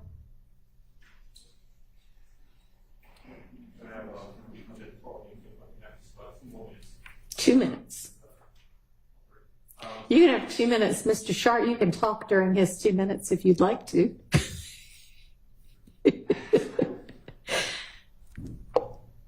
Your Honor, I was just trying to support Mr. Adams here a little bit, because we're essentially with these different documents. The documents didn't even come through on my email, so I was sent them afterwards. But we're just trying to identify the changes. So it's just taking us a minute to go through all. You get 2 more minutes. I didn't get an answer to that question. Maybe I didn't direct it to the state. Okay, well, I don't know whether they've got the responses or not. I don't know whether they want to use them or not. But he is on the stand, so if they don't end up using them, maybe y'all can get them in if you want to. Well, but we don't have them if they exist. And I guess I'm asking the state to indicate whether or not those items exist. Were their responses? I think that when Mr. Wright responded, it was via telephone call. I'll check my email to ensure that I'm not inaccurate, but I think that it all happened. I would send him something, we'd have a conversation, I'd send him something in response, but he can correct that. And if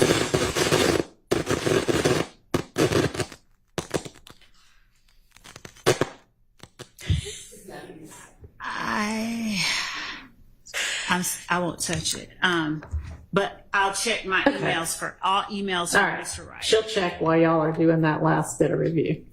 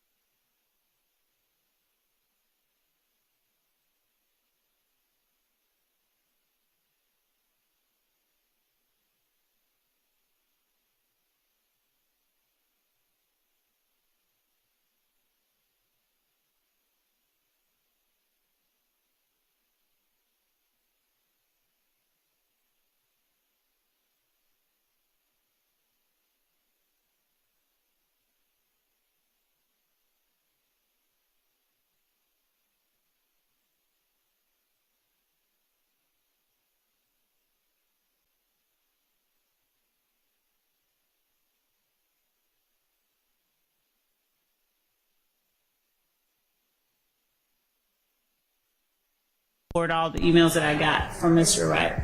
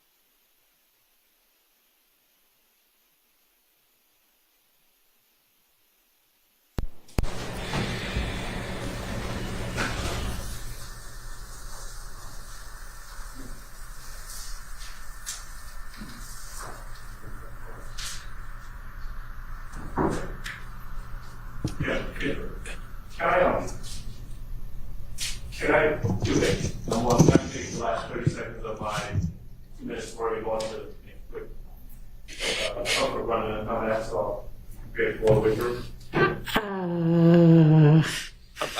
What else, Mr. Short? I'm prepared to talk for 30 seconds, Mr. Adams. Okay. So, All right, go ahead, Mr. Adams. my concern here is, again, I don't know the logistics and how everyone's planning on doing this, but for instance, there is a older version that was not adopted by Mr. Sledge that was the version. Mr. Williams, could you pass me, Mr. Williams, could you pass me those? Yeah, thank you. So there's a version, the final version of version 2, which was then changed to the final version of the plea agreement.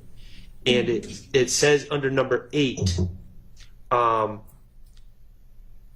language, as we've already heard the state read about laying low, and then it says, and during the meeting, this is the meeting at the home, defendant, which would be Sledge, personally heard a YSL associate state, I caught that N nut down bad.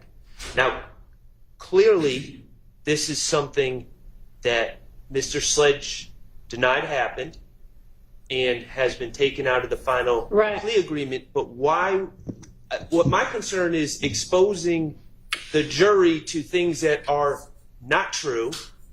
So, yeah, I understand that. So I'm not sure exactly what Ms. Love's intention is with all of the different versions and whether she's going to ask that it be, you know, that kind of detail come in, or whether it's just going to be, you know, was there some additional quotation or something on there that then got removed? So, Ms. Love, can you shed some light on that? Yes, Judge.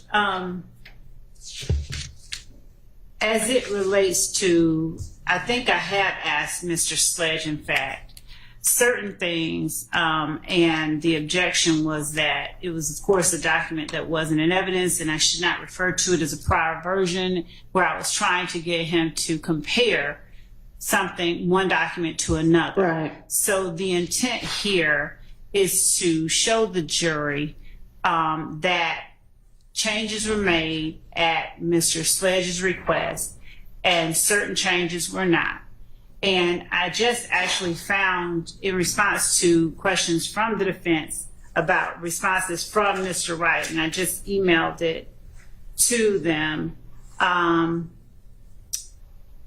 email from Mr.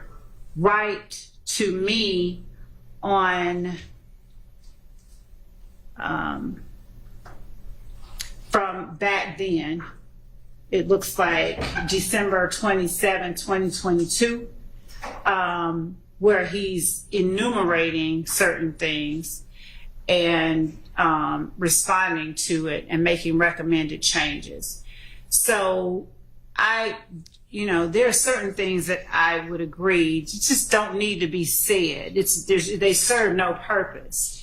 And it would be just as beneficial and serve the same purpose to say number 8 is different and I took out certain things as it would to try and put in all that language. And that just doesn't seem necessary to put in that, some language that might be considered inflammatory, that the state thought was the case and they said no, it wasn't. Right. Just the very fact that they had us take out language is what the state feels is important that the jury knows. Okay. So no, to the extent that, and if I don't think and I guess if you are going to tender that for admission, then that can be redacted and it can just show there was something in quotes that was then removed. Yeah, I like that idea, and I'll, if necessary, I can really quickly go out and talk to Mr. Wright.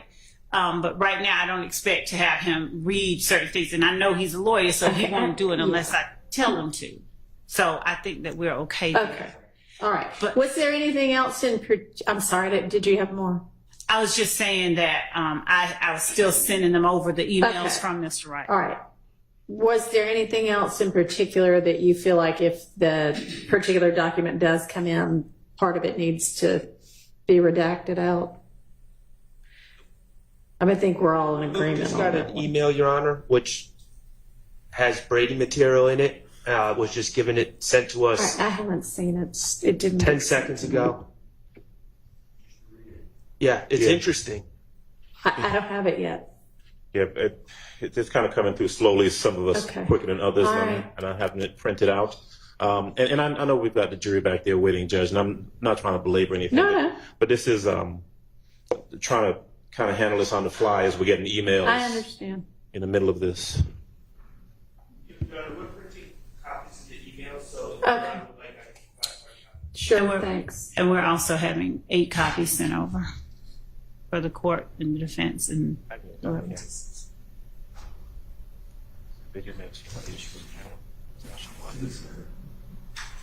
There's an email from right.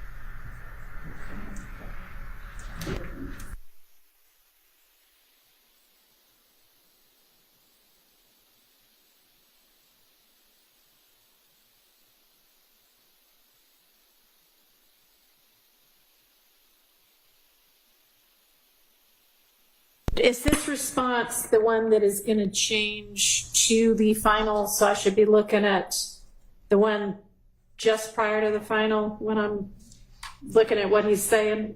I'm sorry, wait, what? Which version is this in response to? Okay, so I don't know what was just given to you, but I get the same. This is what Ms. Love just sent to y'all, or what? Yes. Okay, so whatever you sent over at 4:12.36 p.m. today, that was Mr. Wright's December 27th, 8:43 p.m. response. What? so the December 27th, let me pull it up. Hold on.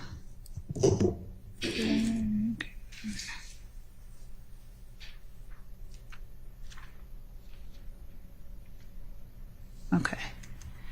So December 27th, 8:43 p.m. No, well, that was one version.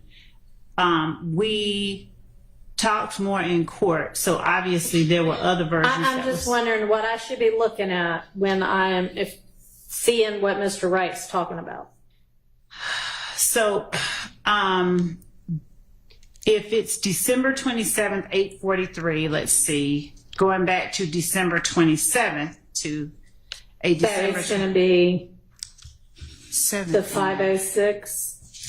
It will have to be 452Y. Yes, that looks right. That looks correct. And then All right. December 20, but there were other versions sent back as we talked more in court the next day. December 28th, so 453, 454. I know. Your Honor, Yes. to answer your question, this email sent by Mr. Wright on the evening of December 27th would have been between the sledge agreement updated and sledge agreement updated 2. Okay. All right, that's what I thought. And is the alleged Brady, what is that? Item number 3? I hadn't read it all yet. Sir, I haven't either, but certainly number 3 is absolutely Brady. 4 as well. Except he said that it wasn't. And it also obviously conflicts with what they kept as his factual acknowledgement. So it's clear, A, that Mr. Wright was telling them that's not true, but it's still maintained, they still kept it as a factual acknowledgement. Okay, well, this isn't actually saying that's not true. Well, It's saying the real issue was, well, the factual which he acknowledgement, actually denied on the stand, but the factual acknowledgement says, while associated with YSL and to support and express loyalty to YSL, and then it says, and wherein on behalf of YSL, defendant threatened, and it all goes to intent and state of mind, and that's the important part of this case. You know, no one's denying that the video was made, but what is the reason behind it? And from this email, Mr. Wright is clearly telling the state in an email on December 27th, the video may have seemed like an issue was gang related, but it was actually about a girl that Sledge was dating, and Kel started kicking it with her. That was the real issue behind that. Not denying the video, but the real issue was the girl. That is Brady. That was never shared with us. Okay, I'm not sure that that's Brady. I understand you to be saying that you think this is a denial of it being something done to support, and I don't know what the language was, support and whatever, the gang.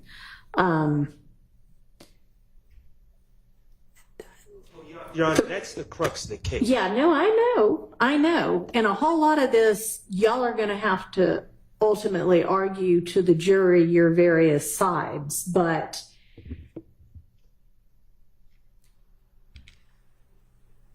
for this to say, it seems the video may have seemed like the issue was gang related. The real issue was the girl that a member of a rival gang was then sleeping with, that was one of the alleged gang members' girlfriends.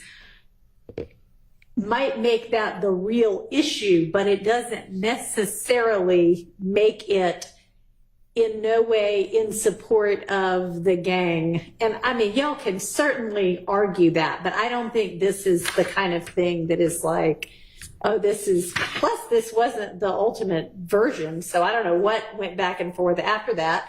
He ultimately signed with his attorneys, I don't know what the advice was, but knowledge, something that said whatever the ultimate number 3 was. And you know, y'all y'all have secured evidence from the witness that he feels like he was pressured and coerced into that, and reasons behind it. So y'all have an argument there too, but I think we've done a good job doing that, but we did all that without the knowledge of this email, which should have been provided to us by the state. That's my only point. And for what it's worth, the a significant portion of the state's questioning and then a redirect of Mr. Sledge focused around whether or not he had there were specific things that he had asked that they change. And so what we end up having here, what we know now from the email that we didn't have before, is that, again, going back to number 3, number 3 as in its final form talks about being associated with YSL, and, you know, talk about the video and where he's brandishing a weapon using a drive-by shooting to harm a person named Kel, a rival gang member. But the state knew, certainly when they were redirecting Mr. Sledge a little while ago, that Mr. Sledge, through his attorney, had given them the information, had specifically denied that number 3 was accurate. all right, y'all are saying had specifically denied, and I don't read it that clearly. I don't think that's a specific denial.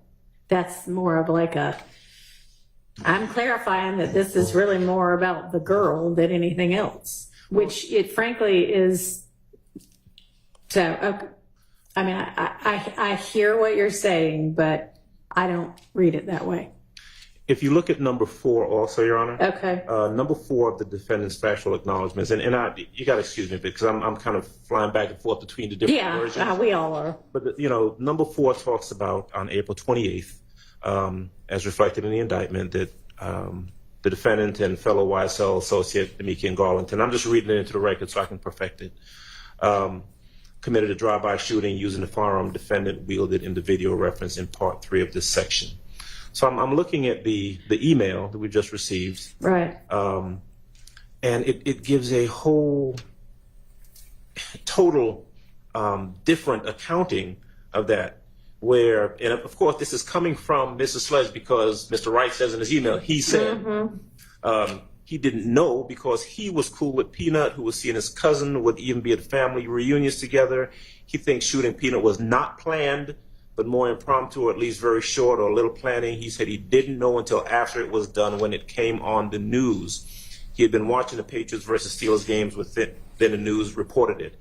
You know, so this again, and what you've got is the state directing and then redirecting and challenging Mr. Sledge on these very specific factual allegations and whether or not he had told his attorney that, or whether or not he had suggested that that be changed in the agreement. And what we have here, what we know now, is that Mr. Sledge was in fact sending those, you know, correcting these very specific factual allegations, sending them to the state, and the state, well, because it doesn't appear in the factual acknowledgments, the state ignored it, or they refused to make it. Okay, so I'm not sure what y'all are looking at, because the version of number 4, factual acknowledgement number 4, that Mr. Wright is speaking to in this email that he sent on December 27, 2022 at 8:43 p.m. is, we agreed, at least Mr. Shart and I agreed, was Sledge agreement, the one that is 452Y, from the one that's called Sledge Agreement. Well, there are 2 that are called Sledge Agreement Updated, but this is a correspondence between 452Y and 453Y, but ultimately the end product. After the one labeled Sledge Agreement Updated that came from 12/27 at 5:06 p.m. And that one reads, on January 10th, 2015, before the murder of Donovan Thomas Jr., defendant had personal knowledge that YSL associates were planning to murder Donovan Thomas Jr. Mr. Wright's response to that is essentially, Mr. Sledge does not think the shooting of Peanut was planned, but more impromptu, or at least very short or little planning. So that clearly got changed, because our final version doesn't say they were planning to. Yes. May I incorporate? So I cross-examined Mr. Sledge, and the state's theory is that there was a, quote, gang war starting in approximately the fall of 2014. Right. That escalated with the fight on January 6, 2015 of Mr. Copeland at the Club Crucial. And then it culminated and then went on steroids thereafter, after January 10th. I would have used number 4 that you just read, Your Honor, to show that there was no animosity between Mr. Sledge, who's a supposed YSL member, and Mr. Donovan Thomas, who's a supposed leader of a, quote, rival gang. The reason I say this is because I knew about it. So listen, I want to make it clear. I knew about it because I spoke with Mr. Sledge through his lawyer. So I actually asked these questions. Right. I didn't know about this email. But So the email. Go ahead, I'm sorry. But no, don't apologize. But the email is Brady, because what the state was saying is these 2 divisions. They put, I didn't put Mr. Sledge on YSL, and that there is a total collapse between human beings. And that, to me, you know, I learned Brady to be anything that is potentially exculpatory or impeachment or mitigation. And the court has heard now, you know, Mr. Copeland said I lied about everything. That to me is Brady. The statement on this number 4 is to me Brady, because it shows that there is not animosity. All right. So your belief about the Brady is not the part that I was talking about, but more the part that says he here is Mr. Sledge, at least at the beginning. He said he did not know because he was cool with Peanut, who was seeing his cousin and would even be at family reunions together.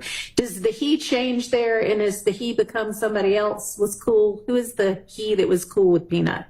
Do we even know? We don't. I believe that is Mr. Sledge. Okay. And so you think it's Brady material that Mr. Sledge was cool with Peanut? Right, because Mr. Sledge he's been identified before you came on the case, the bench on this case, Okay. as from multiple, 2, definitely, maybe 3, supposed gang experts saying Mr. Sledge is part of this gang. Yeah.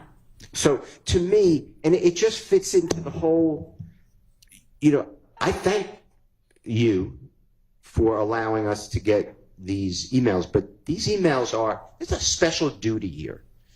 And this is not the special duty, I don't believe. Okay. So I'd like to see all the emails from Mr. I think she's looking and sending all that she has. Is that correct, Ms. Love? 2 things. Yes, and when the court permits me an opportunity to respond to all of this, I would appreciate that opportunity. Okay. What was the second thing? Or 1 was yes, and 2 you want an opportunity to respond. Okay. All right. So Mr. Sledge has been available to the defense to speak to as well. We just heard that from Mr. Wright, in fact. And so I'm sure that Mr. Sledge, if asked, would have told anybody that asked, especially the defense, what his relationship and thoughts about Peanut were. So He did, and I Okay. even asked him about it, and he answered similar to this. All right. But that really is besides the issue. The issue is that the prosecution has to do. There's one thing. There's a Brady duty, and then there's a Brady violation. There's no violation because I knew about it, and it came out of court. But there is still the duty. Okay, a Brady, I mean, we all know what Brady material is, I hope. And if something is equally available and as easily gotten by one side as the other, that sort of takes it out of the realm of Brady. I don't agree with that respectfully because what if I didn't do my job? It's an ineffective claim. Well, and the state had the duty.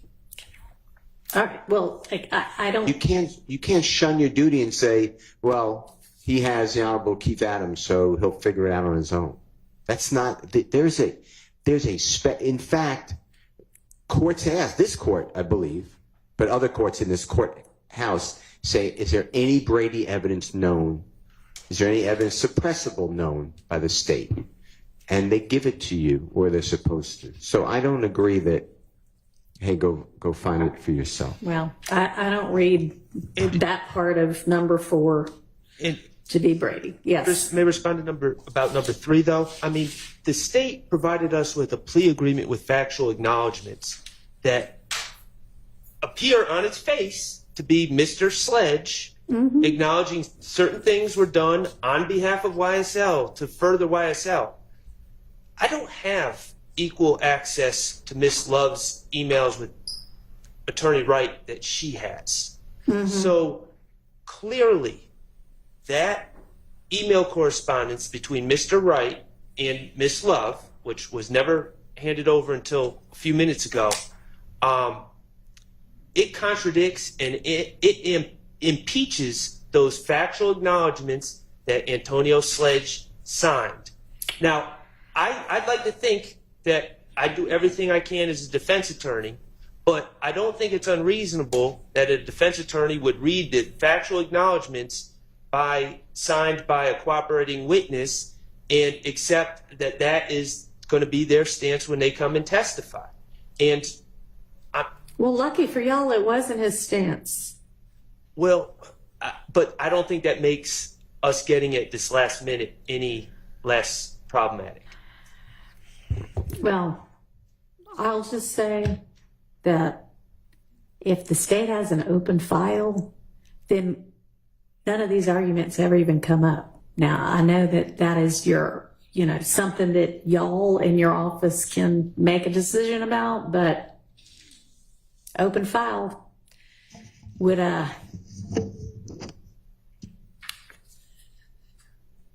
just exactly what I said. So, okay, Ms. Love, what do you want to respond to? What do you feel like there still needs to be a response to? Your Honor, I think that the court sort of encapsulated the position that I have pretty well. So you sort of took away many of the responses that I had. And so, in as much as anything else that Mr. Wright sent to me is being printed out, I think we have them all printed out. I'm going to send them over and disseminate to the counsel for the defense and to the court. Okay, thank you. Do I understand that to mean that there are more coming?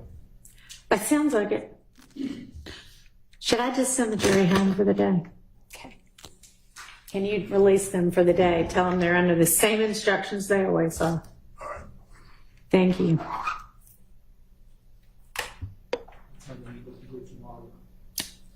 They're always here at 9.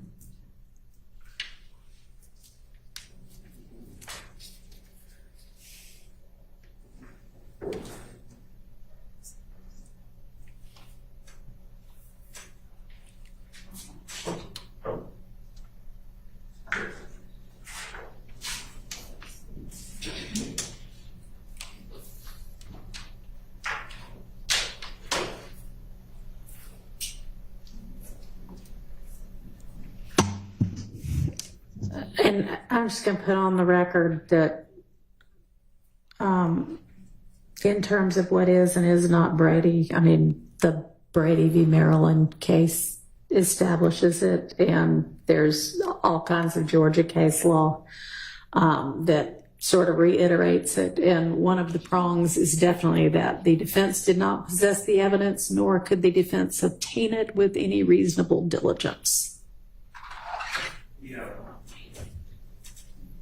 Disagree, respect. That's a violation. I mean, you can disagree with it, but it's what the case law that's holds. a violation. That's because the case law, in an appellate opinion, is saying the defendant, the accused, convicted person, the criminally accused, is now complaining and wants the case reversed because of a Brady violation. And then there's a 4-part test, and one of the parts is, was with due diligence this information accessible? I'm not saying that. Before that, there's a Brady obligation. That falls upon the state, whether it's easily accessible or not. If 2 experts say different things and the state puts them both on the witness list, but doesn't give the accused to say, hey, one expert says actually it's favorable for your client, and they hold back that report, that's a Brady obligation breach. Now, the fact that I was on notice that there's another person on the witness list, you would expect me to interview the person, and I would have found out about it.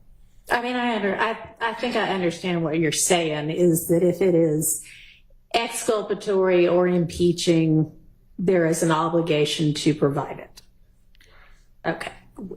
I guess I am looking at it from the position of, if you are claiming at this point, here's another Brady violation, I have to look at what are these factors, and I don't find those factors to exist here. And that's why I thought I always said I knew about it, so I'm not saying it's a violation, but it is an obligation of the state. We shouldn't be getting it. I should have really had this before I cross-examined Mr. Sledge. Should have had it before trial. And Brady, the way I understand it, is an ongoing obligation that triggers immediately. Well, okay. Again, I don't read it the same way that y'all apparently do. And I can't imagine that you would have wanted to use this particular exhibit, because if you used part of it, the rest of it could have come in, at least with regard to what's in each particular number. And the entirety of what's in number 4, I do not think would be beneficial to the defense side of the case. Sure. This exhibit, are you referring to the email or Not the exhibit, I'm sorry, bad word if I use that. This email from Mr. Wright of December 27th at 8:43 p.m. I would like the opportunity to decide what I'm going to use and not. How about that? Understood. I guess we can tell Mr. Wright he can come back tomorrow too. At 9. Thank you. So have you, did you say you were going to print or you were going to forward the whatever other emails there were? I have printouts. Okay. Do you want to dole those out to everybody? Yes. Okay.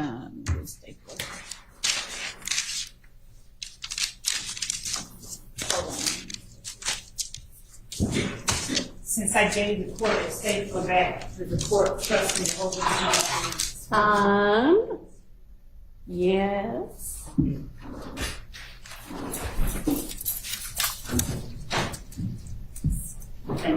And maybe we need to get an extra stapler down here. I was trying to get somewhere around.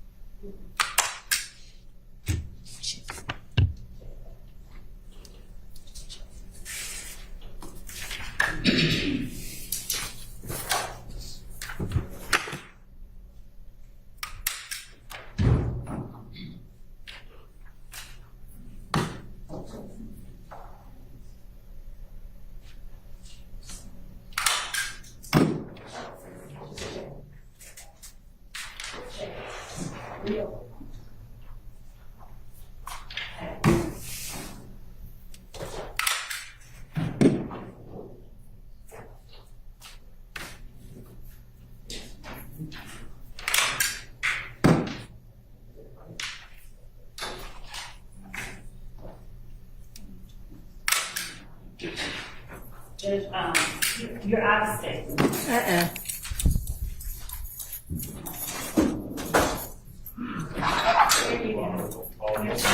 Read those.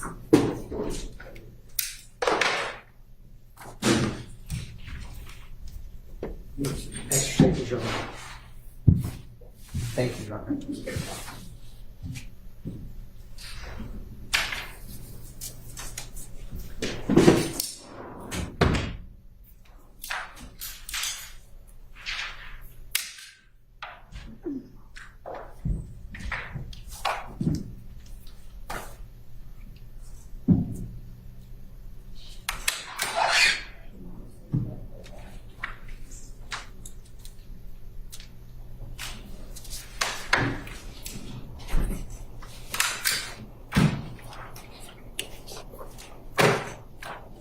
Judge, I asked the courts, I asked for an in-camera inspection of one portion of this before I send it out. Okay.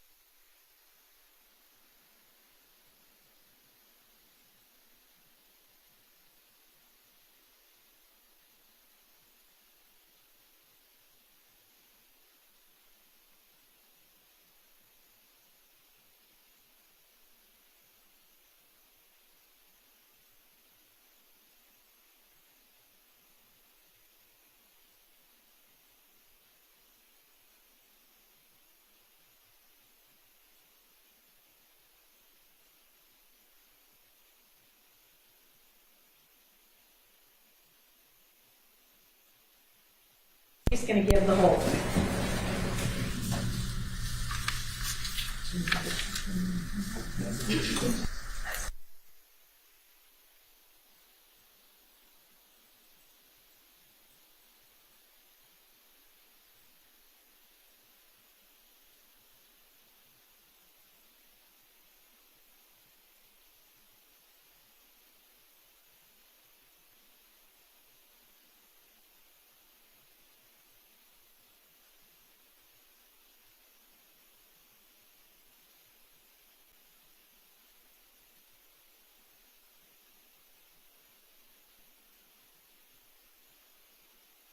In the record for you, In Ray Haney, Haney, and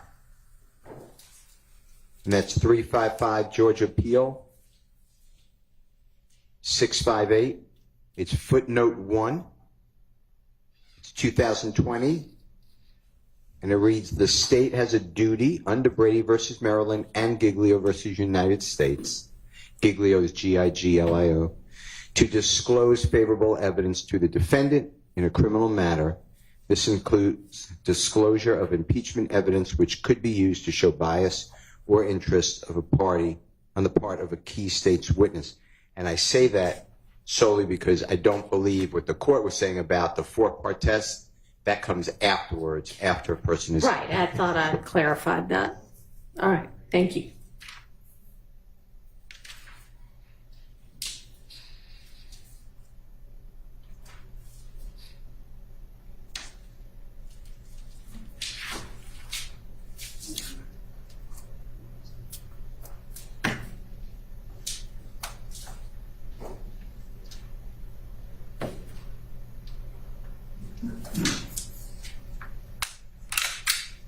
How many, is this just one more email or is this a few?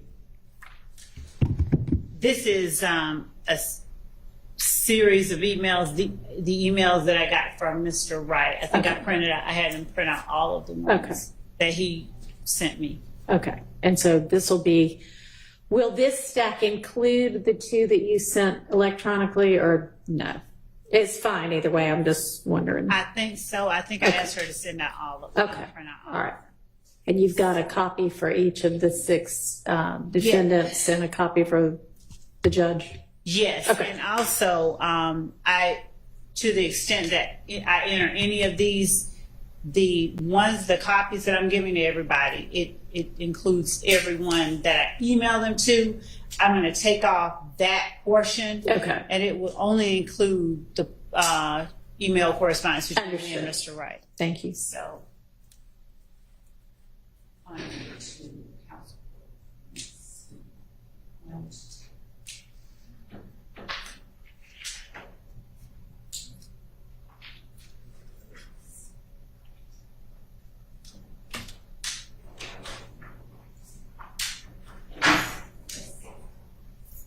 Six copies for the defense and one counsel. Thank you.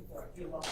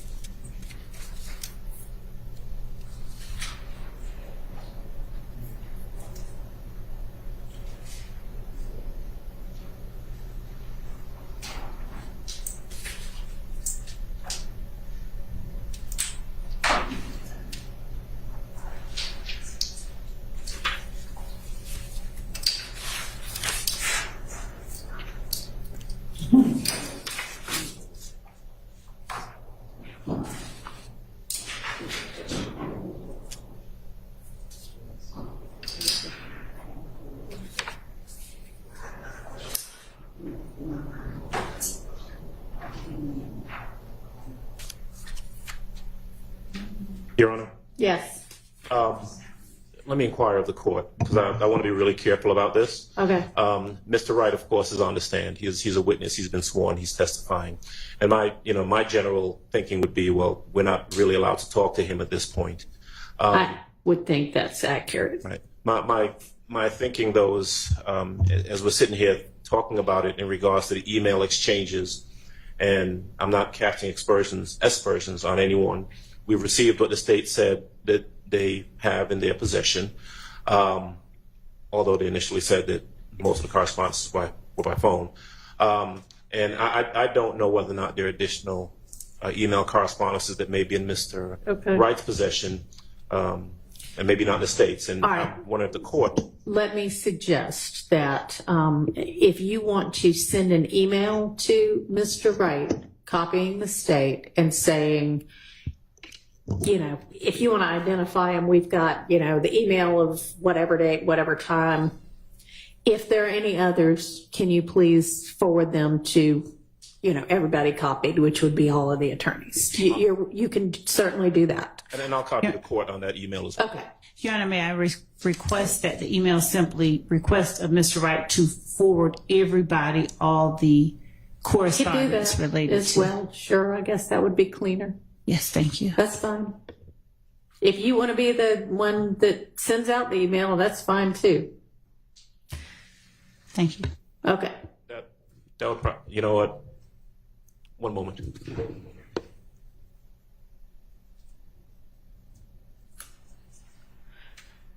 And you know what? Whoever sends it out, you can say we all discussed it in court with the judge, and the judge is fine with it. Sure.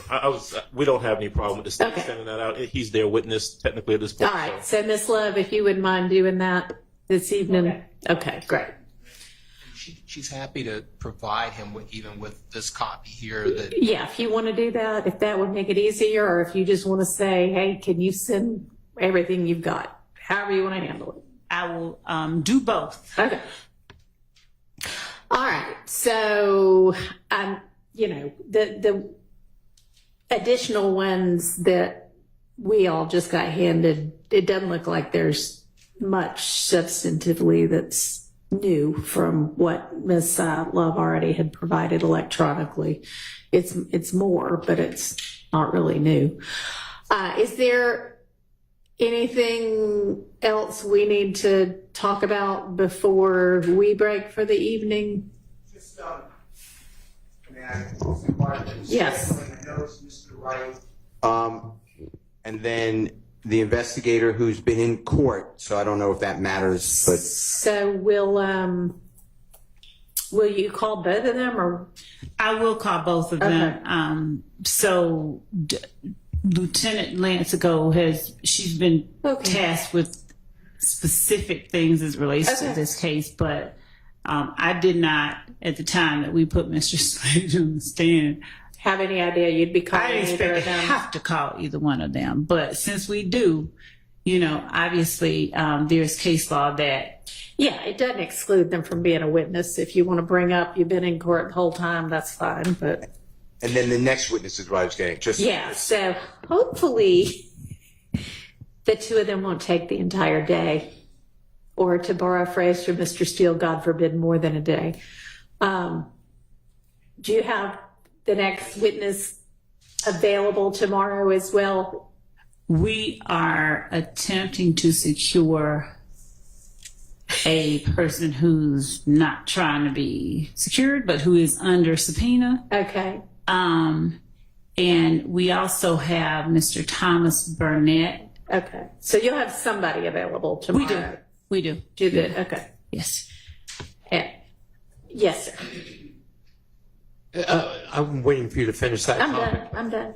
Yeah, the only thing I was going to request is for the other defendants who have pled out, if there are similar email communications between the state and that attorney where they were going back and forth on their acknowledgments. So, for example, for Mr. Murphy, Mr. Arnold, Mr. Stevens, Greer, Kitchens, Mr. Lee, Mr. Sumlin, Mr. Beebe, instead of waiting till the last minute or maybe not getting it at all, Could we have that email communications as well? How do you feel about that, Ms. Love? Judge, Why don't you take a really careful look at any of those that might exist? okay. And if there needs to be an in-camera inspection, there can be an in-camera inspection. If you want to just share it, you can just share it.